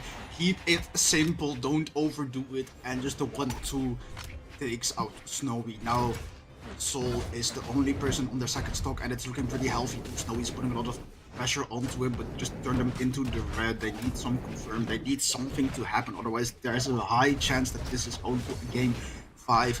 Snowy getting done dirty by Winter's Lance right now. Sidelight now interrupted by Snowy. Winter isn't doing a lot with that Lance, he's just hitting sidelights there over and over again. But that is starting to stack up so well, because you're putting your opponent in a really desperate scenario, especially when you have a Bryn that has really both. Oh, Yeah. Winter's gonna fall. Yeah, that's the one thing the blue team didn't want is, I mean, again, Soul, so healthy, but if the red team had that chance to collapse onto Winter, which they did, they now have that 2v1, and we've seen how potent this team is with combos. So now Soul has to play perfect positioning, perfect movement, cannot afford to get hit by anything, because it's going to be Beautiful. immediately so much Oh damage, my as we see right goodness. there. Not quite the Echo. KO, but now gone from a pretty doable 1v2 for Soul to a pretty doomed 1v2. Needs to try and find something onto either of these players as soon as possible, but it could be too little Weapon too late. starving doesn't succeed. Can't Wait, it even does. pick up And the light. weapon! Yes. Fakey. Weapon throw. Snowy going deep. Do not overdo it. Wait, that's your teammate, Snowy. Don't throw this. Now they're both unarmed, and Soul has the weapon. Snowy survives that. Recovery! So now actually in Onyx got some control. meat Red on team her. not getting too close How is together. he alive? How That's is he Onyx, though. alive? That's Onyx defense right there. One recovery from the gauntlets could be The enough. clash! In a way, What are we it's your doing? teammate. Fakey, what are we doing? Bro, this ain't no free for all, man. Oh, the side air! There's no way, there's So no way, he there's no way. needs one recovery. Soul, and Sig. Soul needs And Sig one his ass. set. One axe and light. Doesn't Wait, punish! Throws it Oh, away. wait, Sidelight. recovery. Snowy clashed out. Get him. Dodges through This the is pogo with the recovery! Oh, baby! Soul keeping the dream alive. 700 damage, 4 KOs. What? So, oh, brother, he was locked in. He had that high definition. He had that Ring video doorbell, man. He was so secure. He was so locked in that game. Dude, Soul was on something different that game. He was just so perfectly positioned for so many things, and Nah, that 1v2 was played very crisp. I mean, only got caught in that one conversion and managed to avoid so much more afterwards. bro was not just in Demon Time. I mean, he was on what's better than a Demon? Archdemon? He was on Archdemon Time. It was on something crazy, dude. He was on something crazy, and it's but they didn't even want the set of that. Think about that. That was game before. Now they're going to a game 5, and they might have to do it again. That wasn't enough. I ask for nothing less of the most momentous match of the tournament so far. And getting into this, immediately Winter taking a decent chunk of damage here. Fakey still untouched. Gets caught. Just a little bit of damage, but the red team seem to be largely in control of the pace at the start of this game.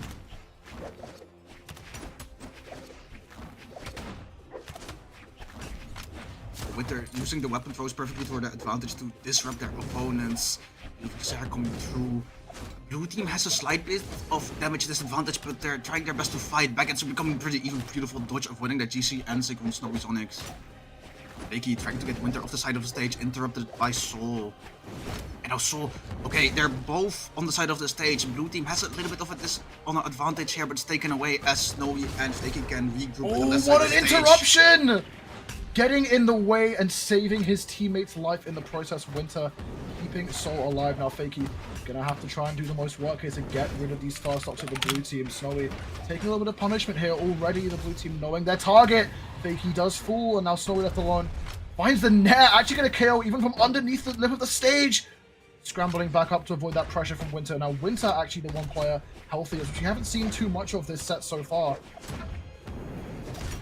Snowy, wait, the end light didn't go through because Soul interrupted his teammate Winter with a down air on the spear. And Winter is still living. Bro, these interruptions are insane!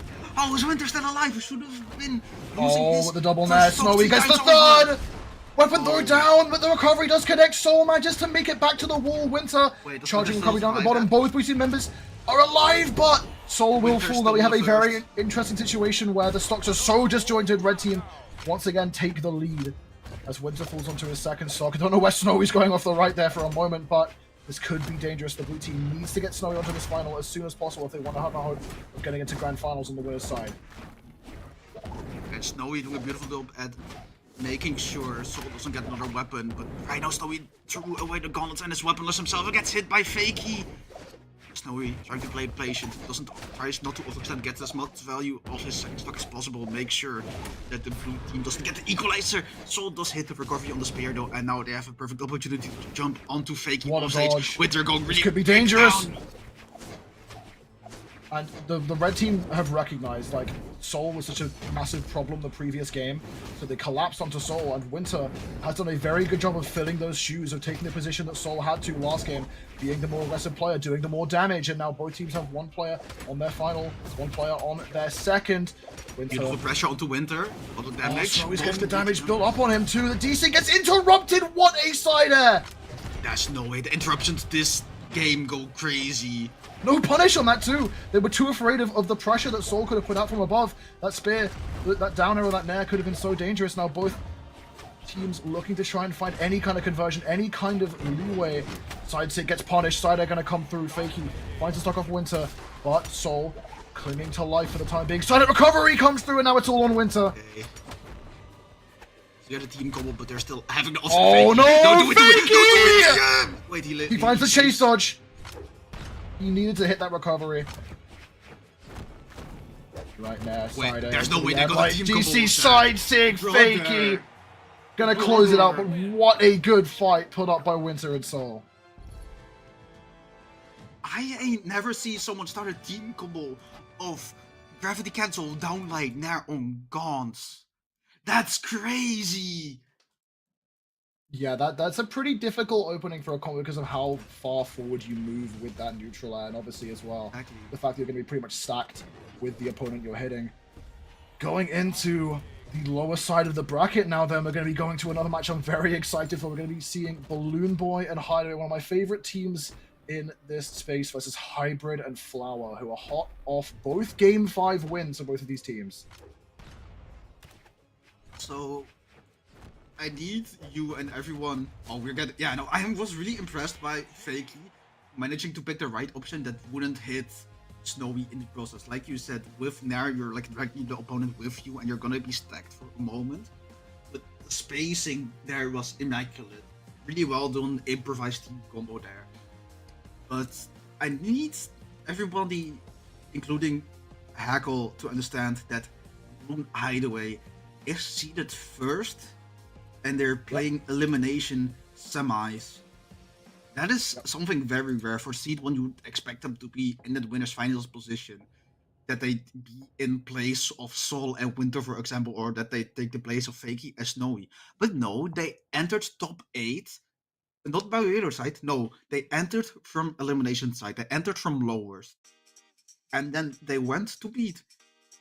They went to beat Game 5 Magdy Raiders, won that. Game 5 Future Bubble Marckiemoo won that as well. Mm-hmm. What's interesting as well, I will say, is both of these teams, Hybrid Flower, BalloonBoy, Hideaway, they both got knocked into the lower bracket by one team, and it was Sol and Winter, the team that they're going to be going up against if they win this set. Yeah, so... no, like, there's a story for both players in terms of revenge, and I really like the narrative. It's giving them more reason to fight harder. Let that anger consume you, use it as your power, gentlemen.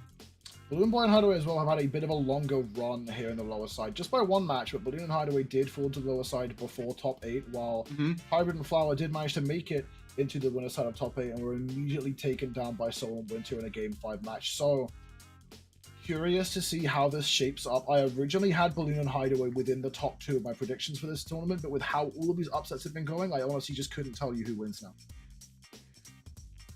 I think we had this conversation not today, but I think last night when we were like 4 AM Monster Hunter times. We were talking about winters being one of the most volatile times for tournaments because everybody is coming out of off-season. We don't know who is practice, who is upcoming. There is like no prior data to base your expectations off because the most recent data was BCX, which was multiple months ago, and a lot of can change for players over the game in that time. And even though this is not considered winters, it being a winters adjacent tournament, we can already see how volatile this time of year in the pro season is with the amount of upsets that we're seeing. Yeah, it's. I mean, this is sort of like the beginning of the end of off-season, right? Like, this is the chance for players to sort of show what they've been practicing before the very start of the tournament season. So, I'm curious to see. I mean, we're seeing a number of names I didn't quite expect to see this far up into the bracket, and it's been a very pleasant surprise going into this. Yeah, agreed. Seeing the very standard team comps of both of these teams coming in, Flower and Hybrid on that. The Akno boys. Balloon is already. Oh, BalloonBoy all the way at the top, actually.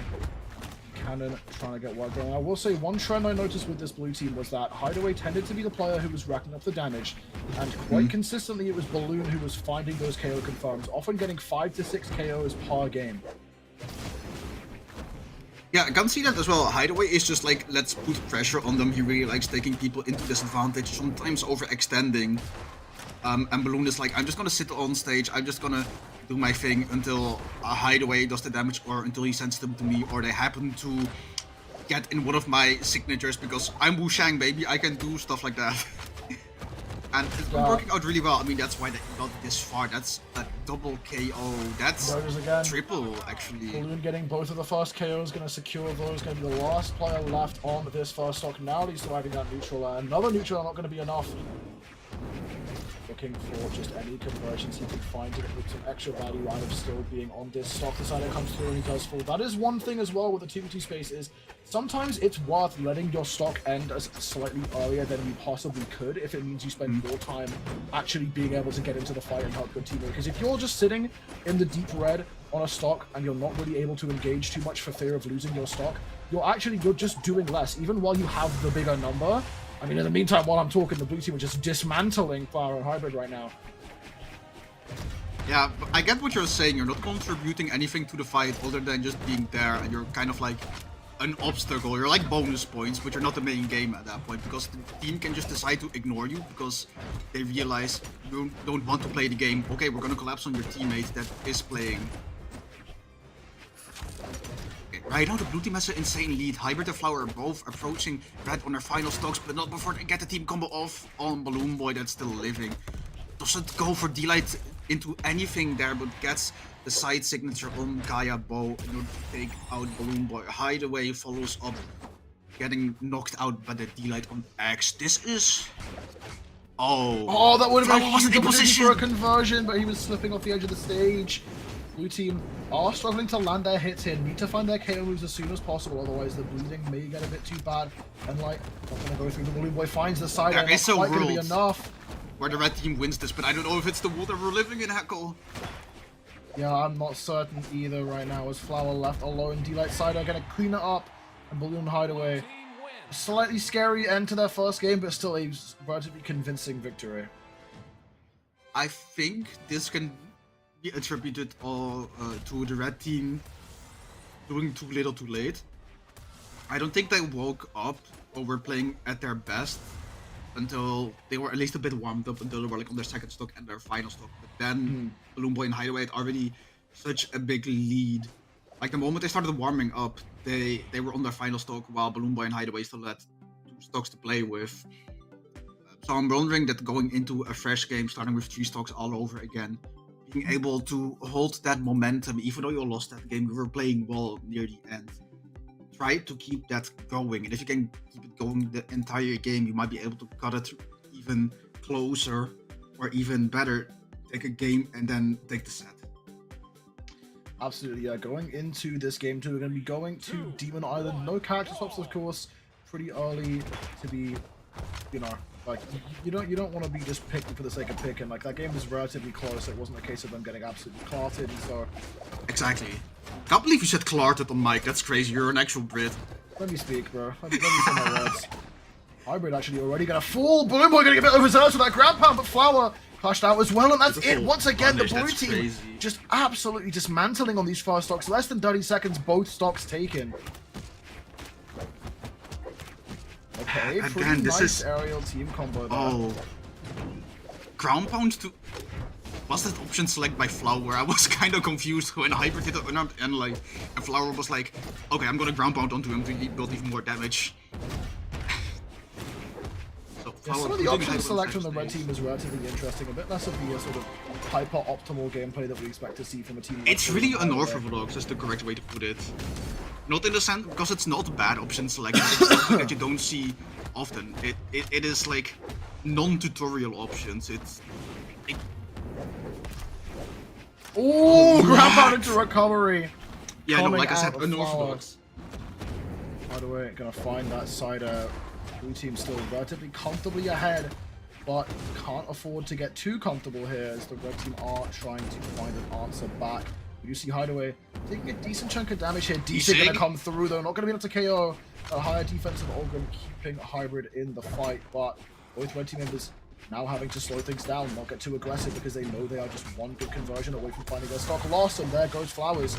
Balloon maintaining that trend of being that stock converter, finds the side tick 2 with the interruption by Hideaway. Hideaway still lives, gets back to the stage. That's the beauty of Cannon in doubles. You don't always have to rely on your teammate in order to save you, because you just have that Sare. And I think that Among gives other them a things lot for of Cannon value. in doubles. Right now, Hideaway doing a pretty good job at avoiding the frame, but Hybrid picking up that axe, getting that Endlight. This is looking a lot better than last game, because in last game, when the red team was able to put Hideaway and move both to their... Oh, that's scary though! Oh. Yeah, all of a sudden those double gauntlets came into play and the combos just started racking up. Blue team now very comfortably ahead on And the final Sig is stocks. The team beautiful combo with comes in sideline to huge. recovery, and now all of a sudden we're even. That was a huge conversion for the red team. Onyx be living there though. Oh my goodness, Hate BalloonBoy making just ultimate swinging! The teammates. side stick comes through. Not quite enough. A second one. Side stick, Flower yep. will fall. Can Hybrid do it? No, just Oh, 3 side BalloonBoy. sticks in a row for BalloonBoy. Bro. I wonder if that move is good. Hackle, you weren't kidding when you said Hideaway does the damage, BalloonBoy is the getter of chaos. Did you see that? Dude, Nah. he just stomped. It's like he was playing Hammer, bro. He was hitting those D-lights. Hideaway swapping on win now too, up 2-0. I don't Gonna be like swapping- this. I'm Ah! I'm gonna keep it a buck. I really liked the cannon coming out from Hideaway. I understand. I mean, the Rayman pick was, I think, a big factor in them taking the win over Marky and Rebel as well. I don't think it being this close wasn't caused by the Onyx. It was caused by that one unlucky team combo that they got hit by, starting with the not the Onyx, the Ogrim Ansing on Axe, and then just getting Enlight into Axe, Sidelight into Nair, and then the recovery took them from yellow to red. If they avoided that, they would have won that game by a larger margin. I don't think that loss can be attributed to the character pick there. However, Hideaway immediately opening up pretty comfortable on the unarmed. That is not a character pick thing. You can do that on anyone. And immediately off the bat, nice interruption with a sidelight out of Flower. Gonna avoid a team combo coming into play there, but Beautiful team combo. A bit of a conversion coming in. Balloon actually got overzealous, went for the double D-light, maybe expecting his opponent to not dodge, just out of expectation for a bit of conversion. Side tick gonna come through. The red team, for the first time in the set, actually taking a slight early lead over the blue team. Hideaway cling onto that stock. BalloonBoy immediately causes up some extra damage for the red team. What a spot dodge out of Flower as well. BalloonBoy trying to get a bit eager to find these stocks. Ground pound, perfect punish onto that side stick. Can they close down Flower's stock now? Flower has a little damage take. I mean, they're only now just entering the red, and they didn't use the time that they had in their hands. Right now, Hybrid is already respawned. Ooh, Flower that's a still lovely lives that. recovery. Oh my good, Flower. Did he This is GC light it to 2v2? ground pound? No, GCD light into weapon pickup, bow ground pound. I didn't even catch the weapon pickup part. That is crazy. Yeah, that was kind of nuts. And now blue team actually pretty far behind. I was gonna say there was a trend in the previous matches where Balloon, look at what he's doing to BalloonBoy. Hybrid right Oh, now. but the nair doesn't go through. He needed that to hit for that conversion to really take home the stock. That's Does big get some damage good though, and they damage out kind of of it. need it. They're full stuck behind. They absolutely do. Need to be careful of Hideaway too. Hideaway taking already some more damage on this final stock. Balloon needs to do something with this stock or lose it quick. Can't afford to play this passive game while his teammates on his final stock getting beat up.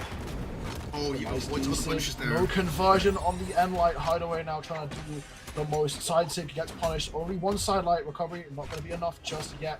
Blue team looking to close the gap here. Side has a good start. Can they take it home from Flower as well?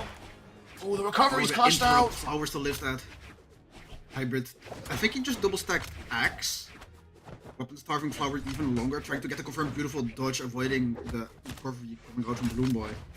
Oh, drops the sidelight now. Doesn't drop the second one though. BalloonBoy now trying to turn his aggression Beautiful around. dodge. That's big damage Oh. onto Hybrid. Red team has to be careful here. They can't let Hybrid fall, but the same thing is the case for the blue team here. Hideaway playing this safe game, sharking off the edge. Not going to avoid taking too big of a risk. Oh, With the side sig that's comes big. through. Flower Can will they fall. jump Hybrid? Can they collapse onto Hybrid? No, they can't. Flower's back into the fray, and now Hideaway could be in trouble here as BalloonBoy also taking some damage. Hideaway is doing a really good job at staying on the edge and retreating when he needs to, recognizing that he only goes in when BalloonBoy makes an Okay. opening for him. Okay, this is looking really good by them. Oh, Just Hybrid think of now Hybrid, declared to Hybrid life. did The that. same thing with Hideaway though. Both teams, one player so damaged. One good hit could be enough. What a conversion on the downlight. The side tick to Beautiful. punish BalloonBoy. 1 versus 1. He didn't dodge. Recovery Can he stuffed clutch out. this? Exhausted No. recovery is a beautiful option to get options back there.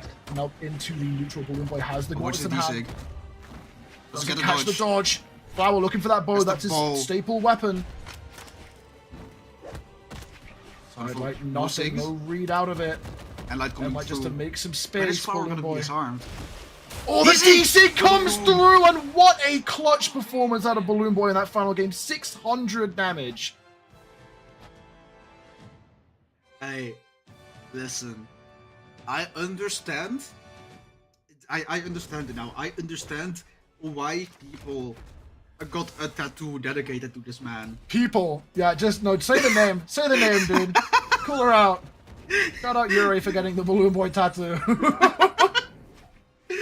Angela, if you see this, love you.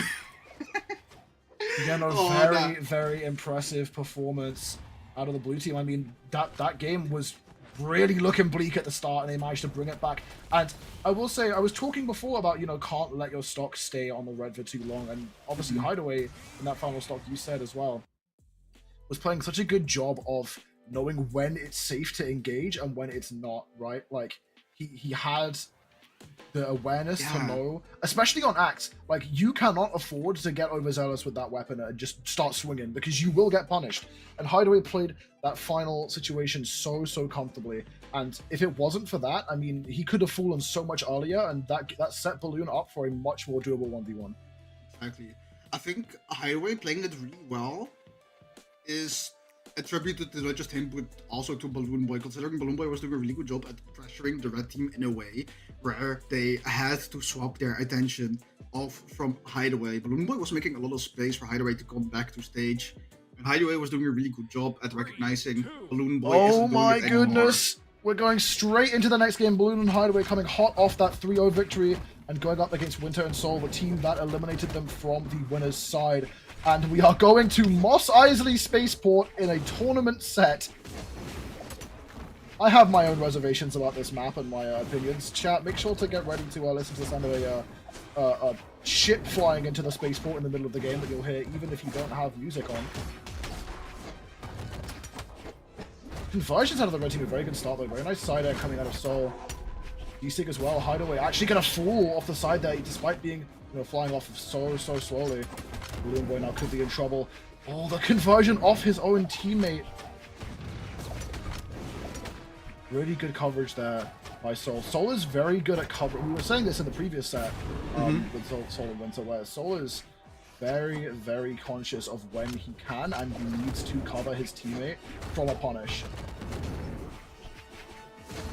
Right now, this is looking very dire for the blue team.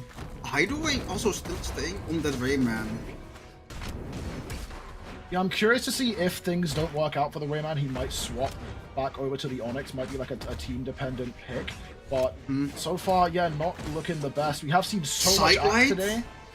And ooh, lovely weapon throw. Okay, stocks are even in terms of number. BalloonBoy has taken a pretty big chunk of damage on this second stock, but we saw that this team can and will come back if you give them the room to do so. I mean, a red team is looking like they're not going to give up any room, any space whatsoever. Oh, goodness. The blue team is going to have to take it from their clutches right now. Blue team kind Hideaway. of collapsing a little bit onto Winter, although we will see Hideaway Hideaway gone. fall off the right side. BalloonBoy looking for those very strong Wushang signatures. Hideaway pick up the gauntlets, going in, swinging, but immediately caught by that neutralized Soul, controlling so much space with these wide sweeping aerials of the spear. Putting the answer coming out from Winter, Hideaway going deep. I don't know if you'd like to do that Oh, when your teammate... okay. Winter actually punishing his own teammate, getting back to the wall and then falling in the process. Not the most clean execution of the side there, but still, now Soul getting such good damage here onto Hideaway. Combo after combo. BalloonBoy needs to try and do something to stem the bleeding of his teammate, because we're seeing the same situation where Hideaway forced to play this safe game while BalloonBoy can't really cover it against this team. Soul will fall, but it doesn't even matter, has that extra stock to fall back on. Now BalloonBoy has a really tough 1v2 cut out for him. Hey, listen, you just saw him. I thought for a second that some car was honking outside my door at 4 AM, but I think that was just the music in-game. I was getting so confused for a moment. But we've seen BalloonBoy clutch these. But does he have the energy in him to do it again after last game? I can imagine the exhaustion must be hitting any time now. Like, I mean, BalloonBoy's been playing hot all day, hours and hours. I mean, I'm sure he cannot wait for a chance to breathe. exactly. But If for the BalloonBoy time was a being- computer, he'd be overheating for the last 2 hours. Time being, keeping this 1v2 relatively close, playing to his advantage very well. The side air will come through, but that's not even close to KOing quite yet. BalloonBoy makes it up the wall, back onto the stage. Gonna go for the down air, goes unpunished though. Neutral air dodges through the recovery. Just looking for something, finds the second recovery! That could have been absolutely perfect, but of course it's Mos Eisley and the ceiling is relatively high. BalloonBoy going in, avoiding the recovery. Red team is doing a great job at trying to weapon starve, and the moment BalloonBoy loses these guns, it's very difficult for them to Oh, pick up good something coverage. else. Which the side are coming through, Oh, and that's Sig. just... I That's love, curtains. I love that play. 700. 7-6-1. Soul might be the GOAT. Soul might be the GOAT. I didn't expect this to be the outcome in today's tournament, but like 761 damage. And yeah, okay, I called it. Hideaway immediately swapping back onto the Onyx, not taking a chance on the Rayman. Actually going to be banning out every map they can with fewer than 2 platforms besides Mos Eisley. So clearly they want to go here. They left open the options of Mishima Dojo, Terminus, and Mos Eisley. So we're going to Mos Eisley here, but I'm curious. Something has to change about the survivability of the blue team because it's Dog, 638 on Spear is crazy coming out from Soul. Sorry for interrupting, but I just wanted to point that out. Nah, all good. But it's getting towards a point where every single game, either the blue team wins or BalloonBoy's Oh? after the 2v1. Nice.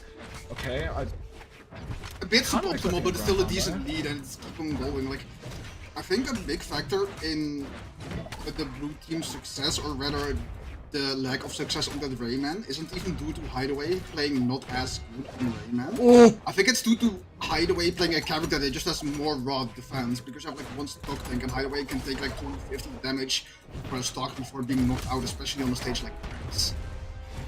Nice neutral there, gonna shut down the stock of Soul, Winter.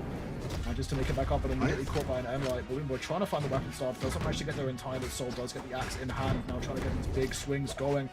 Hideaway there to interrupt. Now both teams trying to scramble to take out one player. BalloonBoy the target for the red team, and right now Winter the target for the blue team. Hideaway, I was saying it before, and now he does seem to be the more survivable player. Does it caught with a D-Sig though? Red team are going to lose that first stock of Winter as well, but the recovery comes into trade onto Hideaway, and now Balloon once again clinging onto this first stock. Okay, got a little bit of damage onto Soul, not enough though since Balloon had to do Oh, all the by clash, the himself. neutral air. Hideaway. BalloonBoy Oh, second there, and the side air! He's oh, going all the way in GG's, for the ground GG's. pound out of Hideaway! Yep. I don't know what to say! Like, you just made all the noise that I wanted to make. Like, you just did all the screaming for me because I Bro, was pop off with me, dog! Dog, my voice is broken. You're all my chats I have to cast today. I can't. I don't have it in me anymore. I'm doing the same thing tomorrow, brother. You gotta lock in. Okay, Hideaway. Very damage on the second stock. Now one axe and light or side air will do it for this stock. BalloonBoy a bit healthier here. Oh, what a chase dodge by Hideaway, recognizing the incoming punish, manages to make it out of the situation, and the blue team now looking very comfortably ahead. Ground Pound is going to send Hideaway down into the depths with a side sig to punish. Winter, beautiful. Hideaway helping make space for BalloonBoy to come back. Just conversion after Yeah. conversion. Oh BalloonBoy my playing goodness out of his gracious, mind Heckle. this set. Bro, Winter went for a What are we doing, gang? On the drop. Dog, go to next game. I don't even want to Go talk next. about this no Go more. next. I'm losing it. I feel like I'm going insane. That was one of the dude. What's especially crazy? BalloonBoy and Hideaway, neither of them cracked 500 damage because they were just KOing so efficiently. Bro, look at this play by BalloonBoy going deep, even post. Yeah. Now, what's GC what's was like, especially nah, crazy worth. is like Hideaway knowing that he can get in there and clean up, making sure that all the work his teammate put in actually goes somewhere. And that was a smart play by BalloonBoy too, because he like had a stock he could afford to lose. Like, So the he- lead was he so went all big, the it way didn't in. matter if he lost that. And he was like, yeah, no, I'm gonna risk it. And I'm gonna put in a lot of effort in putting them in disadvantage. And I trust that Hideaway is gonna clear that up. And he just did. That was clear. I mean, Dude, Hideaway, KO. 0 damage on gauntlets. Can I? That previous game was Mickey. Can I just say that? I mean, bit of a a brutal little way to bit. describe it. But going onto Mishima. Okay, I'm assuming what happened is that they banned out to leave Mos Eisley open again, and Balloon and Hideaway basically said, no, you know what, we'll go to Mishima Dojo, so mix up the map pool for this this set. That's scary for BalloonBoy for a second, but in the meantime, Winter's just sent packing off the top. Okay, right now, slowly almost getting the Sarah off getting hit by BalloonBoy. Hideaway cooking on it. Bro, this is what I missed from the Hideaway on extended cannon. This is what I was talking about. This is why I was doubting the Rain Man. Ooh, that is going to be a big KO onto Hideaway though, and BalloonBoy could be soon to follow suit as the red team looking to close out his first stock as well. Actually, it could be his own teammate doing it as Hideaway now makes up with some good damage onto Soul with the gauntlets. Winter has to be very careful here, already approaching the red on this second stock as BalloonBoy does finally fall, but we could see a situation where the stocks are disjointed for the red team here as Soul still clinging to life on this first stock, and Winter is in a pretty dangerous spot. The side air will finally close it out, and now the Jump him. looking to collapse. Okay, they didn't get the jump onto Winter. Winter was doing a really good job using the platforms in order to get enough movement to stay away from the blue team, minimizing damage taken. But right now, with Soul back in the fray, they're trying to build up a lot of damage. Balloon getting the dare read. Oh, what is that? Oh, BalloonBoy, no, get it. No, no, no, no, no, no, no, no, no, no, no, no, no, no, no, no, no, that is not real. That is not real. That is not real. Nah. That was some freestyle right there, dude. That was some freaky stuff there. Oh, Bro, they're going crazy. Balloon chill. Crazy goes to He's going crazy. BalloonBoy. He's him. Nah. Dude. Keep going. Oh my. He takes out both. There's no way. No, I'm telling you. What This is not a real set, bro. This is not a real set. Soul just like he wants none of it. He wants none of it, dude. Oh my goodness. Oh my goodness. What on earth, bro? That was a sequence of events for sure. Hey, I want to see the chat. replay on this. This team, we only get to see the very end of it, but that team combo was crazy. Into the confirm with the ground pound, and then immediately going up to the top to get even more done onto Winter. BalloonBoy just went crazy, dude.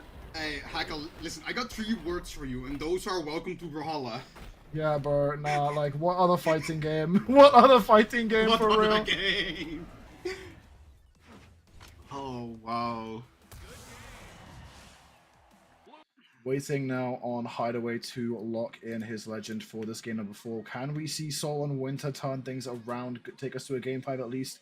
Or will Balloon and Hideaway reinstate their name, take back their position, and fight for that right to be seed 1 for this tournament and go into the grand finals? Bro, 458 on the cannon coming out from Hideaway, 28 on the gauntlets, 28 on the unarmed. Cannon went nuts that game. Dude, Balloon is the only person in the lobby who's using both of his weapons. Like, look at that. Hideaway 28 on the gauntlets. Wait, right. Winter 18 on the axe. Soul 21 on the spear. Listen, Soul and Winter doesn't really count because neither of them reached like 300 damage total. Yeah, they didn't really get a chance. And weren't allowed to play. Got them put in the blender on the highest setting possible. Going to, what are these stages, fam? Oh, I'm going insane. I'm going insane. What is this stage? Yeah, well, I mean, this isn't the first time we have gone to Suzaku today, to be fair. Definitely not the most picked map. So far, though, looking like a pretty decent start for the red team. Is Soul very healthy here. Hideaway taking some big chunk damage, but actually Winter drops a sidelight Nair. Team combo coming in, that D-Sig to split it all up, and now Soul, when it counts, looking very, very healthy. Imagine if that was pre-patched Bryn D-Sig and it still did like 35 damage, it would probably knock them out both. But yeah, for sure. That move's been... move's still incredibly strong. Don't get it twisted. Beautiful Sarah coming out from Winter. Well. Oh, Hideaway. Hideaway. I mean, Playing he was a different low. game right now. He doesn't want to get his stocks disjoint with that of BalloonBoy, trying to lose his as close to that of Balloon as possible. Oh, Oh my, okay. so You just I can't, was... you can't have a lead. It's not allowed. Hideaway and BalloonBoy are here to make a statement. What that statement is, it's probably something that I That cannot say on statement stream. is hands, bro. Oh. The double spear juggle happening at the top for a second there. Now both teams getting very scrappy, looking for any damage they can find. Am I going to come through, push Winter off the side, trying to collapse onto Soul for a second, but they can't get it done. Now both teams have one player, much more damage than the other. That side would have been brutal if it connected, but BalloonBoy clinging onto life. Oh, recovery catches both players, but what a beautiful Oh. delay into the recovery. Gonna clean up BalloonBoy now. Hideaway clinging on to life on this second stock. Finds the oh my goodness, Beautiful dude. They're breakdance. so good at cleaning up these stocks. Okay, BalloonBoy And Reed manages comes to take off the through top though. Okay, Hideaway losing that cannon. Anyone's game. This is like the closest that we have seen the red team so far, I think, with them. Okay, team combo interrupted by the X weapon throw, but now Soul weaponless. Hideaway Looking for something to living get started, for doesn't so get knocked out. Okay, there long. it is. Honestly, good. Yo, Like, how he is Soul needed to alive? fall. I have no idea, dude. Burr's playing Brim like it's Queen 9. Sidelight on unarmed, almost knocked him out. Let that sink in. Deep that real quick. But that's sink in, bro, yeah. Okay. Finally, Soul will fall, and now Winter could be in trouble here. Manages to avoid.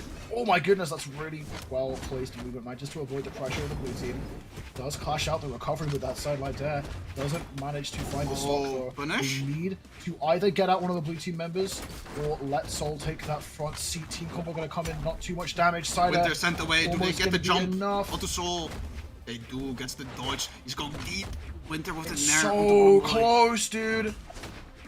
Hideaway taking some big axe hits. Beautiful. Ensig falls That's a through, Sayer, and the yeah. side air comes through as well. Now it's all on Soul. Recovery's gonna do it, and BalloonBoy and Hideaway crawl their way back up. Dog, what is it with these damage? Number 669 coming out from Hideaway and Balloon again.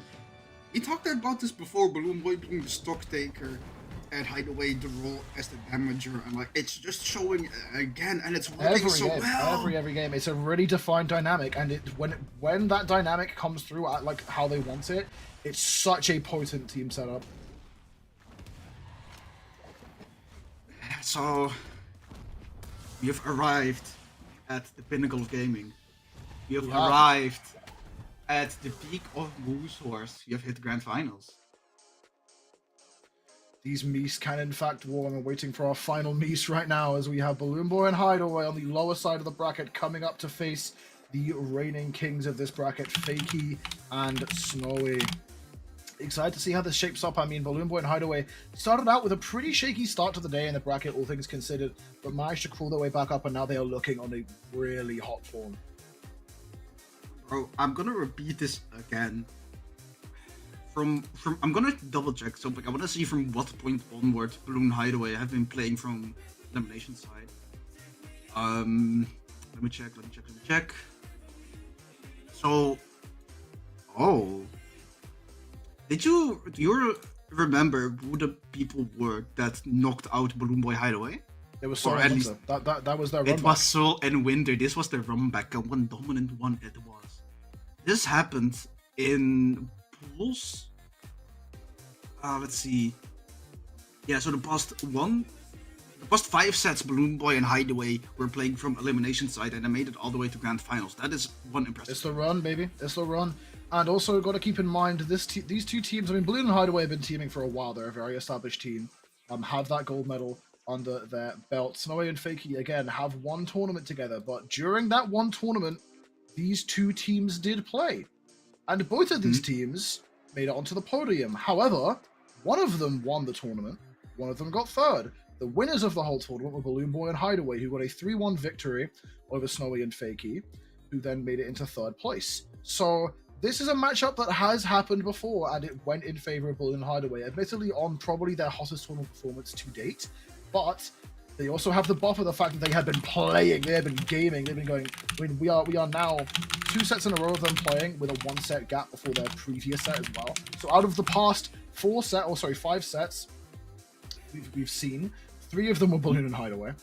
And Snowy and Fakey have had to wait. They've been on the winner's side. That's one thing I mentioned earlier as well, is some pro players say they genuinely prefer how it feels to come into Grands from the lower side because you're coming in hot. You're ready to keep playing. You haven't, I mean, sure, you like while you're waiting, you can go and hit the ranked queue, you can go to the trading, you can spar in customs, but it's not quite the same level of intensity that you have in an actual tournament set. Anyone who's played in a tournament can attest that when you're in a set, you're playing the game, you need to be and tend to be as locked in as you can possibly be, and keeping that intensity up for such a long time is exhausting. But it's a discipline that these players have to learn.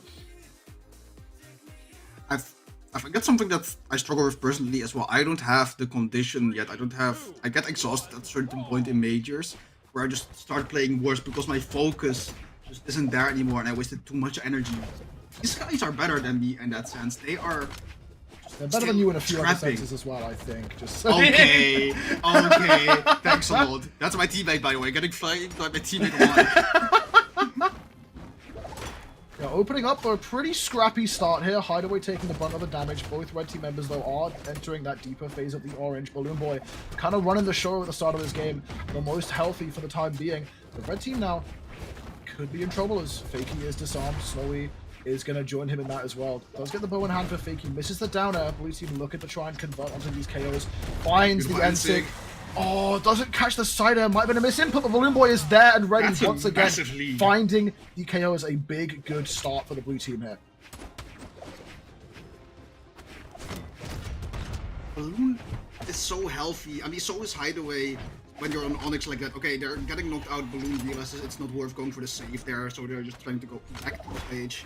Oh, the clash. The clashes. Hideaway coming in clutch, relieving the pressure, immediately sees his teammate in trouble, and now he's just going in with the unarmed. Onyx Good versus Onyx, support doesn't coming need a from weapon. Hideaway. Oh, BalloonBoy goes deep with the ground boat, saved by Hideaway. What a again. weapon throw! What the snipe out of Oh. BalloonBoy! It's so amazing how much this game mode has evolved over the years. Like, this is just ridiculous compared to the kind of gameplay I saw when I first started playing this game. Now, BalloonBoy still... Well, okay, cast is cast. He was still clinging onto the stock, but Hideaway now, managing to avoid too much punishment while he's left alone. BalloonBoy coming back in, swinging. Fakey finds the individual punish, but nothing too much. The red team really haven't had a chance to find these big conversions we've seen them getting so far against other teams. And whether that's because of their own Punish to displays Hideaway. or the positioning of the blue team, This is not looking remains good to for be seen. BalloonBoy. But now, speaking of the conversions, the ground pound to end that combo. Blue team need to try and get the stocks out. Yes. N-Sig gonna come through. Snowy gonna fall. Can they get it off Fakey as well? Right there, yes they can. Yes, Clinging to sir. a small lead still. Bro, the dominance that Balloon Hideaway are showing right now, it's not really dominance if you just look at the stocks, but the way they've been playing this game, it feels like they are in charge of Snowy and Fake. You have to kind of play around them. Think that they were the ones that are coming from the winner's side. They're not. Okay, so Balloon finally being sent towards their last stock of this game one. Being fresh, picking up the guns, trying to help Hideaway relieve some pressure that the red team is putting onto him. Hideaway slides what a off catch! the stage. Okay. BalloonBoy doing the most with the gauntlets right now, just absolutely swinging. Conversion interrupted by Hideaway. Red team could be in trouble. coming Side air through. comes through. 1v2 Trying to on relieve the Fakey. pressure, or get rid of the pressure from Fakey. Can't find the KO. Fakey playing a risky game off the side, comes back up and immediately bro. punished. BalloonBoy looking to get another. He's- Tries to find it off Snowy. Manages to make it back to the stage. Can Snowy do it? Snowy is chasing Hideaway, and Hideaway's And playing there it safe, it but is. recognizing the dodge not being there. Balloon getting the confirmed 5 KO, 606 on the board. I know, bro. Someone needs to pay BalloonBoy for chiropractor spendings, because I know his back hurting after that first game. Dude, 606 damage, 5 KOs. BalloonBoy is on something different today, man.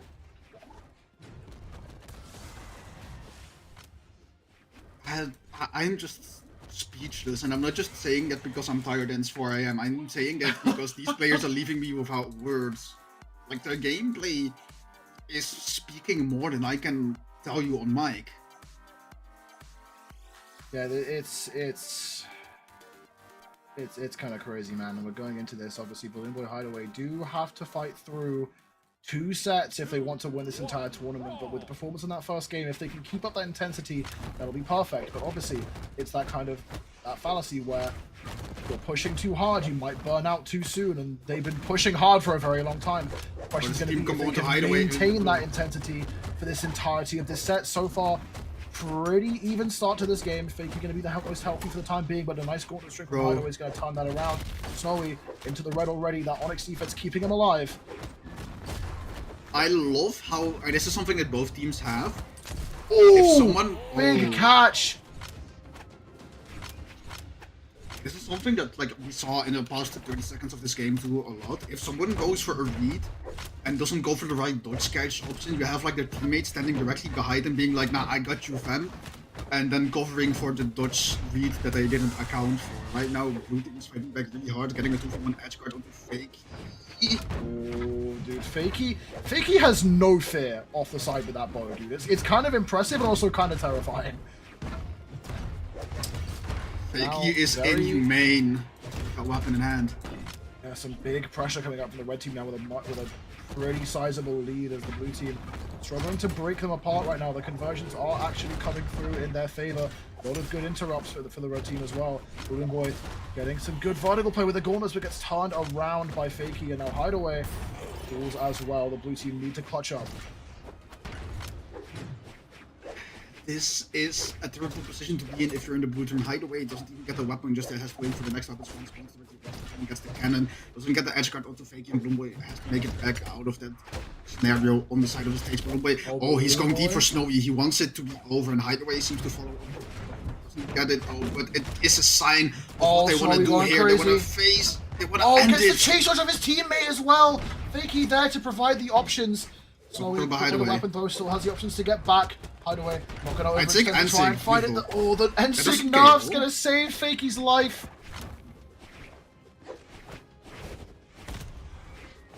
The blue team is playing this out really well, though. The one thing I've been harping on their strongest asset has been their efficiency with KOs, and the red team really forcing them to slow down. Although, have managed to stem the bleeding pretty well. Hideaway is relatively damaged, but not in a position where he can't afford to take engagements for the time being. Although Fakey, so good at controlling space with that spear, so good at making opportunities. Snowy now trying to chase down his teammate who's going to carry it over by Hideaway. Hideaway with the Nair. Oh, hits BalloonBoy in the process though, of which the NSYNC BalloonBoy saves the dodge beautifully. Oh, what a punish! That is left side Fakey was cooking up Hideaway. Spin to win, baby. Put them out and recover. Oh, we got ourselves a grand final, Sako. Yeah, dude, 1-1. I would expect nothing less from these two teams. And I think that game was just a case of the red team realizing how the blue team were going at it. They were going super aggressive, very hard on the conversions, and they started to slow things down. They forced Hideaway and BalloonBoy to be split apart, and because of that, they couldn't find those team combos. They couldn't initiate for each other. They couldn't find those interrupts and those saves. And while it was a slower game than the first one for sure, it was more methodical and it broke them down. So the question is going to be if the blue team can adapt or find a way to continue to play their pace around what the red team is doing.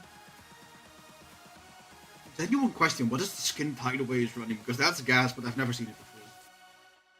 I think it has really bad color swaps, which is why people don't run it. It's like a base source skin. It's just in the game. You buy it in the shop. Actually? Yeah. I really like the almost Chinese dragon thematic about it. You know, like the Asian culture inspired. I guess you can call it circlings. Oh no! Hideaway! That would have been everything for the start of this game. Can't find the conversion that actually hits his teammate instead.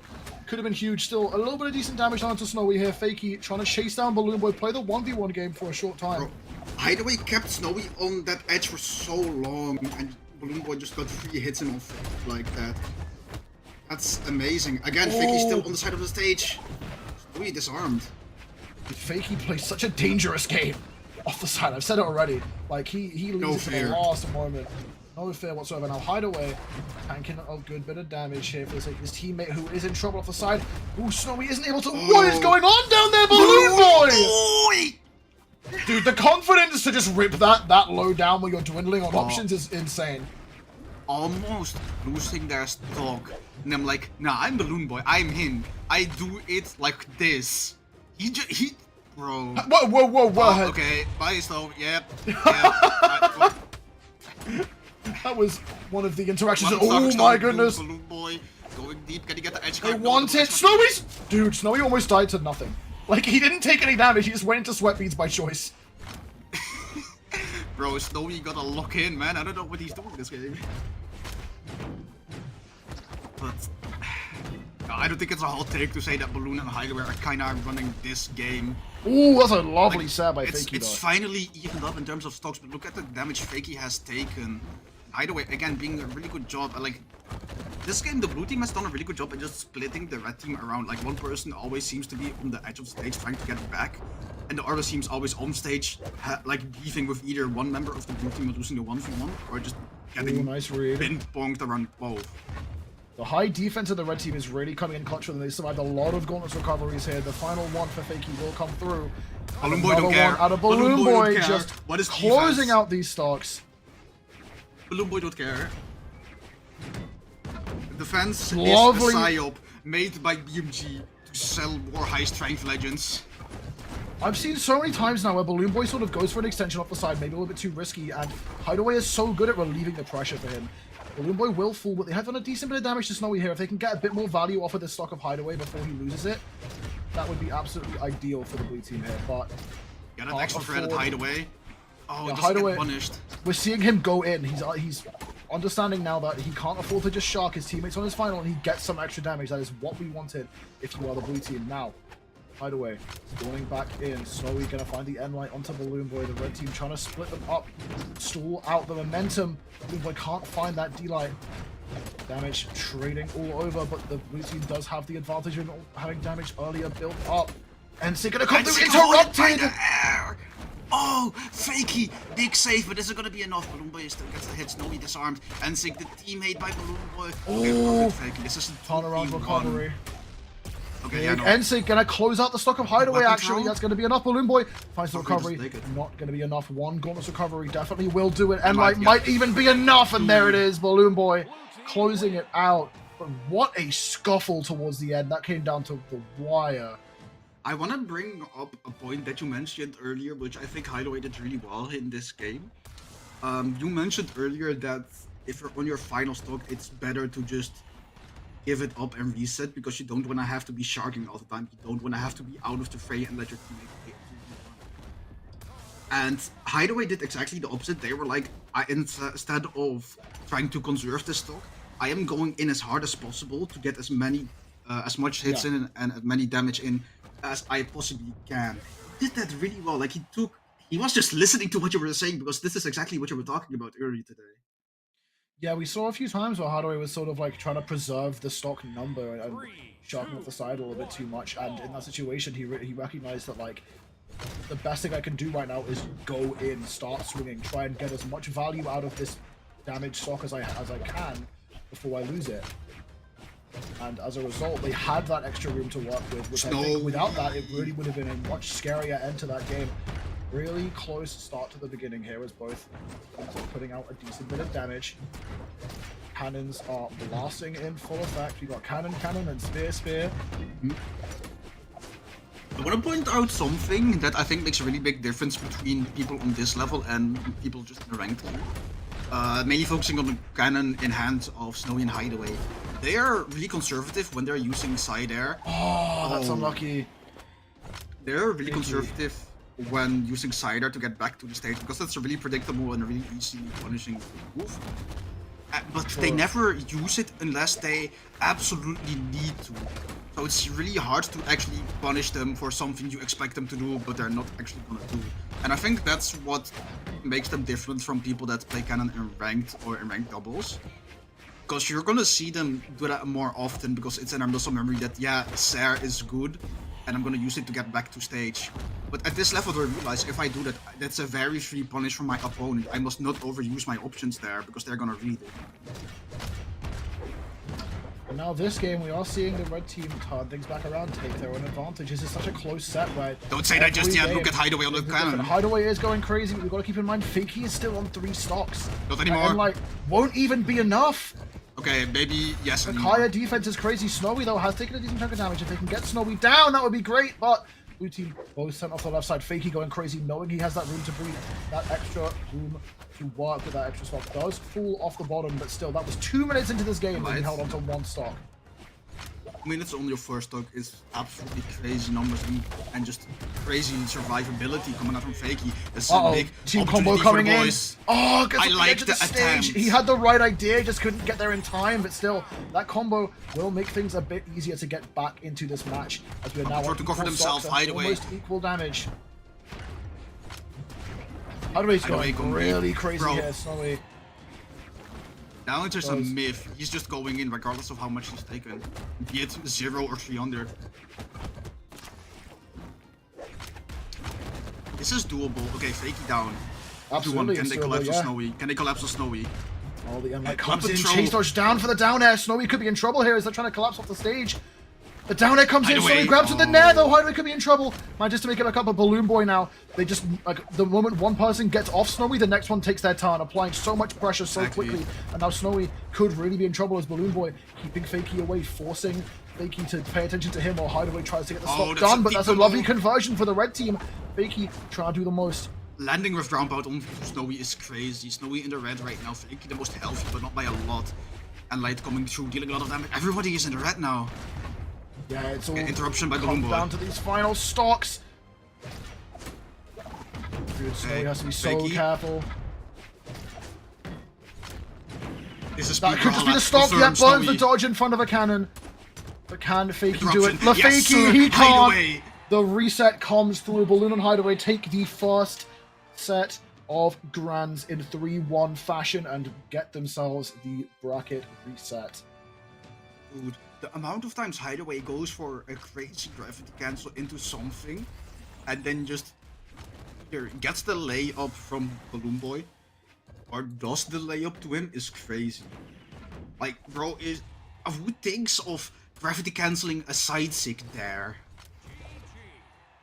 Like, that's actually mad. So Hideaway is going to take a little bit of a bathroom break before we go into the reset. I mentioned it in game chat. 516 on the cannon from Snowy. And I mean, there's a clear preference from these Onyx players. They're mainly on the cannon. I've also noticed a trend here, an interesting one. Hideaway really likes the unarmed. He's got quite a bit of work done without a weapon, surprisingly.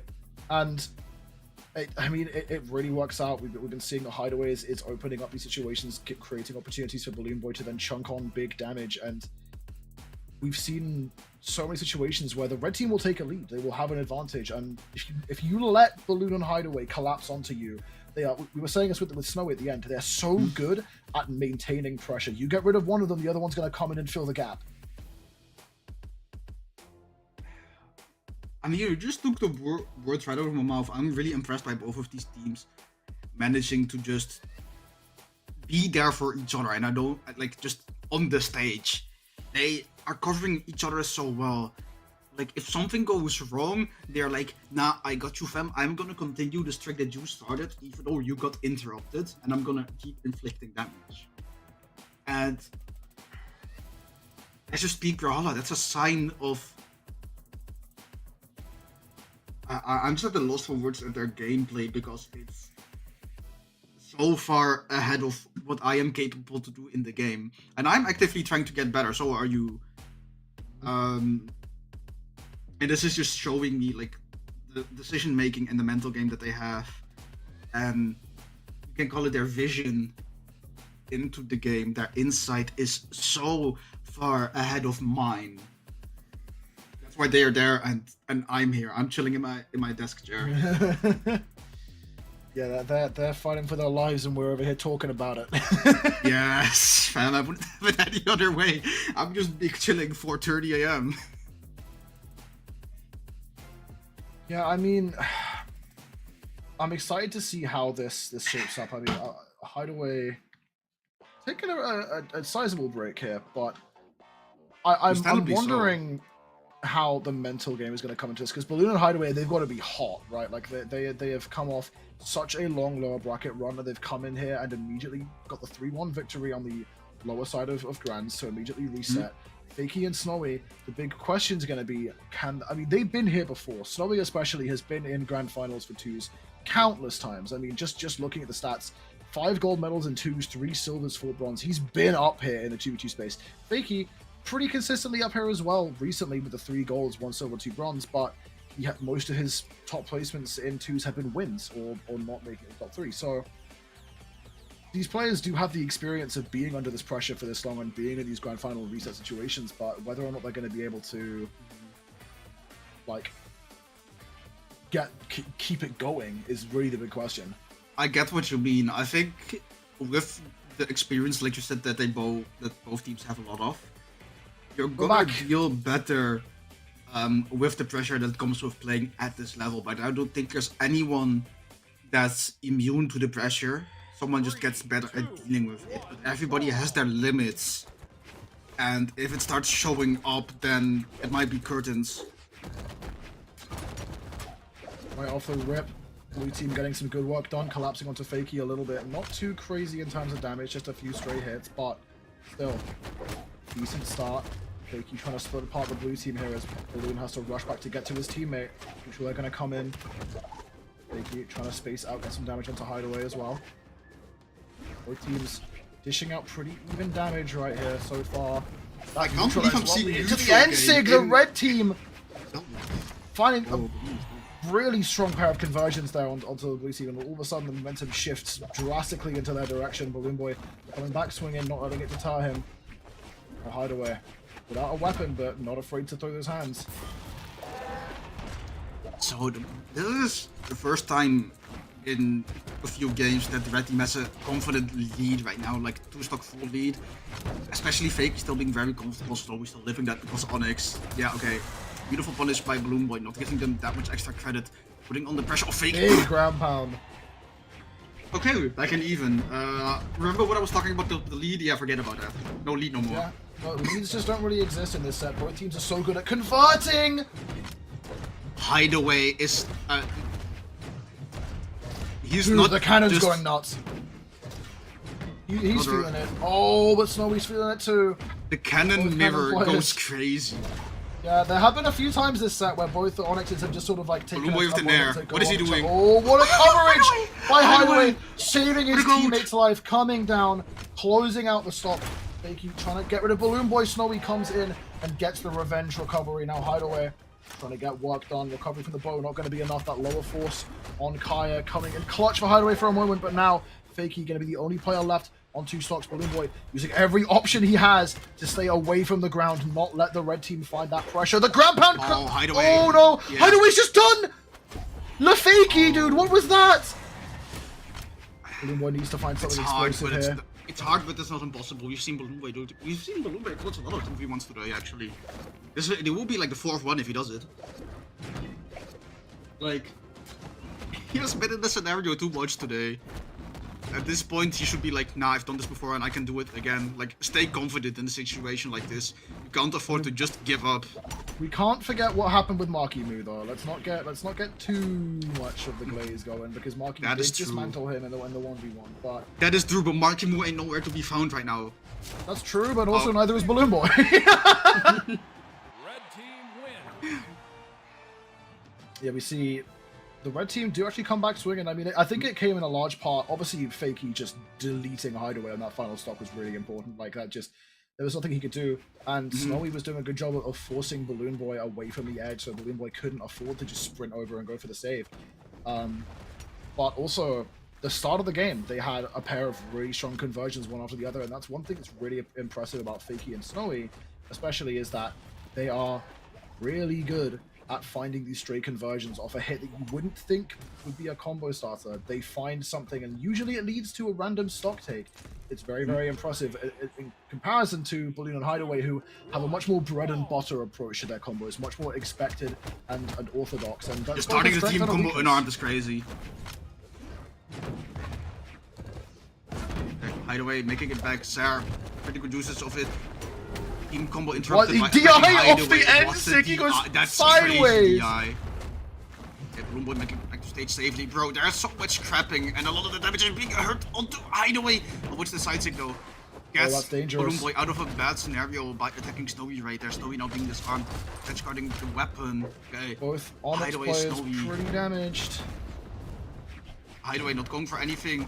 Overzealous, just dropping down right after hitting a side light. Doesn't go for any big dodge. What an interrupt! Oh, Dude, it's so scrappy. they're Snowy gaming. fools. They're just Both gaming. Onyx players are gone. Fakey and BalloonBoy left alone for a moment. Nothing too crazy happening. While they're there, BalloonBoy going to stop the chance for a team combo for the red team. I love BalloonBoy's play of just standing in between Fakey and Snowy and being like, nah, I am here to block you from getting any potential team combo. That was a really good save and like helped Hideaway smart relieve a bit of the positioning. pressure. Yeah, exactly. Recovery And now taking Fakey out will Fakey, fall. 2v1. Bit of a collapse onto Snowy here. Hideaway trying to go crazy. Oh, good conversion on that dare by Bro. Snowy. Okay, does Hideaway but play Hideaway's Cannon going or does he play crazy. Onyx? Dude, he plays the game. Like, what are we? Look at that. Brother is inside the code, I am telling you. Brother, he By the got way- like a JavaScript code open right now. He's editing as we speak. Dude, these conversions are starting to look pretty comfortable. Snowy already taking a decent bit of damage on this final stock. Fakey trying to relieve the pressure, doing everything in his power to do so. Finds a deal like Seb, but Hideaway's getting damage on his teammate while he gets that. BalloonBoy Comes back Hideaway in, just gets get the extra gauntlets. credit. Okay. Oh, that dodge! Being edge guarded by Hideaway. I think BalloonBoy, no, he didn't dodge, and he doesn't want to leave Hideaway. Doesn't in want to 2v1. drag that Yeah. stock out too long. They know they have a game plan now, and Fakey knows it. They're going to be trying to go for his teammate. Stocks don't say it, but I feel like this is an advantageous position for the blue team because they are. Oh, this both could be red scary though. players. What? Oh, Fakey just. 2v1 on a Fell very to damaged himself? target right now is very great. Oh, that dodge Dodged it. was the lifesaver. Wouldn't interrupt by Fakey. Fakey. Blue team need to not get too overzealous on focusing Snowy because Fakey knows that's what they're going for. Fakey is a player who can break up that pressure. And BalloonBoy. Fakey, again, really good positioning. Snowy on the side of the stage. Fakey being Oh, right in the middle, right, goodness. scrapping with the blue team members. BalloonBoy going deep for that. The side air comes through. Fakey. Wait, they're in sweat beads. Hideaway makes it back. What is this Cannon's there, maybe ending? only using Red it when team you have actually got- need. The red Oh, team the have gone down Avengers to a wish close the game end to the was this. recovery. Ooh. But now this is Fakey we're talking about. Like he wins these. He has so much room to work with. And like, dude, is this Hideaway and nerves? BalloonBoy cannot make a single mistake. One snare, one recovery, No. one signature could take them out. You're absolutely right. And like comes through down air, side air, Yes, side sir. sig. Perfection. They had to deliver perfection, and they gave us perfection. BalloonBoy and Hideaway clutched that 2v1 up beautifully. Saw one opening and like, nah, I got this in the bag, and just hit it. They don't miss those. Yeah, quoting the GOAT Spaceatronics in chat, they do not miss those. Making sure that this set stays as close and entertaining as possible. Obviously, the dream of a Game 10 isn't going to be coming through here, but still, what a fantastic set we have here for ourselves. I mean, I was kind of hoping this would end like quickly so I could go to bed at a decent time, but like this is peak gaming, and I'm so here for it. Brother, it is 5 AM almost, and I'm not regretting anything. Absolutely not, no. 2. Getting into this next game, of course, I wouldn't be surprised if we see no changes of stage or characters for the rest of the set. It's all just adaptation and how you play in the individual game. 1-1 on the scoreboard. See how Yeah, this just goes. crapping. It's getting really hard to track, like who's It getting is, hit by it what, is. because like 2-3 people are getting hit by a move that lasts for like 3 seconds at the same time, and there's like so much overlap with the textures in the game. Dude, they've swapped teammates! Like, they're hitting They like just one trapping, player from bro. each team. They Playing in the chicken. arena. Who stops the Brother. team combo first? Brother in Christ, they don't shoot the wrong game mode. This isn't free-for-all, this is doubles. And once again, we're seeing both the Onyx players on each team being the more damaged, although BalloonBoy has taken a decent chunk here. Fakey definitely the healthiest on the board right now. BalloonBoy has the spear in hand right now.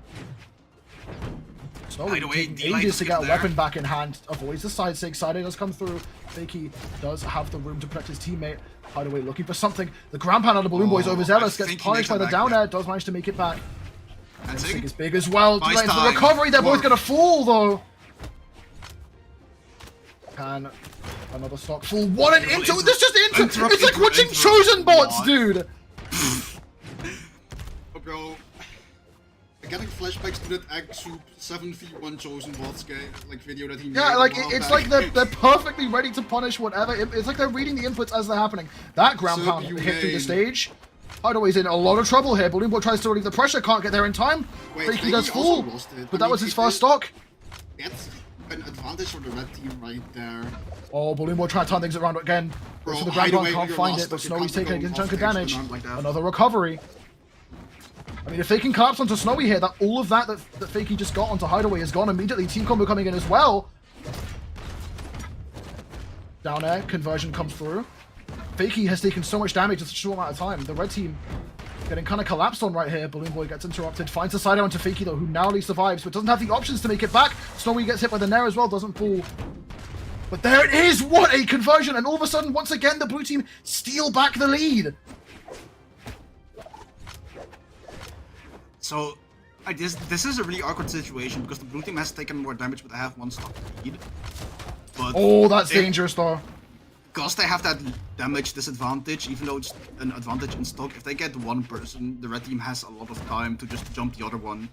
And with how they're building damage, it's getting really easy, and they're focusing Hideaway, it They're seems. chasing Hideaway down pretty hard. Snowy is taking a decent bit of damage here. Hideaway playing the safe game. Balloon will fall, and now the lead that the blue Hideaway. team has reached an impasse as we have everyone on 1 stock.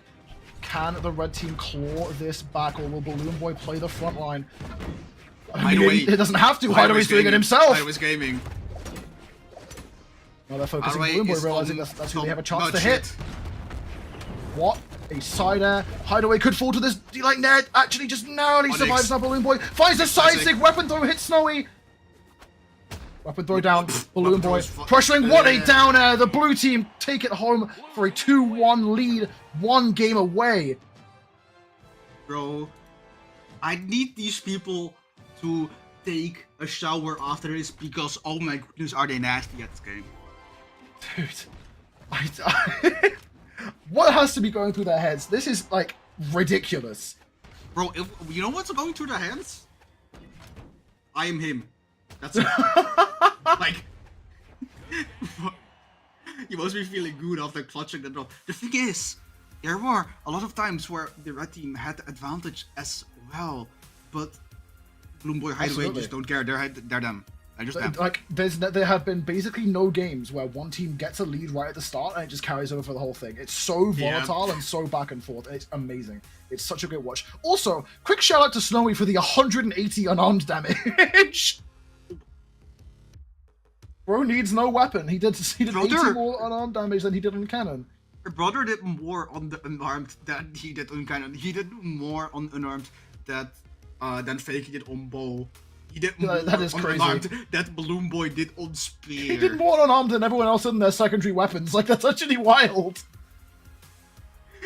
Oh, I need someone to screenshot this and just upload that to Twitter or share it with me. Like, this is a immaculate screenshot. Like, Snowy's unarmed is his secondary weapon. Yeah. This point, Now- look at this. Waiting for the lock-in, we see Snowy locking in that Onyx, waiting to start the game. We're going into map banning here for possibly the final match of the entire tournament. Going back to Demon Island, the exact same game state, no changes. Can the red team bring this back and go to a game 5? Or can the blue team take it home with the dream lower bracket run to get the bracket reset and victory? We'll have to see as we get into game number 4 here. 2, 1, brawl. I'm sad that this is soon coming to an end. I'm enjoying this too much. Yeah, no, I would just watch this all day, dude. It's so much fun. Hideaway hasn't gotten a weapon this whole match so far. Bro. Seconds in, he needs to get something on Unarmed his hands. damage. It's so scrappy to they're start going out. for Red the team goes championship off the with unarmed side, could damage, be this in is trouble. Side take doesn't come through. That would have been absolutely diabolical if it did hit, but DC got a Here comes Fakey. He's dangerous. BalloonBoy. BalloonBoy sent all the way off the side of the stage. Red team taking the advantage state here at the start of this game. Fakey, once again, starting out the healthiest. Beautiful Combo combo. could come in. Yes, Fakey sir. can't interrupt. What That good doesn't coverage KO. by Hideaway. The no. second one definitely will, though, and now Fakey left alone. Downlay doesn't come through. Nair is going to connect with nothing to follow up off it. Yeah, BalloonBoy trying to keep Snowy busy as Hideaway is trying to chase down Fakey. Now that the roles are turned around, I really like the role diversion of the Oh, blue the side team where is like one person. Oh, who is are we keeping hitting, someone Snowy? busy. That's your teammate, bro. He's fine. Okay. He's fine. Fakey got this. He does make it back, avoids the exhausted recovery. BalloonBoy was chasing, fiending for that KO, and in the meantime, Hideaway can just exert the pressure onto Snowy. Fakey falls to Beautiful the side knockout air, coming out from and Hideaway. Hideaway's going crazy with the Jump cannon. in, Side air, jump BalloonBoy in, going all the way BalloonBoy. in. He's feeling himself. Yeah, jumped. Okay, not yet. Jumped but recovered. And now Hideaway's going crazy with the cannon even more, dude. Brother. The blue team. BalloonBoy finally falls to his own teammate, but the damage is pretty good. Hideaway needs to avoid getting pressured here off the side. Snowy flakes out, goes back to the stage. BalloonBoy's out to relieve pressure, but he gets clashed out by the bow ground pound. That's so much force. Manages to I make know it back. Red Team is playing a horror game right now because they're getting hit and getting scanned by so much stuff. Like, getting sent off stage in like the fraction of a Oh, the second. net! Snowy's gonna fall. BalloonBoy's so healthy. Fakey needs to cling onto the stock as soon as possible. Finds the neutral air. Hideaway dodges out. Doesn't fall to that neutral air just yet. BalloonBoy getting a bit afraid to throw out too many moves on the spear. Hideaway's going to do it for him, though. The side take does come through. Takes out Hideaway. Back to an even game here. Can BalloonBoy stay alive? Might just to avoid the BalloonBoy, neutral air. Good job at avoiding Finds the everything. side air onto Fakey. He's going to fall. Jump Snowy. Can they collapse onto Snowy? No, They but can't. they Snowy get him to evasive. retreat and give him stage control. This is a really good opportunity, but now they're all targeting Hideaway, who's going off stage. BalloonBoy, no weapon in hand. Oh, team combo coming in. This is dangerous. Bad. What an interrupt by Beautiful BalloonBoy. save. Beautiful save. BalloonBoy might have clutched him this game. Okay. Yeah, that's entirely possible, to be honest, at this point. Hideaway needs to try and play as safe as possible. Hideaway. Finds it down onto Snowy. BalloonBoy has now spawned back in. Can't get a weapon, but still putting on the pressure with the unarmed. Oh, that recovery isn't quite going to be enough, but one more might do it for Snowy. Fakey has to play a perfect game here to save his teammate. BalloonBoy But getting BalloonBoy canned going to take right off the now. side. The grab Yes. pound comes through. Hideaway Yes. takes out Snowy. It's all on Fakey, putting pressure out onto BalloonBoy. Fakey And Hideaway can comes do in, this, but he's protecting getting his gone right teammate. Blue team. Bro, I think everybody knows conversion Fakey is in starter. the thick of it right now. He has to play his 2v1 out perfectly, and then they have to take game 5 as The well. ground pound and Hideaway! Hideaway! Balloon and Hideaway close out the tournament and are your Moose Wars Sub-Zero 2v2 champions in what an amazing fashion. Seed 1, Seed 2 Grand Finals was amazing, and Seed 1 clawed all the way back, playing 5 games from elimination side in order to make it to this point. I am at a loss for words. This Dude, that I'm I'm mentally exhausted, bro. Like that was absolutely Same. crazy. The amount of like micro interactions that make up a game like that. I mean, you said it yourself. BalloonBoy very likely saved the game by interrupting that team combo from the red team. Like, we've seen how brutal the team combos this red team has. And given the chance, they could have just taken that final stock of Hideaway.